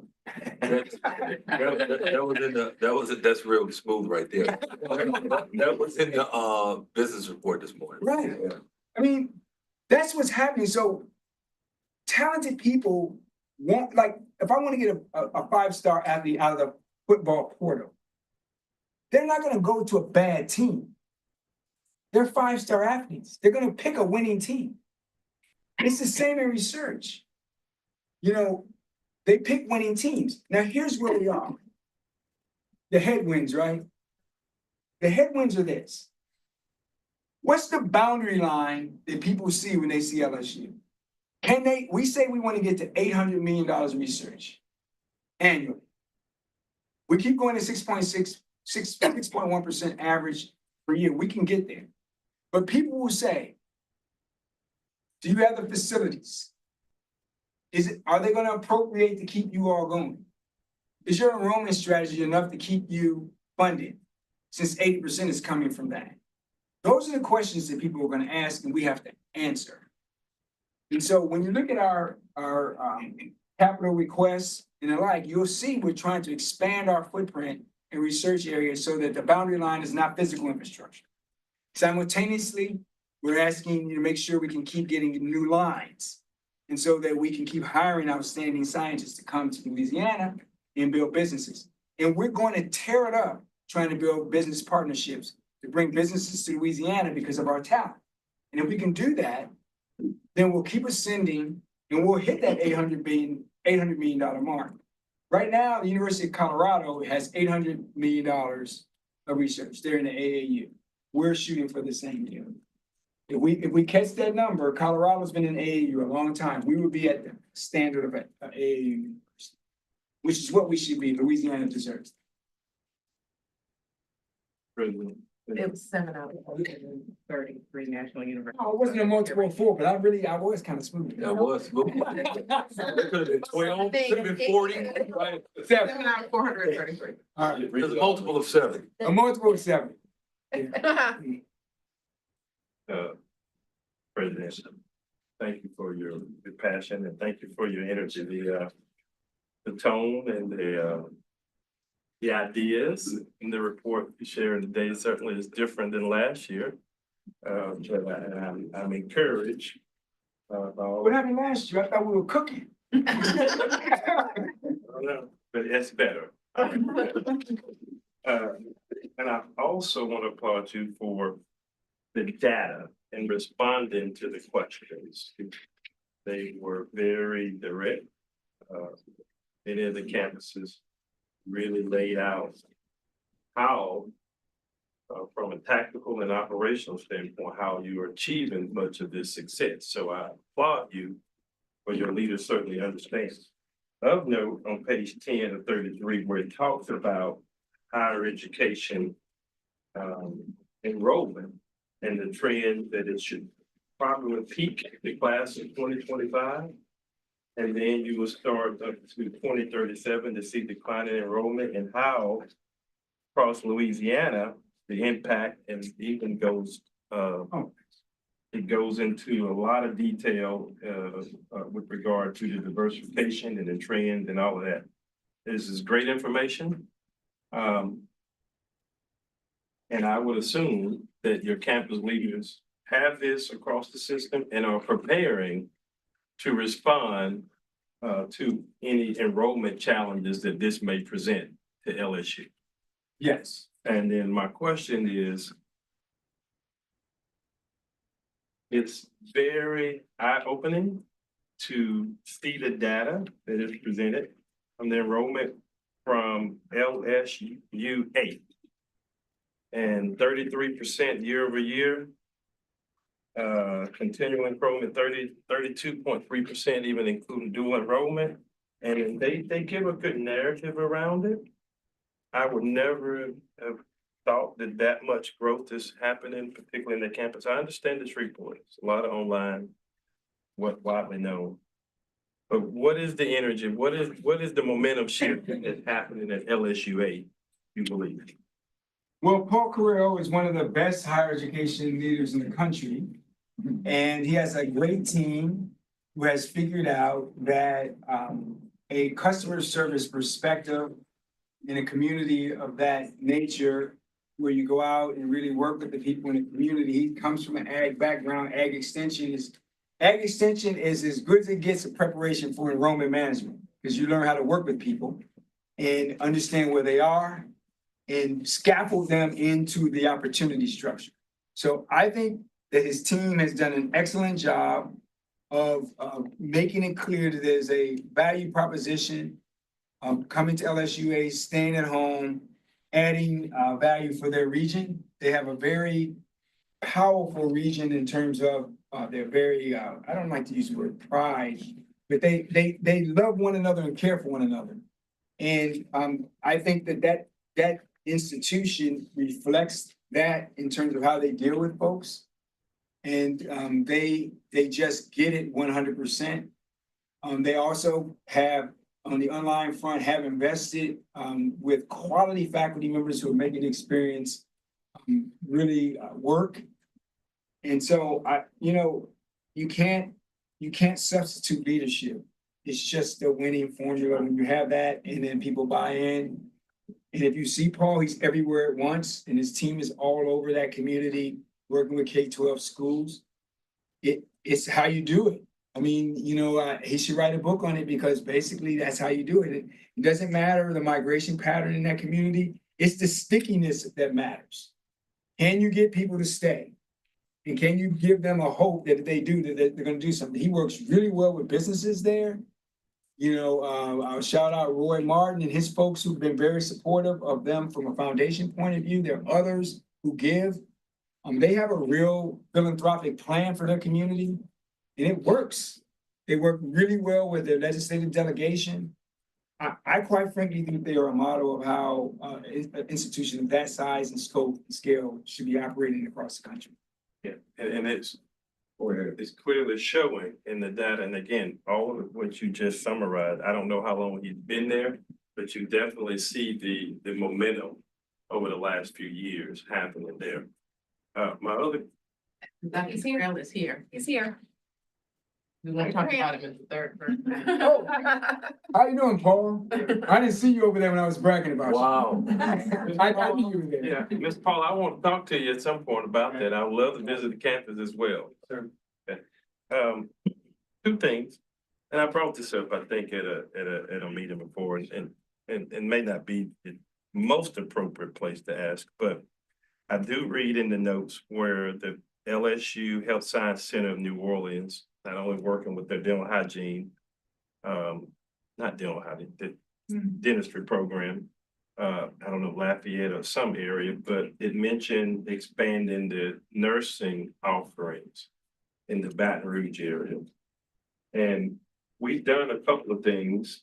Over a year ago, we had a study done, and there was a report that Louisiana needs over 5,000 nurses. I think you remember that, Regent Sterling. And I think earlier this year, Louisiana Tech was approved from an ASN program to a BSN program. And then we've also expanded another institution in the state to establish undergraduate nursing program, at least in my tenure here with the Board of Regents. The need for nursing and the healthcare aligns with the vision that you've created. Is there something more? Is it time for LSU to have an undergraduate nursing program in Baton Rouge? Well, what I will say to you is this. We cannot produce enough nurses right now. I can also tell you from an empirical fact that we have many undergraduate students who matriculated at LSU who desire to be nurses, and they are some of the highest performing students who come from high school to LSU.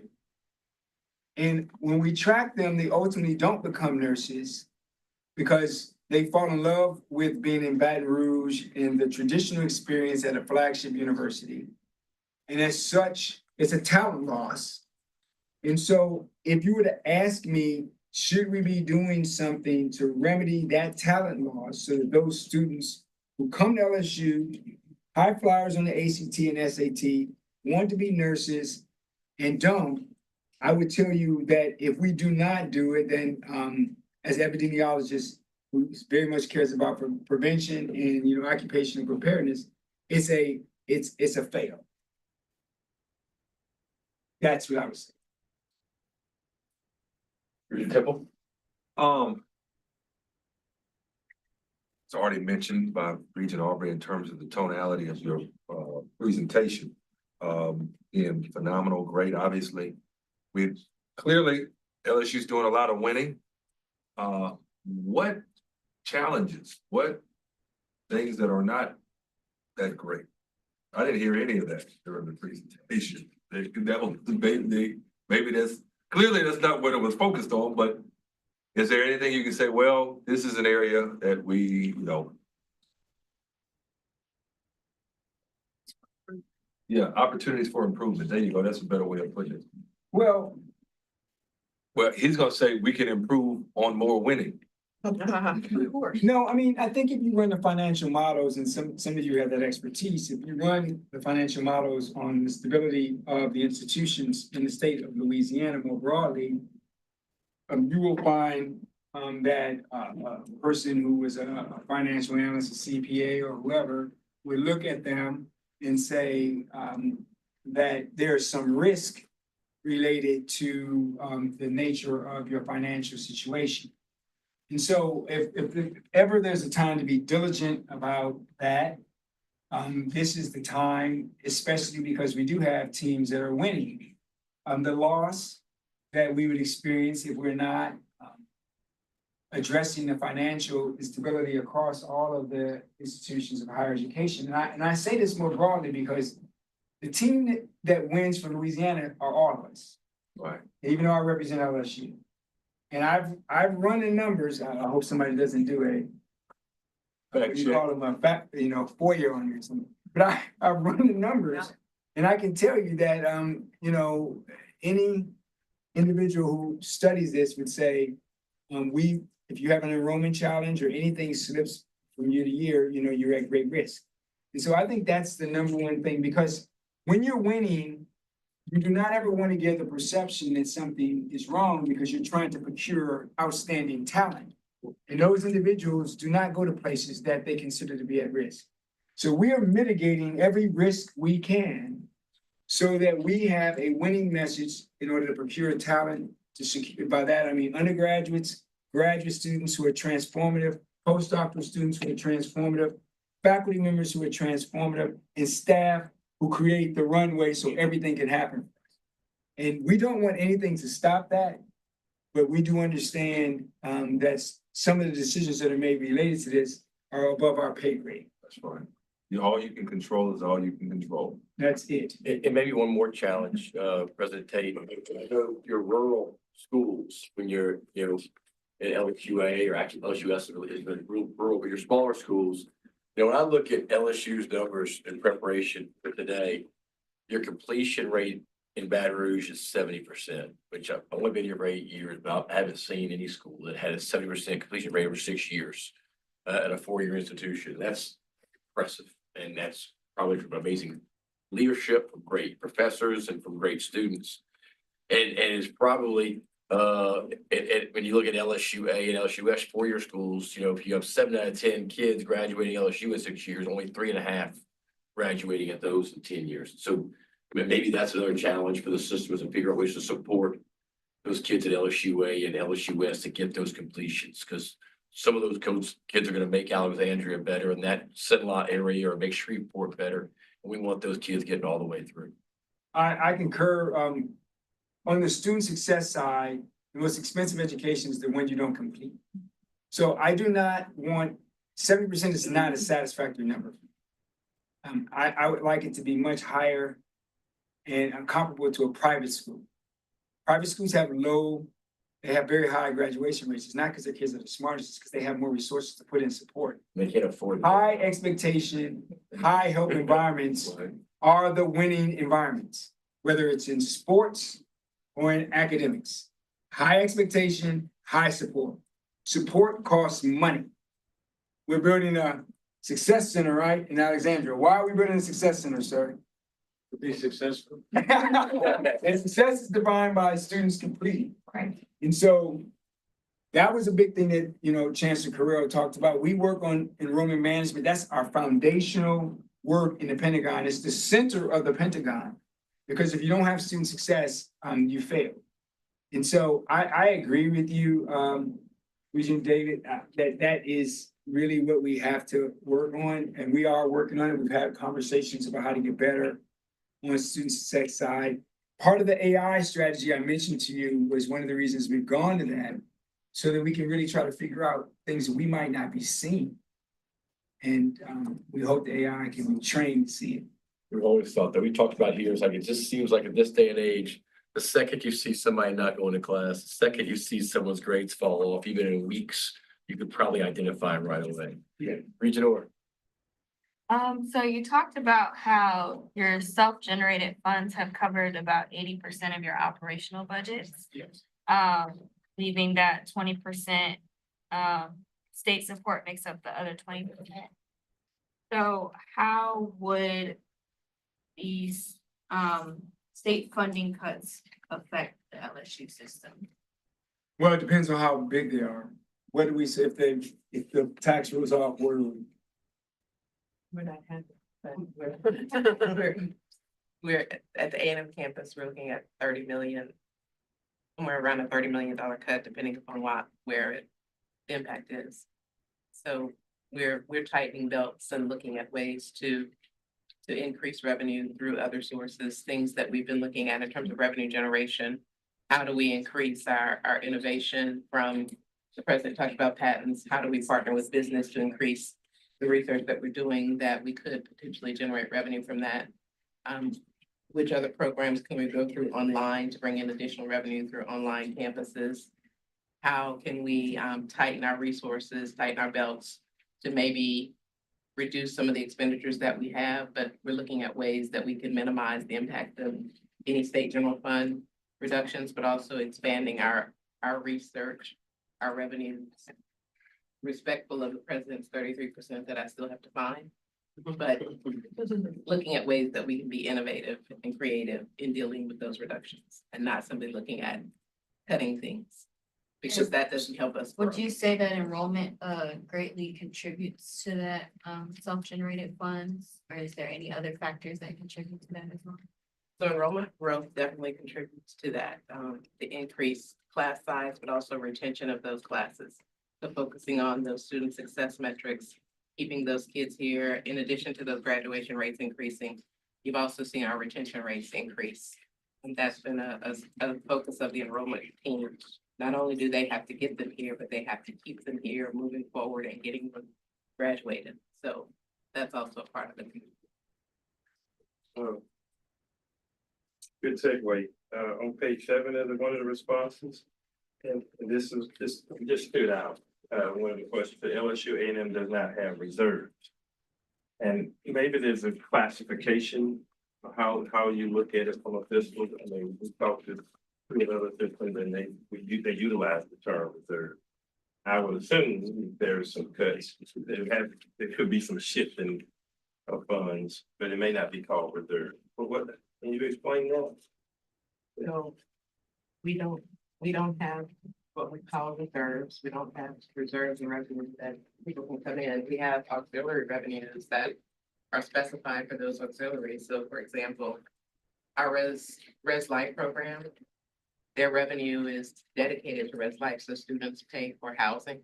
All of that revenue is dedicated to the housing programs that are associated with housing. So they have maintenance funds set up so that as they need to come in at the end of the semester, repaint, make repairs, those kind of things. Those are funds that I don't say that they are reserved, but because they go in and rate for other purposes, they are dedicated to the programs that they're set up for. So some other auxiliary enterprises that may be parking fees, it could be. I can Again, go on. all the parking lots have to be resurfaced, they have to be repainted. Parking also covers our mass transit. So those types of expenditures, they're operational dollars for those programs as well. Licensing fees. Student health fee for operations of student health care. So they are dedicated to those facilities and the operations of those facilities. The brand licensing from logo usage and things of that. Bench. It's leveraged. Unfortunately. Yeah, I mean, the realities 50% of are, those revenues are spent in mostly by the brands that you see those associated with, as fans buy those items, those revenues.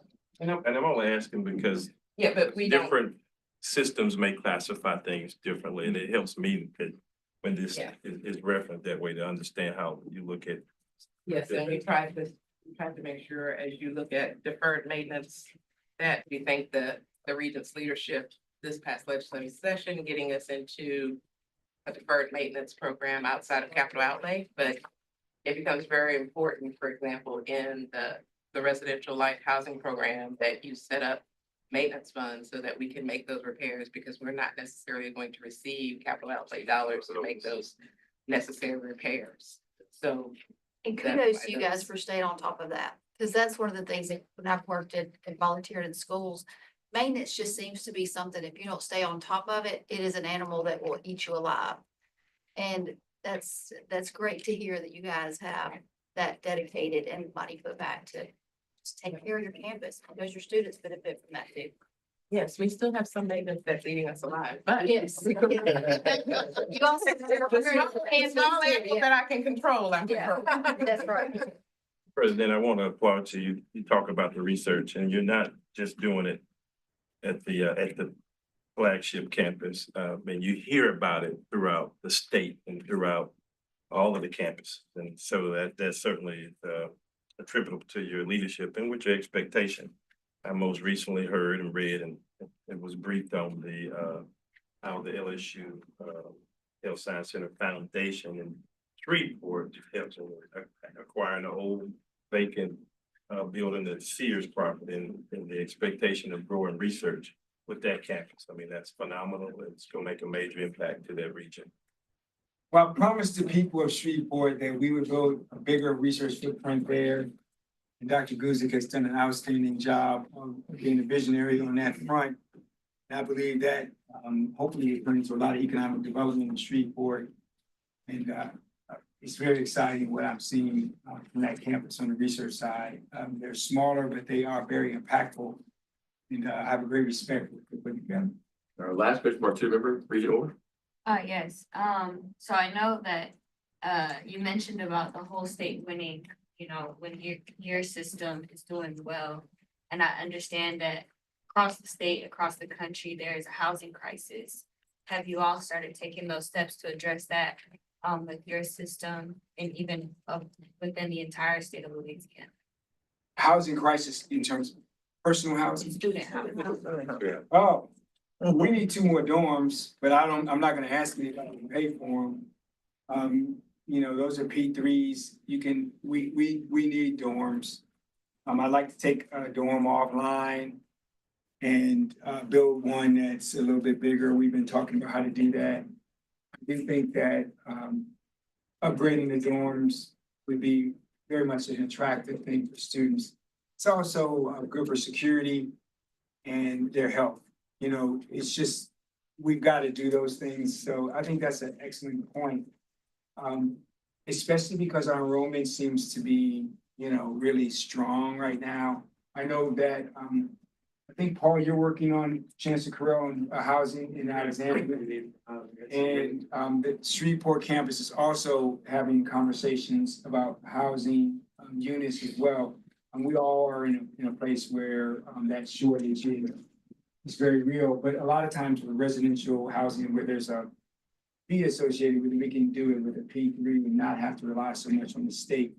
I think that's the key for us to make it a public-private deal and get those built. Thank you all for being here. And then the last question actually will be, were you pulling for Jamar Chase and Joe Burrow that night or Jake Daniels? As I told all my friends who were texting me in real time, the only person that can't lose today is me. So I'm just winning all the time, just winning. I was proud of both of them. No punch, no turnovers. You know, they both, all 3 of them played well, the 2 quarterbacks and Jamar, and, you know, happy for them. And, you know, my wife is from DC, so she was really happy. But we were all of them be successful. I like to end with just one thing, if I might, a couple of things.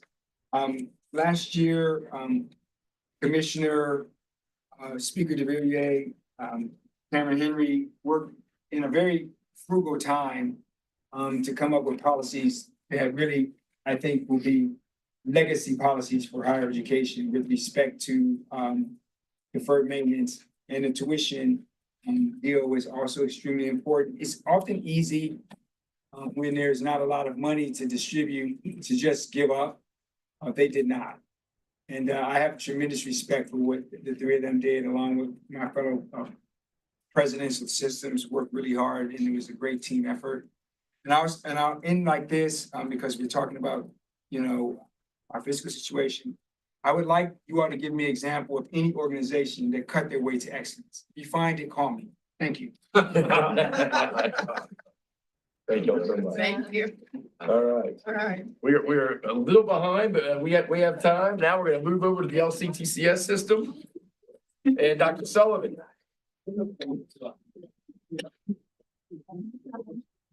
Congratulations, Madam Chair. You.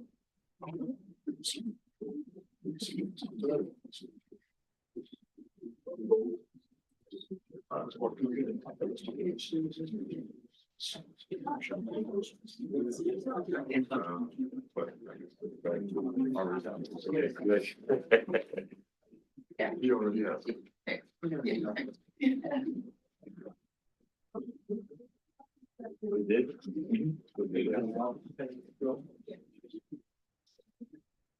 Dr. Sullivan, how you doing? Welcome today. Well, I apologize for the voice. If you can bear with me here, I thought maybe if I came with this voice, we wouldn't have quite as much discussion today. I was hoping I'd get to you at 2:45, but the LSU discussion just kept on going. I want to begin, if I can, with a couple of quick comments. First of all, I want to acknowledge the chair of our board, Mr. Tim Hardy, who's joined us today. I think Tim Hardy is no stranger to this group, someone who has worked very closely with many of you, was a member of our board for 16 years. And after no longer serving on the board for about a year's period, Governor Landry saw fit to not only appoint him to the board, but to appoint him as chair. I can't tell you how valuable it is to have someone with that amount of experience and time in the organization, understanding the reasons why we've done things the way we've done them across time. Certainly excited to have Supervisor Hardy here. I also want to mention to you today that oftentimes as I'm at this table, as we have been over the last 10 years, to my left would be a gentleman named Joe Marine, who is without a doubt, from my perspective, as good as anybody in this business from a finance perspective. Unfortunately, Joe is under the weather and not able to be with us. I know he's watching online. He has been dealing with some health issues over the last few weeks. And so I just ask, if you will, to say a prayer for Joe Marine. That guy is an incredible leader for the state of Louisiana and one that I know would very much appreciate the support coming from this group. Let me begin by pointing out this is the 25th year of operation of our community and technical college system. Started in 1999. From that time frame in 1999 until today, we have made what I believe is as much progress as anybody in the country. I am proud to sit here today in front of you on behalf of 12 college leaders that I believe are the best in the country. You just heard my colleague Bill Tate talk about the fact that you need talent in order to be able to succeed. What we have been able to do is amass 12 college leaders that I would suggest to you can work in any institution of any size and any type, anywhere in this country. Those 12 have been incredible leaders for us as an organization. If you go back and take a look at some of the numbers, I'll just talk about the success for us wins, right? In the roughly 2000 timeframe, really looking back from 1999 all the way through to 2010-12, we had an average of about 12,000 graduates a year, one way or the other. It didn't matter if we had a Katrina year or if we had a booming year, we still had about 12,000 graduates. And so there really was no relationship between the amount of resource that we had available and the amount of graduates that we produced across time. Almost the same number of associate degrees, almost the same number of credentials across time. What happened in the 2009 to 14 timeframe was an $80 million reduction in state general fund. This for an organization that had about 180 million in total funds available to us to begin in that 2009 timeframe. We lost $80 million we doubled in tuition. And why am I going all the way back to 08, 09? Because I want to make sure you understand that we didn't get here by happenstance. And by the way, my colleagues that came to this table all day today, they all had that same opportunity. Let's call it what it is. 2008-09, we saw the handwriting on the wall. We've lost $80 million. We doubled the price of tuition. It had an impact for our students. But let me tell you what's more important to note. In the 08-09 timeframe, the budget reductions were not equal. My colleagues and I can't come sit at this table and say that we all took equal cuts in the 2008-09 timeframe. The reason that we didn't is because our state protected TOPS. And thus, for those institutions that receive the majority of the TOPS money, you really didn't take cuts in the way that everyone else did. So if you were at those institutions that have a high TOPS rate, you saw money come to you in the form of student aid that didn't require that you merge institutions. They didn't require that you have major layoffs. They didn't require that you have major program cuts like we did in our system. So from 08, 09 until 2014, I was responsible personally for laying off with my signature 1,500 individuals in higher education. I'm not sure if you've ever been through that. If you've ever had the curse of having to have those conversations with people. But if you hadn't, I would tell you that it changes you. It also changes you when you see others not doing that. It's just that bottom line. And so across time, yes, we did what we had to do. We cut 700 programs. We merged from 16 colleges to 12. By the way, just a quick question around the table here. How many other institutions did we lose in that time frame? The answer is 0. Not one. We lost 4 without much fanfare from this organization. We didn't spend a lot of time talking about having lost institutions. Instead, what we did was we redoubled our efforts and we did what we knew needed to happen. As a result, that's the history. That today we stand in a place where 12 institutions, 11 of 12 have 50% of, yes, there are reserves. I'm still struggling with that last conversation about what reserves are, right? But yes, there are reserve balances in our organizations because we've had about a decade to figure this out. And we have. We have 11 of our 12 institutions with 50% or more of an annual budget in the bank. How do you think we did that? We sure as heck didn't run down the field spending in the way that we may have before. We had to go out and do some things that were very difficult to put ourselves on the right trajectory. And today we find ourselves with one institution at 27%, the others all above 50% of their total budget for a year sitting in the bank. Now, here's the interesting question. How will we go about distributing these cuts? Not if, but when they happen, because I believe they will. In fact, I will say this to you. If you go back and listen to the 0.45 debate, what you'll hear is a gentleman that brought that bill who was very clear that it was not permanent. So I fully do not expect the legislature to reauthorize the 0.45 penny. I think it would be going back on what they said. But I do believe that we have a legislature and a governor in place today that understands how to fix this problem. And they will come forward with solutions, but I don't believe that they will be without cuts. There will be reductions. And so what I ask of this body is the same thing I always ask of you. Put your dollars where your priorities are. And if your priorities are to have 29 institutions 10 years from now, then say it.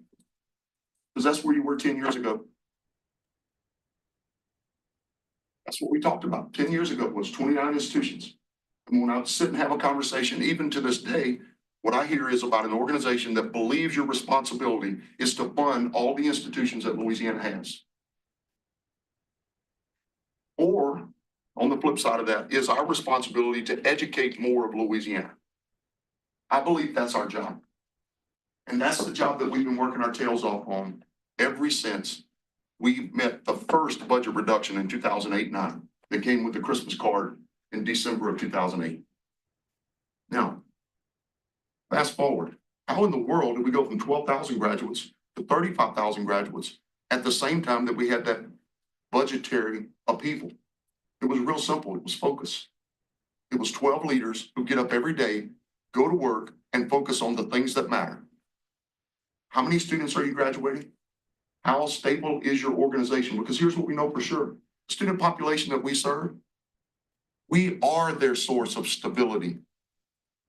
Our job is to be stable as institutions so we can help individuals become stable and stabilize communities. If we aren't stable ourselves, we can't extend that stability to others. So that has been our focus for some time now. A subject that didn't come up today, and I'm shocked that it hasn't. Where did all the federal money go? I can tell you what we did with our federal dollars. We took those federal dollars and socked them back to make darn sure that we had a reserve for when a rainy day came. I'm shocked that question hasn't come up throughout the day. Do you know how many billions of dollars flowed to higher education? And we're going to sit here today and talk about not having enough resources. I think we should have a real detailed, factual discussion about how much money has flowed into these institutions and where we should go from here. My question of this group is really simple. It's the same one that I have asked of you and directed you toward for the last 10 years. Is the goal here to run institutions and to have economic development by government job fiat? Or is the goal to grow Louisiana's economy, to grow Louisiana's business base, to grow Louisiana's graduates, so that our people benefit from the excitement and the opportunity that exists in our economy? That's the direction. So what have our colleges been doing for 10 years? Exactly what I just told you. Growing graduates, dealing with a pandemic, ensuring that the federal dollars were maximized so that these institutions were stabilized, and ensuring that when all was said and done, that the value that our students get from our institutions is worthwhile the time and the money that they spend in those organizations. Now, as I look back on how we accomplished that $80 million reduction and the flip to tuition, we cut 700 programs. We laid off several thousand individuals. We collapsed 16 to 12 colleges. But there's one thing that we chose not to do. We did not eliminate campuses in rural communities. Because frankly, that's what Louisiana is. I happen to live in the Baton Rouge area now. But I can tell you this, had there not been technical college campuses across this state, I wouldn't be sitting here today. Because economically, I wouldn't have had the opportunity that I received as a result of my dad being educated in this system. Right? Those are the things that are life-changing. Without these colleges, what does someone do in the little town of Quitman? What does someone do in Homer? What do our people do in these small towns if you don't have a technical college campus? If your direction is that we should eliminate those rural campuses, we can certainly have a conversation about that. But I think it's important that we know what Louisiana will look like without the rural campuses. It's important. It's certainly a discussion that folks are considering across the street, no doubt about that, as they should be. In this last administration, it was pretty clear the administration said we will not eliminate rural campuses, and I'm thankful for that. This administration hasn't had that opportunity to weigh in just yet. But without those rural campuses serving the needs of the people of Louisiana, what happens in our capital every spring gets even more difficult. And that is today, we try to make a budget out of 58.5% of our working age adults working. 41.5% of the adults in Louisiana, 25 to 64, not working, looking for work, nor drawing unemployment. How do we fix this? I can tell you that that population is not the prime target for baccalaureate degrees. They're not the group that you're going to get to go back to college and get a baccalaureate degree over a 6 or an 8 year period. Instead, they're the group that is going to get technical skills to be able to go to work, because that's where we need them as a state of Louisiana, and it's where their families need them to be as well. We have to have more people in the state working. If we don't do something to fund workforce in the state, we're going to continue to be challenged in that regard. From our perspective, last 2 years, we've come to you and we've said two things. First, we will take on 50,000 of your 85,000 graduates. 2 years ago, it's what we said to you. This year, we made huge progress to that 35,000 mark, and we're gonna continue to make progress toward that 50,000 mark. The second thing we asked you for was that you develop a workforce funding formula. Frankly, we've come to a place where this organization is not likely to be the one to carry the water on workforce policy nor on workforce funding. You've got a big job ahead of you. You have to find a way for these 29 institutions to survive. And so no problem. We'll partner with others. We will partner with the Workforce Commission and Louisiana Economic Development to develop the right kind of workforce environment in Louisiana to ensure that we have the tax base that we need. Because frankly, this organization has far too many things to focus on than to deal with the workforce component. And so we'll continue to push, as we have to this point, for more workforce funding, for more workforce opportunities for our people. But frankly, the future, from my perspective, is not that much different than the past. There's only one difference. That difference is the potential of change that can occur from an economic development perspective that you've heard multiple presenters at this table talk about today. It just takes one, as you heard the commissioner talk about this morning. It only takes one of those big announcements to be game changing for the state of Louisiana. But with one of those, what also is required? A workforce. A workforce. So that word workforce, I would urge that we all take some time and read about that word workforce and really come to understand that it doesn't just mean what academics used to mean. It means that the future is moving, is changing. The future that you see and I see is one where people are not standardizing on the baccalaureate degree any longer. Entire states have said the baccalaureate degree is no longer the standard. Instead, We understand this because sure, we're in industry here. Board of Regents, we're here with our board is an industry. We have so much focus, so much discussion on workforce through the LCTCS system, through every system here. I don't understand why you say you're gonna do that alone. And that's I what. didn't say I was gonna do it alone. That's not what I said. Maybe that's understood. I just know what I said was that this organization, Regents, is clearly in a circumstance now where you're dealing with reductions in budget. Last year, we had an opportunity to make a workforce ask. This organization made an ask for both 2 and 4 year institutions because we couldn't come to a place where we understood workforce as it relates to 2 year colleges. So that's why I say if we can't make that ask, and if we can't come to terms with what it looks like, let's instead find new partners. Let's find new partners to get this done. Is there still a role for the Board of Regents? No doubt. There's a role for the Board of Regents, but you're no longer the primary in solving workforce challenges. That's clear. Agree to disagree, all right? Absolutely. And that's your perspective. Yep. That was one of the questions that I did ask a few of the system heads, is what they are doing to partner with workforce. Because when Rick Gallo came up earlier, he talked about the new opportunities there on the I-20 corridor. I've heard in many economic development discussions, one of the biggest challenges that they have is more companies would love to come here. We don't have the workforce to meet them. They're not all 4 year degrees that they need.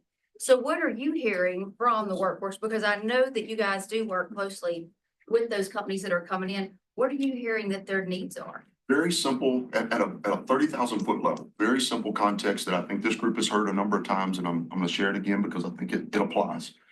Out of 10 employees in any sector you want to choose, and maybe even healthcare as an example, it could be manufacturing. Every one professional engineering role is supported by 2 people with baccalaureate degrees and is supported by 7 individuals with less than a baccalaureate degree, okay? That 1-to-7 ratio will apply to nearly any one of these economic development discussions that we're having. The challenge that we have is that we use what I would think of as our talent development fund in Louisiana, about $1 billion, and we send it through to run 29 institutions rather than to graduate a workforce that is for tomorrow of Louisiana. That's the way I would call it from the LCTCS perspective. Now, what's really also important to note is that there's an entire section of our mission that is not funded by the state of Louisiana and not funded by Regents. And that is the workforce aspect. Now, you hear people use the word workforce because it's sexy. Everyone wants to put money behind it. And so, of course, you would have everybody talk about workforce. I'd want to have workforce on my university campus too. But the reality is, we all have our own lanes. We all have our own responsibility. The challenge that we have is the missions are allowed to go wherever they want to go. We have to be really clear about what workforce is, what we expect it to do, and how we plan to fund it. And right now, we don't have that. Give me an As a state. example of an unfunded workforce mandate. I think that's a fair way to say it. There is not a source of funding for workforce today. So I mean, I'm pretty familiar with a lot of the campuses that you're aware and around. So what kind of program is expected, but is not recognized or funded as such? Give me that. Sure. So many of the short-term training programs, I'll give you a great example. Fiber optics. Maybe fiber optics might be an area. But many of the healthcare certifications, so for instance, the MedPass certification was one that was recently added. As new credentials are being created, we have to be up to speed with what those credentials are and whether they should apply to the model or not. So today, we're still having this discussion about what is in demand, right? Which is important, what the wage is, but also we are counting credentials, a bachelor's degree in political science like mine, that is less valuable than a fiber splicing certification. Where is that? How do we put dollars behind that? That's a fundamental question that I think all of us should be working our way through. How do we fund Poli-sci degrees? I'm sorry? So we both done okay with our poli-sci degrees. Let me make a comment. Go ahead, Regent Sterling. Because I think we have pivoted to a very unhealthy conversation. A conversation that we heard in the last presentation when we were talking about winning together. And now this is a conversation that is about pitting value of education across centers and pitting our institutions against each other, which I think is unhealthy. As a person who my fundamental degree is in nursing, we know that nurses are produced at ASN programs, nursing is produced at baccalaureate programs. People choose that for many different reasons. However, the research is clear professionally that the outcomes of a patient are improved when the nurse has a baccalaureate degree. What we do to bridge that is our four-year institutions have a bridge program so that a nurse that becomes an ASN can feed his or her family, but then go to school and get the support and training to become that baccalaureate nurse whose outcomes are better. And I just caution us as we go down and potentially face this challenge, that we go down a both and we go down, how do we build bridges and not down a conversation where we're pitting our institutions against each other. There's a saying that goes, when food gets scarce, manners go out the way and go out the window. That's not where we want to be. And as we go forward, I just want to remind us that there's a way to take the higher road, win together, and not pit our institutions against each other. Richard Sterling, thank you. Well said. I don't disagree with you. I do think it's important for all of us to recognize, though, that when you walk through that one time before, and you were burned one time before, it makes it really tough to trust. And so I say what I've said to you here today because I simply want everyone to be aware of what the history of this issue is. It has not been an easy one for us. It's one that we have had to go out and fight and claw to make these institutions stable at the level that they are. It's not about, I'm not trying to divide people. I just simply need to make sure people understand, put a priority on these organizations that are doing good work on behalf of Louisiana. Not suggesting anybody out there is not. I'm just saying we cannot no longer afford to hold our two-year colleges at some lesser standard, at some lesser funding. When in fact, what the market tells us is there's more of a need in two-year colleges from two-year colleges than there are for universities. I agree with you on the nursing front, but you also know that most of our baccalaureate prepared nurses are not interested in staying at the bedside. And so if we're going to be in this business, we have to do it together. It's going to take two-year colleges and universities and research entities. But again, I want to commit to my colleagues as a nurse who was a ULM graduate from a baccalaureate program, who has a master's degree from our flagship. I don't believe that we should pit our nurses against each other about what they choose to do and how they aspire to do things. I would not be a regent, I believe, without my baccalaureate degree. And so I just don't want us to go down that path that's unhealthy. And quite frankly, your comments were borderline offensive.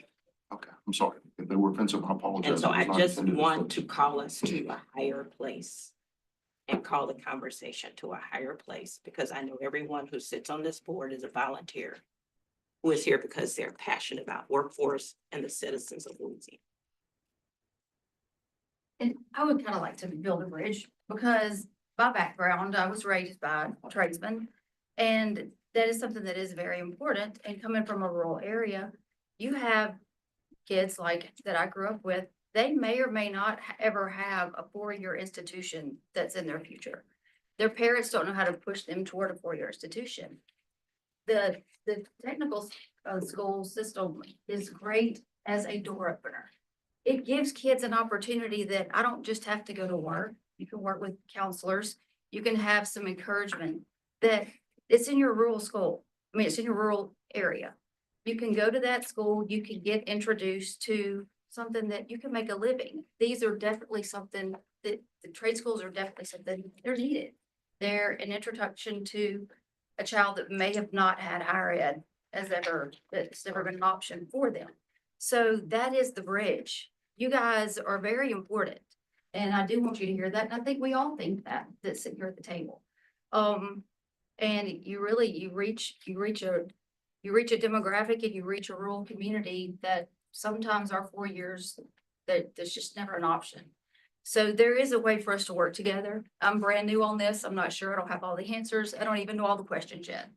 But just to kind of take a little heat off of a situation, let's recognize that.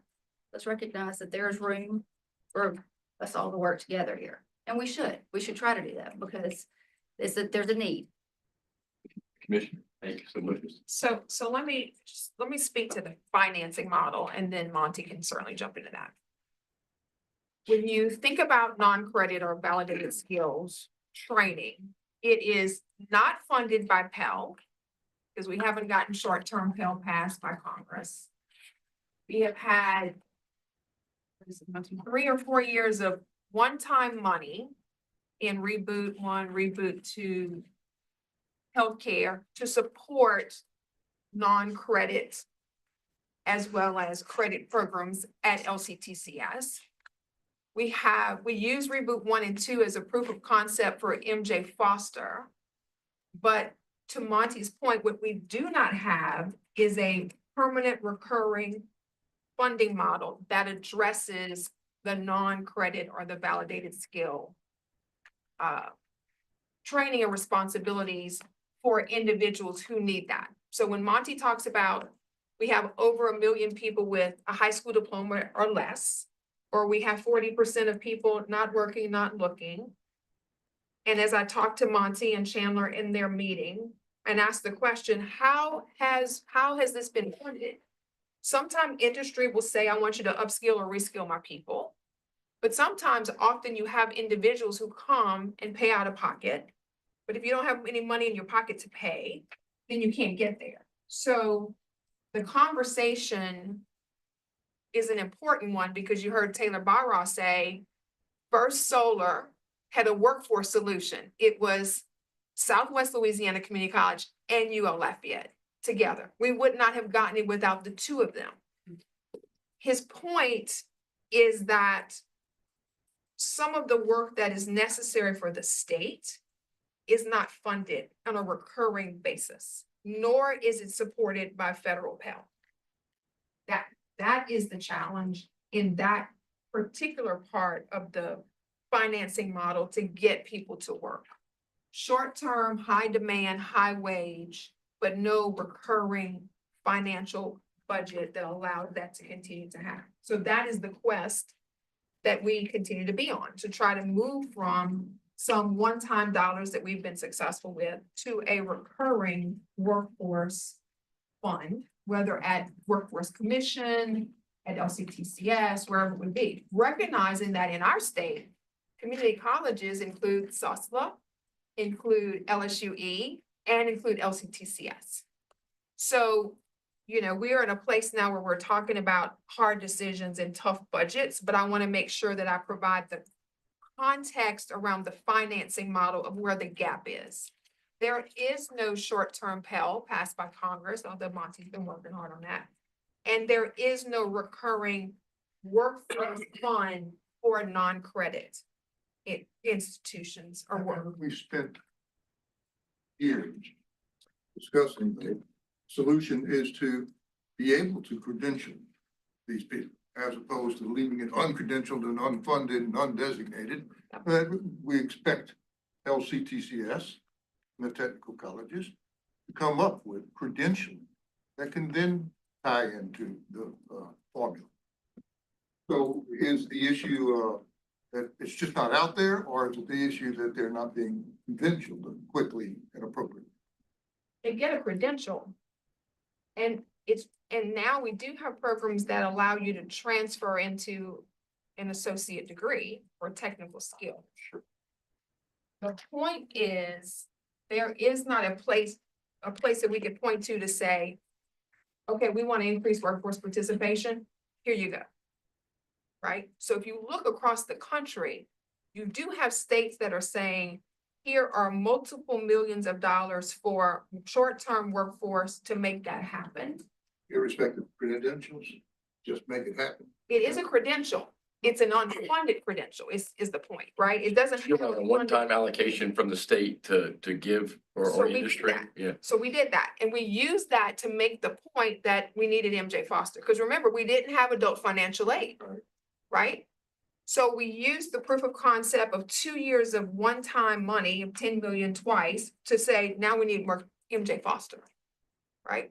So now we've said, okay, we've had multiple years of 10 million, 25 million chunks of dollars, but it's one-time money. So every year we go back and make the case. Monty's point is that if you want to have that kind of workforce commitment for the hardest to serve, least resource people, the state needs a long-term sustained commitment to those short-term credentials, because neither Pell grants nor state dollars provide that currently. That is the context of the financing model challenge. Last year, we worked on the data, we worked on the policy, and we tried to get the legislature to support a $10 million fund at the Workforce Commission. Did not get that success, a recurring fund. We're not successful getting that.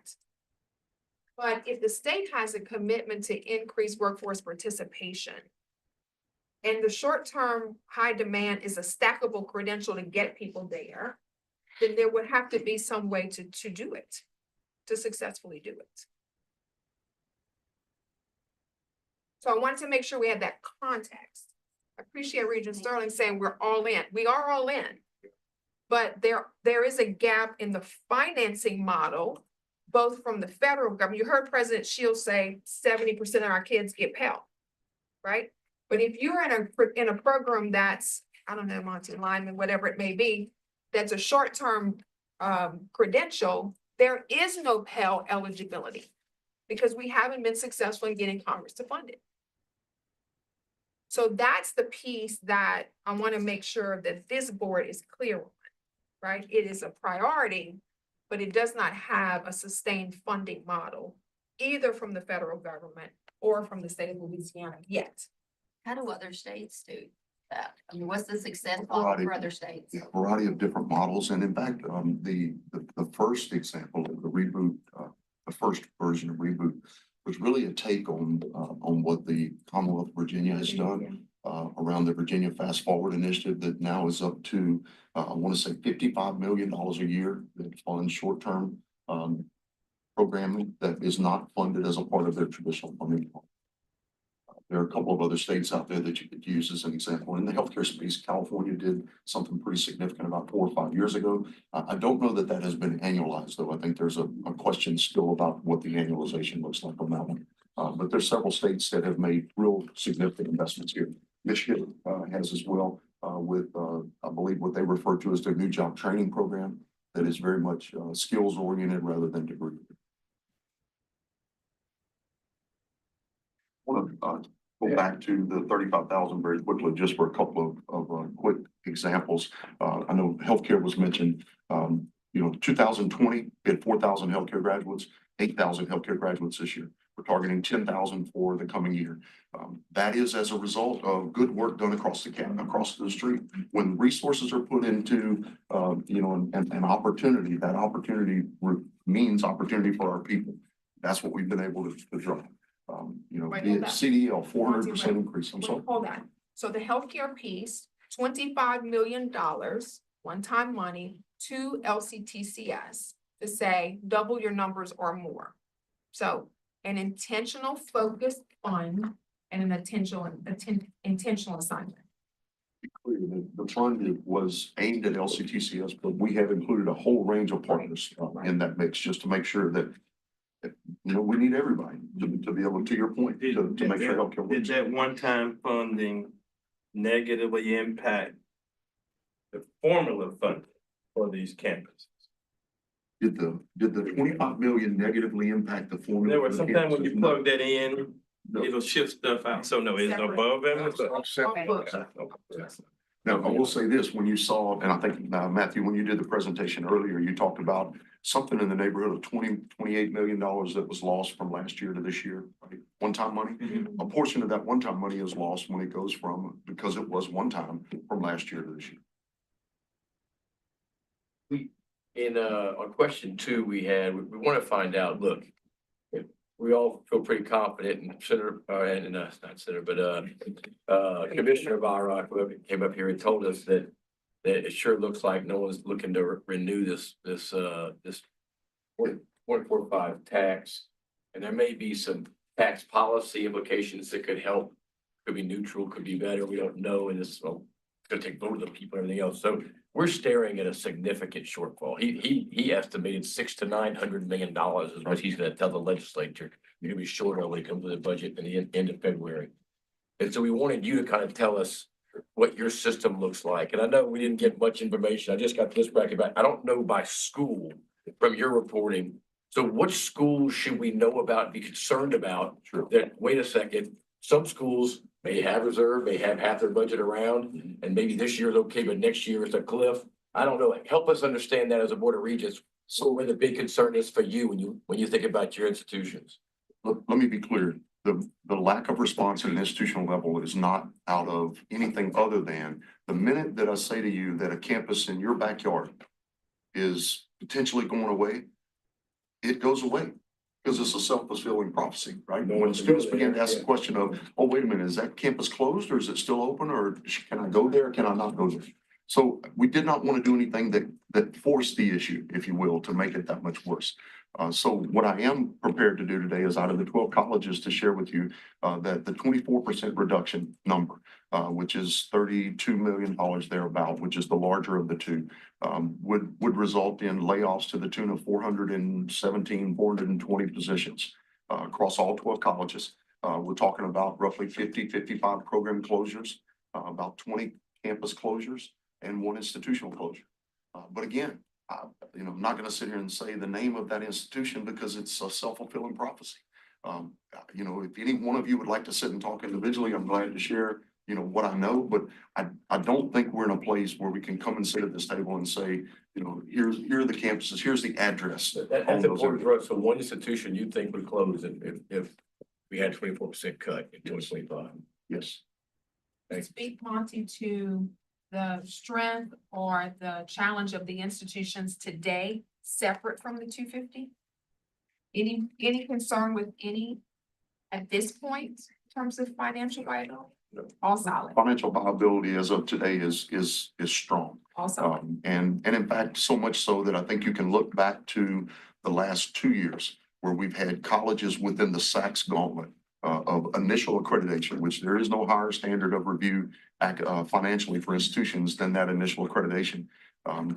Both North Shore passed with flying colors, Central most recently passed with flying colors, and the third institution, Northwest, has just recently got a thumbs up for a visit. That never would have happened had they not been financially stable.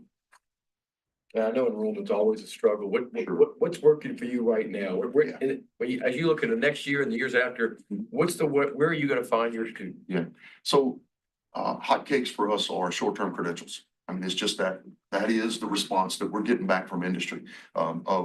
Yes, we need baccalaureate degrees, yes, we need associate degrees, but the technician is what we're really looking for. Can you help us? So that is a big push for us. The challenge is most of the people that are gonna plug into those roles don't have access to financial aid. Until we put in place the Foster Promise program, they had really zero in terms of the ability to go and fill out the FAFSA and those kind of things. This is a population of students that has never seen themselves in college. And so the idea that they would go fill out the FAFSA is not one that makes a lot of sense to them. This is typically average age 27, 28, mostly female, 2/3 female, most of them with at least one child at home, at least one job, or at least one job. So the enrollment side, we are at about 3 percentage points below where we were in fall of 2019 in terms of our total credit hours. I think that number in fall of 19 was something like 540,000 credits. We're at about 525,000 credits right now in the current fall term. So we're within about 3 percentage points of where we were pre-COVID. The good news is that we're in a much better place in terms of billings and collections. So we have a much better circumstance in terms of dual enrollment, where before many of our colleges were offering dual enrollment because of some policy challenges that were essentially taught for free. Those dual enrollment pieces now are beginning to bear fruit in terms of tuition dollars. The other areas, the other two areas that we continue to work on, prison instruction being one of those, where in the past we have had challenges where we're providing instruction to those who are incarcerated, but the fact of the matter is we're not collecting tuition.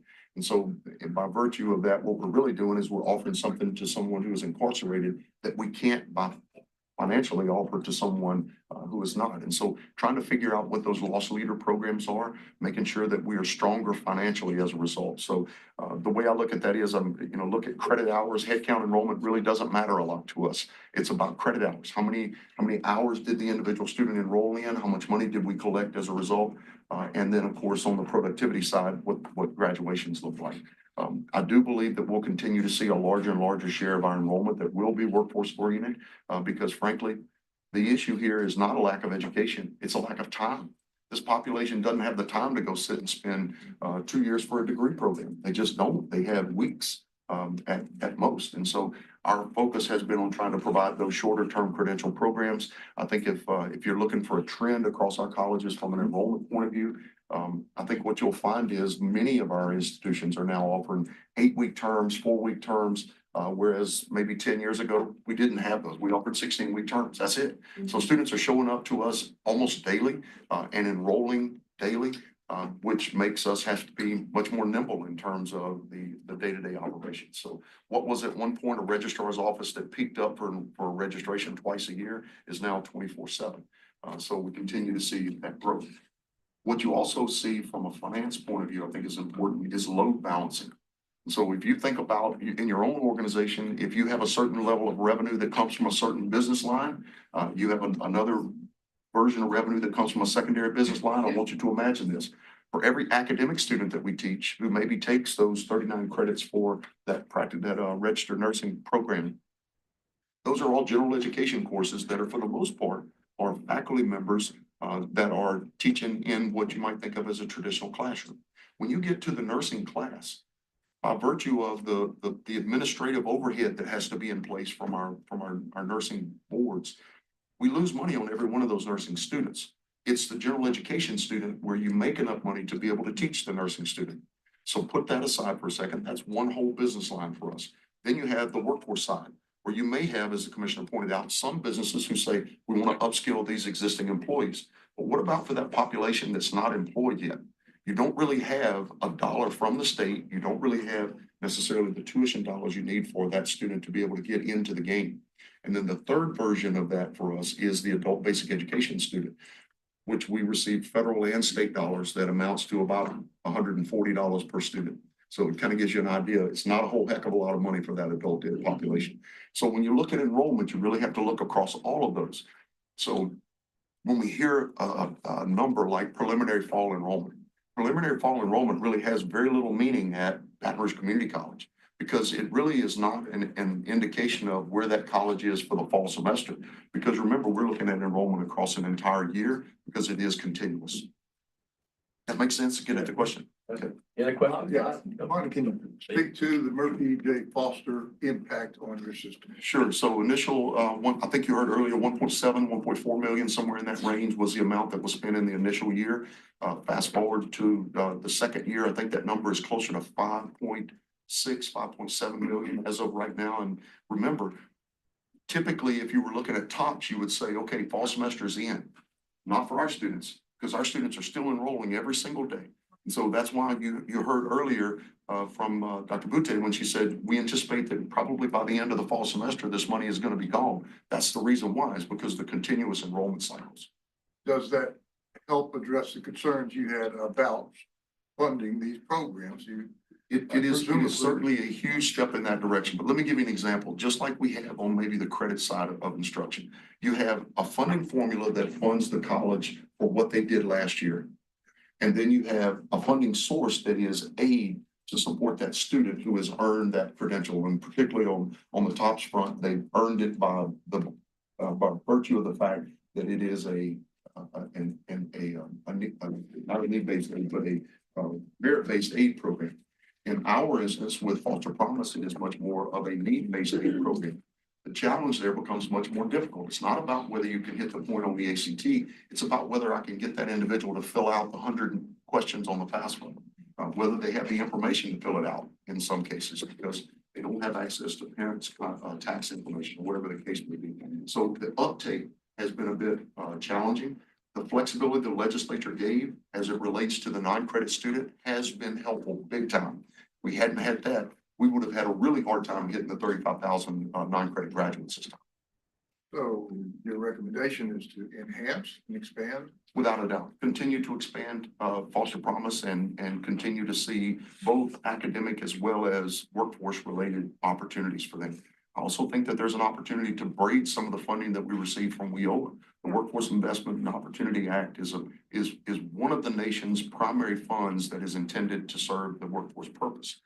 Unfortunately, it has been very difficult to braid those funding with WIOA to this point. We have a couple of program areas where it's working really well, lineman being one of those. We've been able to find sources of funding and put them together, but it doesn't work across all the programs in the way that we would like for it to. We continue to push on that one and have been involved in federal legislation to try to improve WIOA as we know it, to make sure that it is a better funding source to be able to be braided. What about your apprenticeship opportunities? Yeah, apprenticeship is a huge opportunity for us, but it's one of those that has both wins and losses in it. Okay, and so on one side, if you look at just the pure apprenticeship programs that perhaps like ones that we have with Dow, as an example, we have the industrial maintenance program at River Parishes Community College, where individuals are taking those programs all the way through. They have a set level down at Dow. They know exactly what they're going to make at each one of those levels. That works great. The challenging part of that is there are those apprenticeship programs that are union-based for which we do not receive full tuition.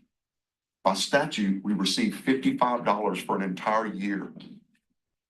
So instead of getting $4,200 for a student in tuition for a year, we get $55. For the entire year?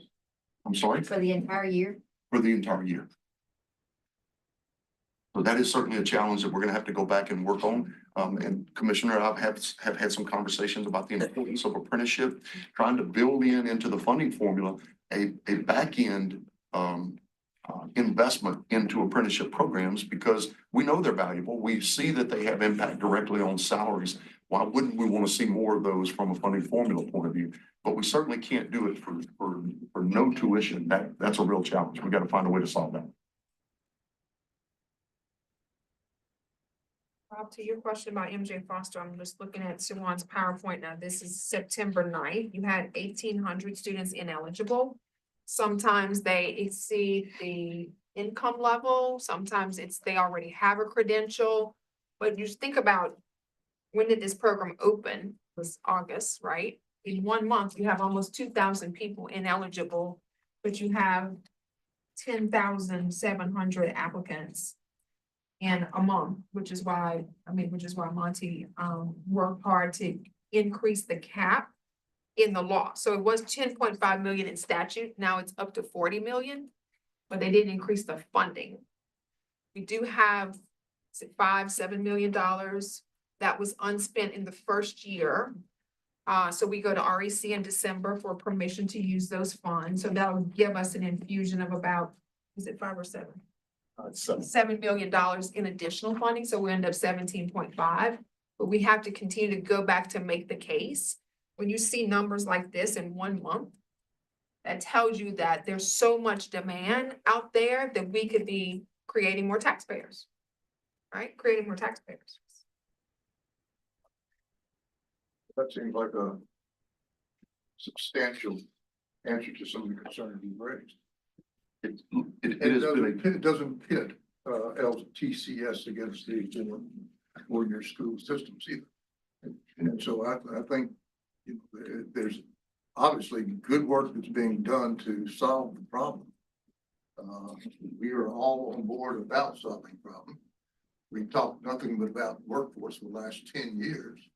I don't think that there's anybody on this board, past or present, that doesn't respect what you've done and what you're trying to do. We just want to make sure that we do it in a collaborative manner without robbing Peter to pay Paul. We won't Paul get paid and leave Peter alone. Reason, maybe I think, and my team works very close with the community and technical college campuses. They're doing some phenomenal work on the campuses, for sure.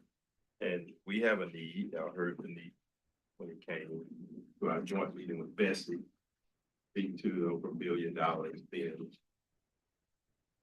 invested by the federal government to expand broadband across the state.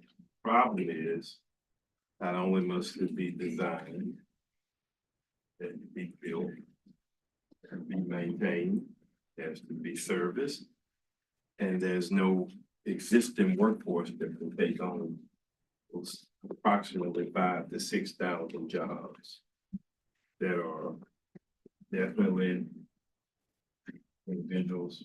Mostly are now going to go to the community and technical college schools, and they will get a credential of value that will far exceed, the competitive wages. The wages that they're making are very, very strong.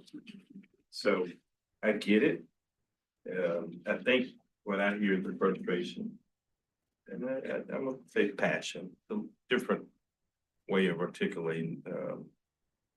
Tate had passion in one way, and he was different last year. He may not remember. I remember it. I don't think he remembers it. Yeah. But he was a well-written out. His tone was so different, but we get passionate, but I think President Sullivan has been bold in the board with the LCTCS system and made some very tough decisions that have put them in a position where the 11 of the 12 campuses have the reserves above 50%, and with the one campus at 27%, where other campuses around the state are not operating in a sense of urgency and practicality, and whereby the staff have, I use the words, one system, and all these, and you see the results. And so I just, sometimes in terms of fairness, people say that if I do this, if I make these tough decisions, don't penalize me too. They're saying, give me favor, show me support for being efficient. And I get it. It's frustrating, but I definitely understand and the tone, and I appreciate you toning it down in the sense of Regent Sterling. We hear you, and we are committed.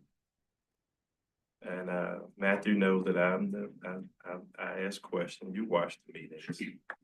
And as it relates to the formula funding, and as it relates to deferred maintenance and for those things, we hear you. Yes, you should be applauded for making a tough decision. So you should not be penalized because you've done so.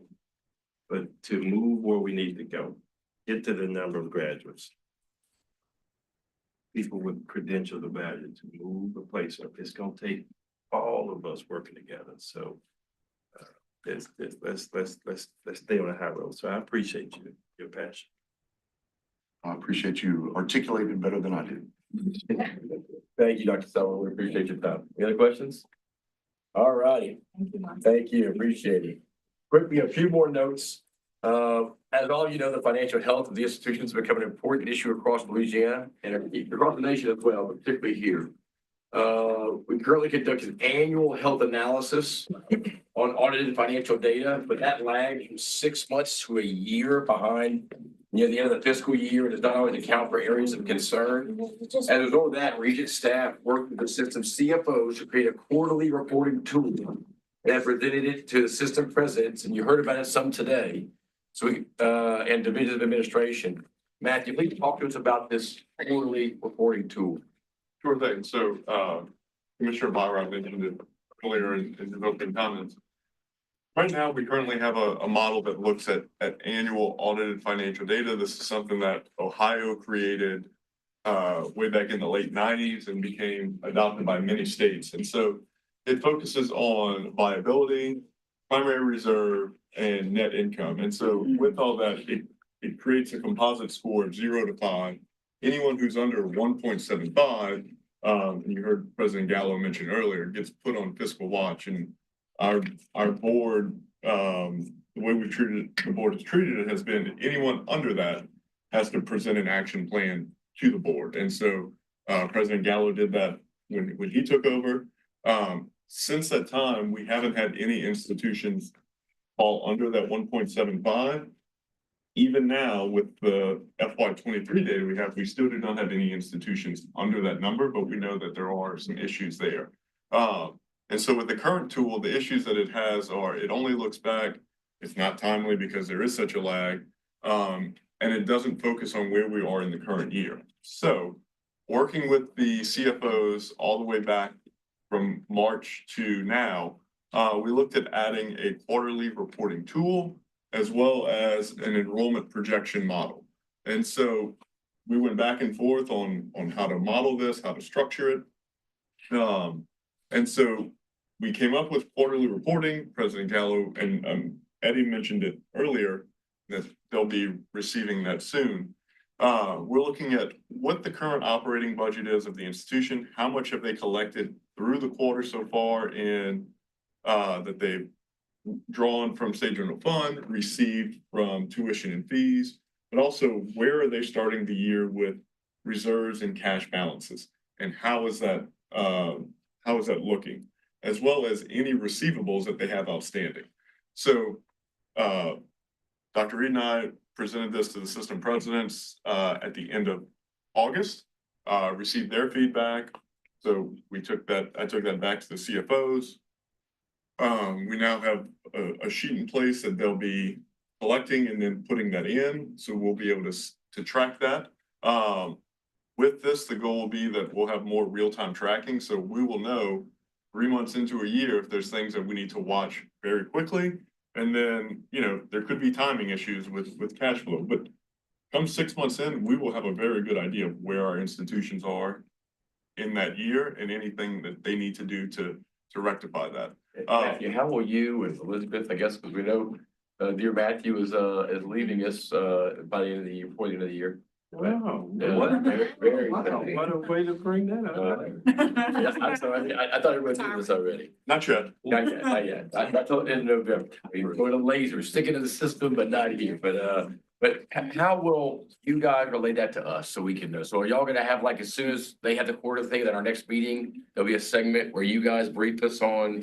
So it'll be something that we won't report on it, but we will be tracking. And if there are any issues, we will bring that to the board so that they're aware. But the systems are currently doing quarterly reports in their meetings now, not to the level of detail that Eddie mentioned he would be tracking it. And so the systems will be doing it, and then we'll be receiving their reports. And so any issues that come, obviously. The red flags you talk about, but other than that. Correct. The management boards, obviously, that's their fiduciary duty to respond to that. And so each system president has mentioned that they are looking at that. So that'll be their responsibility, but we will at least know. And as well as, you know, as Commissioner Barra mentioned, that's something that they want to know as well, so that. Taylor's gonna be happy. Yes. That cash flow. It talks about the reserves. I want to make sure to reinforce Matthew's point. So the management boards have the fiduciary responsibility. So the CFOs got together and said, let's do quarterly reporting that they will do to their management boards and then share the copy with us. So the conversations we expect to happen at the management board level, but we will have the information so that if there are questions, we can certainly share it. But we want to make sure there's sunshine on this information at the management board level. You don't think it's in light of today's time, and we've seen how wide the variations are on each campuses and how they interpret? I'm still trying to understand, because you say it up here, you're gonna use reserves as a part of it, but one system said we don't have reserves. Right. So we've asked for unrestricted and restricted reserves. There's also a very detailed definition sheet of what we're looking for. And when we host an all CFO statewide meeting in early November, that will be item we present on, so that, again, every CFO knows what we're looking for and what their systems are looking for as well. So the biggest part of this is that everybody's receiving the same information and knows what to report, which will make this a whole lot easier from a consistency standpoint. So, you know, Regent Cordell, I'm gonna make a recommendation, and or I can say it now, you know, there's the potential to be new board members next year. And, you know, I think after 2 quarters, the first report that they'll be working on, and the second report maybe around February, that maybe Regents have a conversation that we have, wherever Matthew's replacement or however, just let's have whatever we call this session to review those quarter reports. And that way we'll be getting ready to go into legislative session. Right. If there gonna need to be some bailouts, or if there's at some point that they've already gotten mid-year, gotten their spring enrollment numbers. If it shouldn't be any surprises. It's the board would not, their layoffs and all these things are happening by February. This would be the time to have a conversation, so we'll be aware, not bang them, just share the information from the first 2 quarters. Be ahead of it versus behind it. Yeah. And look, tomorrow, we're gonna be considering our current 2024, 2025 fiscal year budget and just reviewing it. And then next month, based on what we heard today from Commissioner Barra, without the benefit of any special session in November or any election in March, we're gonna have to start talking about our next fiscal year budget, which is gonna be a very difficult conversation to have, and have our schools, you know, give us the feedback, our systems give their feedback. Yeah. So to what you just said, Regent Aubrey, that's part and parcel to exactly why we are revamping this, and so that, you know, we go on behalf of the institutions and the systems to the legislators. We're fully informed of what each of our institutions and their systems need. And this way we'll be able to have the most up-to-date information, the best information, and we can say to them while we're also meeting with the division during budget development, this is what our institutions look like right now. This is what their cash flow statements look like right now. We're going to need X, Y, Z. We can already see the writing on the wall. So we'll have those proactive conversations prior to session beginning. That'd be perfect. I think the February meeting would be great, and we'll And all be We'll be informed. happy to see you here Have new again. board members, we'll have new president, we have a lot of new things going on, but we don't want any surprises. Anything you want to add to this? No, I mean, the biggest, this, I think, strengthens our partnership between the Regents and the systems and the sharing of information. Everybody's worked very collaboratively together on this. It also gives us a better idea of institutional financial stability. And then we get better information we're not getting rid of the annual financial reporting tool. That's still gonna stay there. So we'll have quarterly reporting, annual financial reporting, and then we're working on creating an enrollment projection model to get an idea of how much the institutions expect to collect. So we'll have a three-legged stool of financial reporting. Matthew, are there all you've heard, and you've been working with them, and now you know, people speak a lot more freely when they're leaving, I guess. Are there any just, might have glossed over something, is there some concerns, any that you said really, I mean, it may not show up in the report, but anything that you feel like, just gotta watch this one, or watch? I think in all the conversations that we heard today, I think we're all very open about where their institutions are. The UL system was very open about what their issues are, and so, you know, I think we have a good understanding now, much better than we did last year at this time, of where institutions were. So I was surprised to see Northwestern at a score, fiscal health at 4. Yeah, so Northwestern has no debt, high reserves, and so they're also still staying within their means of it operating. So that all contributes to Hadn't that. triggered yet. Correct. Yeah. Yes. Any other questions for Matthew? I'm done, y'all. All right, Danny. We're gonna start tomorrow morning at 9 for board development, and our meeting will start, our committee meeting will start at 10 o'clock. All right. We are adjourned. You all. Thank you. Yes, ma'am.